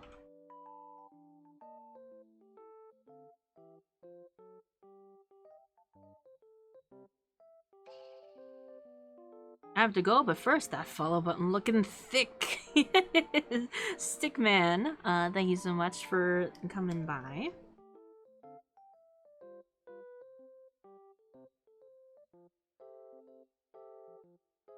Thank you everyone for the follows, it's very appreciated. If you like talking about handsome men and watching me rant about handsome men and drawing man booba, this is the place for it.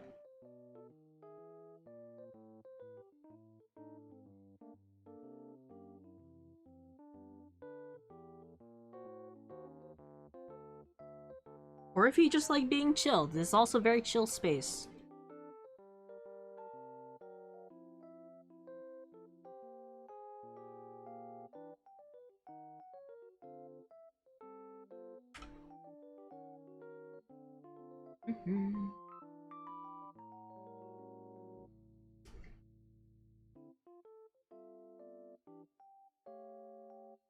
Take a chunk out of that side to kind of curve it out to the perspective a little.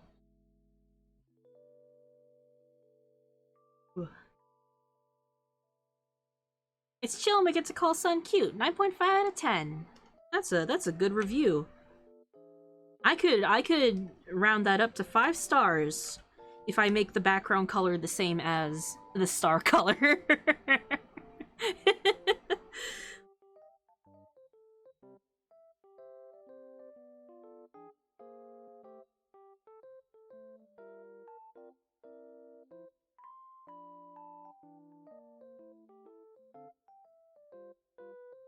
You wanna talk about anime? I probably haven't seen it, but I can pretend that I have. And I'll tell you all my opinions on the characters and then go, actually I haven't seen it, so I don't know. Wow, 5 stars, yellow square. Yeah, it's just a yellow rectangle. Regardless of how many stars you give it.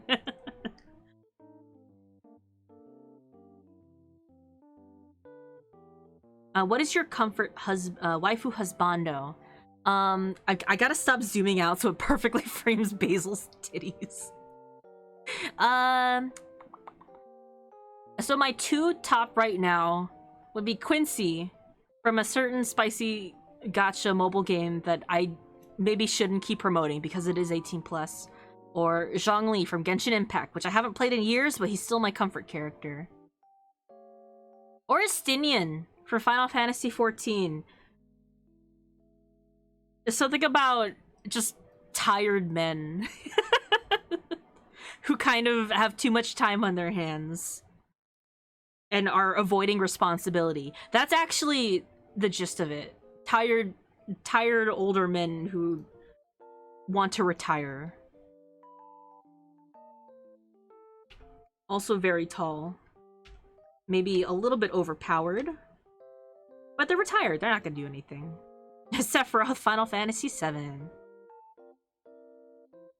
Have you guys ever seen... anyone who knows, like, Final Fantasy XIV and knows Xenos?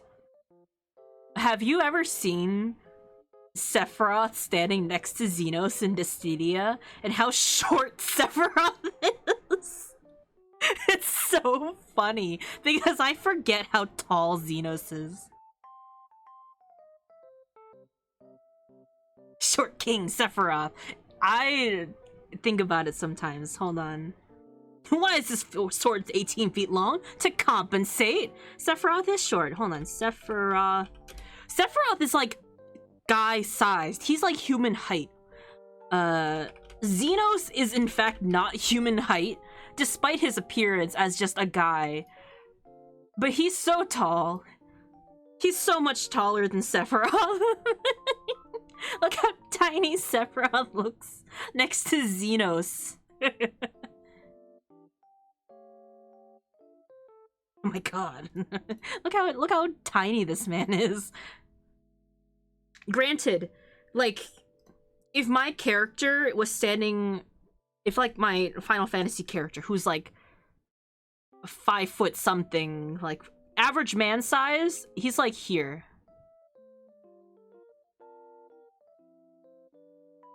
He's a Vieira, so he's like this, right? You know who's unexpectedly huge? Rosalina. She is, yes. They did have to scale her for, like, games like Mario Kart, but she is very big. She's in the heavier category. I thought Sephiroth's like 7 foot tall minimum. Okay, I guess I'm like... well, I guess my feet are here, right? So I am like... I'm like here. My ears count, by the way. It's good to know my Rogadin towers over most Final Fantasy characters. Vortigan, how tall does the Rogadin stand next to Xenos?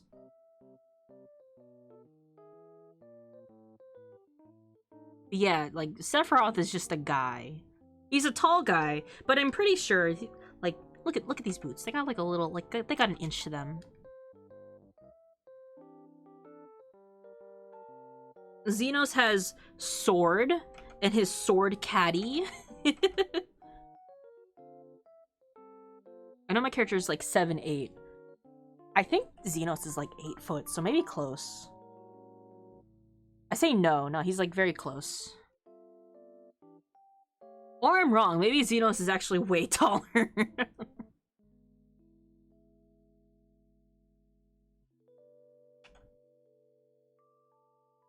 Me like a tall man.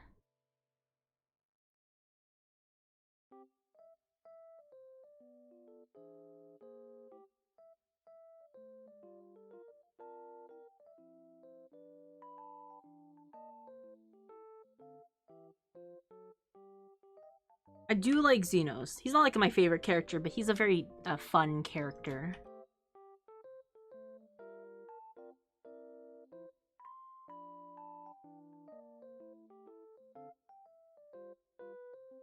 Meanwhile, my favorite characters are this is Thancred and Astinian, who will jump out the window so that he doesn't have to interact with people.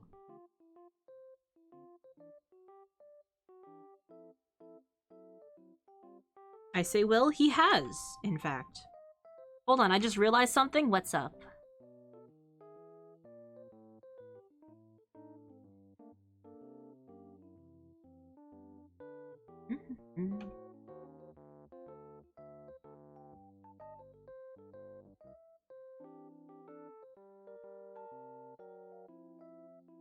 What if I just save myself the time? Are these the same size? Hold on. They are.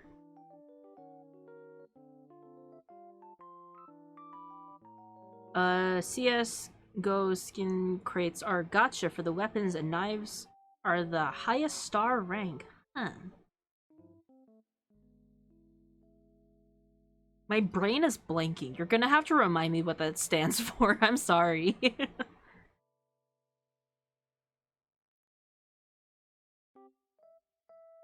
I know I like typing with like abbreviation names for a lot of things. I also just have shit memory. Counter-Strike, Global Offense. Ah. Everything at its basis is gotcha. Anytime there's some sort of RNG, like, item system, it's gotcha. You'll just have to accept it.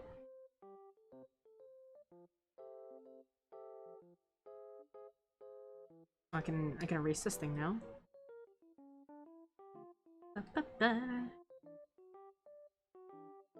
Man, that got rid of, like, the majority of that cleavage, and I'm a little sad. I had to erase so much musculature. Ah! Starlight Pastel. Hello, hello, Raiders. Welcome in. Tears of the Kingdom, how was it? Welcome in, Raiders. My name is Sun, your local Foxboy, Ninetales, Gumio, art doodler finisher guy. I just realized I also have to add back in, like, his bandages. But hello, hello! It was pain! Oh no! I had a fun idea for breaking the game? Please tell more. And it's working? I haven't played it. Is Tears of the Kingdom good? I like it. I'm just easily distracted. And, like, as I'm playing, it's my tradition that, like, certain games I'll play while, you know, with my parents in the room, like, on the day of release, especially for series that they are familiar with. So, like, the new Pokemon games, I play for them. Like, Zelda, I'll play with them. Or I'll just kind of, like, show them how it's like. My my dad watched me collect enough money to buy gear. I was explaining to him, like, oh yeah, so, like, there's, like, shoes and stuff like that where if you buy them you can walk faster in the sand or snow. And he goes, cool. He watches me get enough money to buy, like, a pair of sand shoes, and he goes, okay, you can buy them now, right? He like steps away. He comes back and is like, oh, did you buy the shoes yet? I bought a house. It's working, but it's super slow. Slower than I wanted. Aw, that's a shame to hear.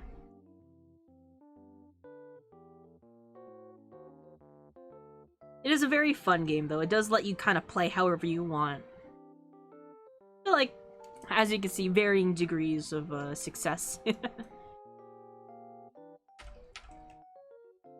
It's fine.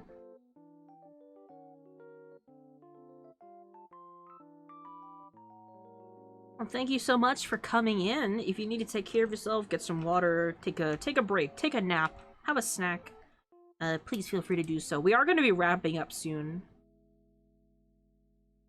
It just means I'm gonna take another stream before I can steal the Master Sword again for the third time.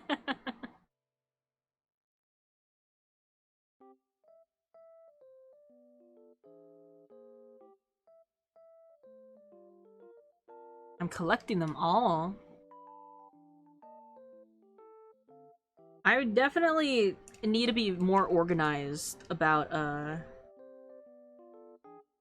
the collection stuff, like marking down Koroks. Cutscene Master Sword, Decayed Master Sword, Master Sword. Oh, that's interesting.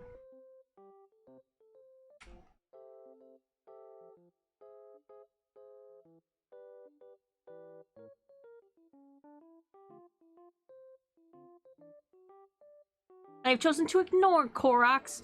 Yeah, but what about the serotonin when you finish a puzzle or you climb up to a place that clearly has like a lookout point with a Korok, and then you get to go, yeah, haha, and they hand you a little piece of shit. Also, the cutscene one never breaks. Really? Huh. That's interesting. I know people love bullying the Koroks. Oh, the Uber service Koroks? I'm just a little bit lazy. But I do like to mess with them. I like to roll them down hills. But that's just pushing them closer to their friends. I need to get to my friend over there. Didn't you do that, Rose Petra? Petra does deliver them, so it's probably me. It's very likely what is it, Master Hand? No. Is it called God Hand? What's it called? I probably picked him up and just rolled him down. Where you cashed in the Koroks used to like 70 of them Breath of the Wild. I got so annoyed with them. So I'll confess, I still haven't found Hestu because I just haven't found him. I've been told around the area, but I haven't asked specifically where. I'll come across him eventually. I just haven't. My iPad's about to blow the fuck up, so I'ma head out. You absolutely take care of yourself. Take care of your iPad. And thank you so much for coming in and chilling. Told me to get us maracas, and I did. I never did, then forgot. is very important, is very integral. But thank you so much for the follow, Dark Pit.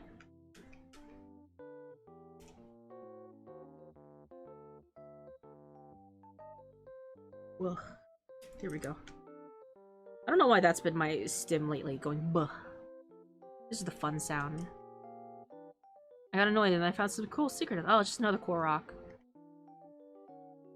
That's like the, like, but what about the cool secrets? This is the cool secret! I feel like Koroks are like the very divisive. And whether you're like, yay, yeah haha, or you're like, I fucking hate these little tree things. I adore Koroks. I'm also just like a big fan of them from the older games in general.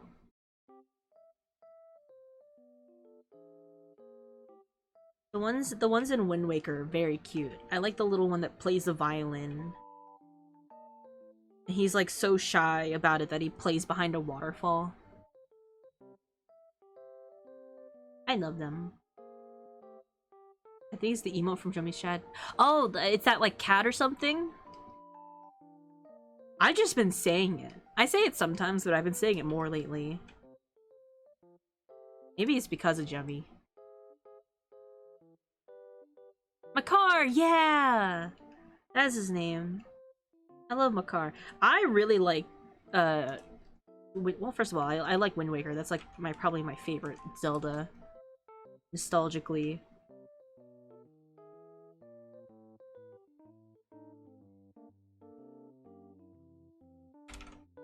No tangents.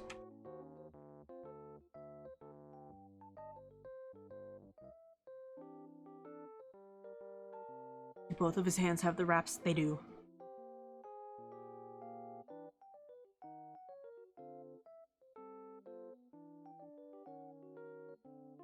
One, two, around his hand.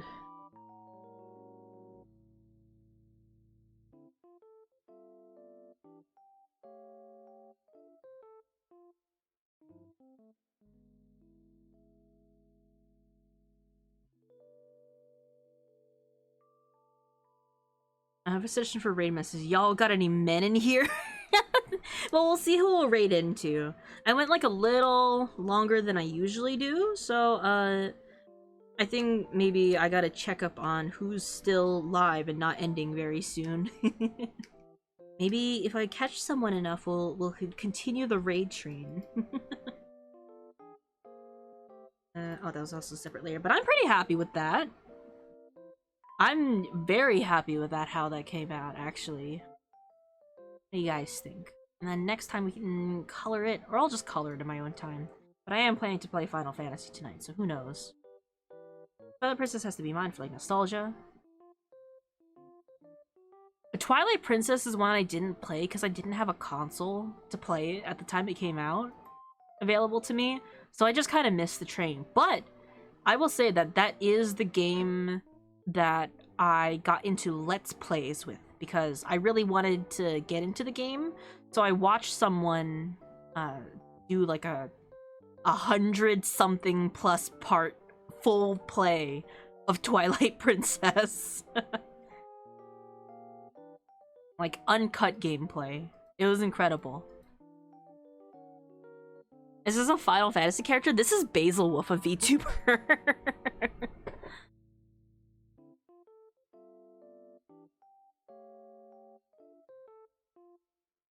Yeah, the little mouse is Boo. Let's see, who's still on?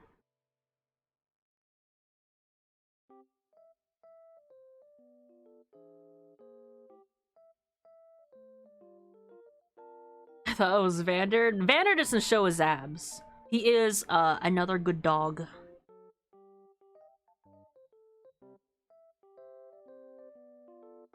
I think if someone told Basil someone mistook him for a Final Fantasy character, he'd get a good laugh out of it. Probably.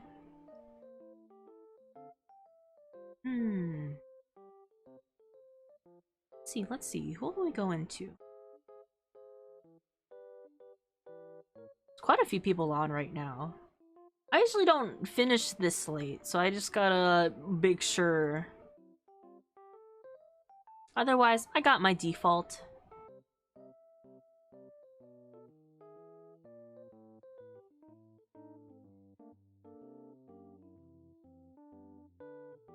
Let's see. Does it look like Petra's finishing up? Who needs a big hat? That's true. I did want to give her a big hat, but I wasn't sure if it kind of cluttered up that corner or not, because Basil is the focus. I don't think so. You don't think she's finishing soon? Oh, that's credits. Should we go into Petra? Just as like a little a little train? Let's do that, actually. I think that'd be funny. Alright, we're gonna say hi to Petra. We're gonna do a little y'all getting men here. Right? There we go. A little hee hee hoo hoo. And we're gonna do that.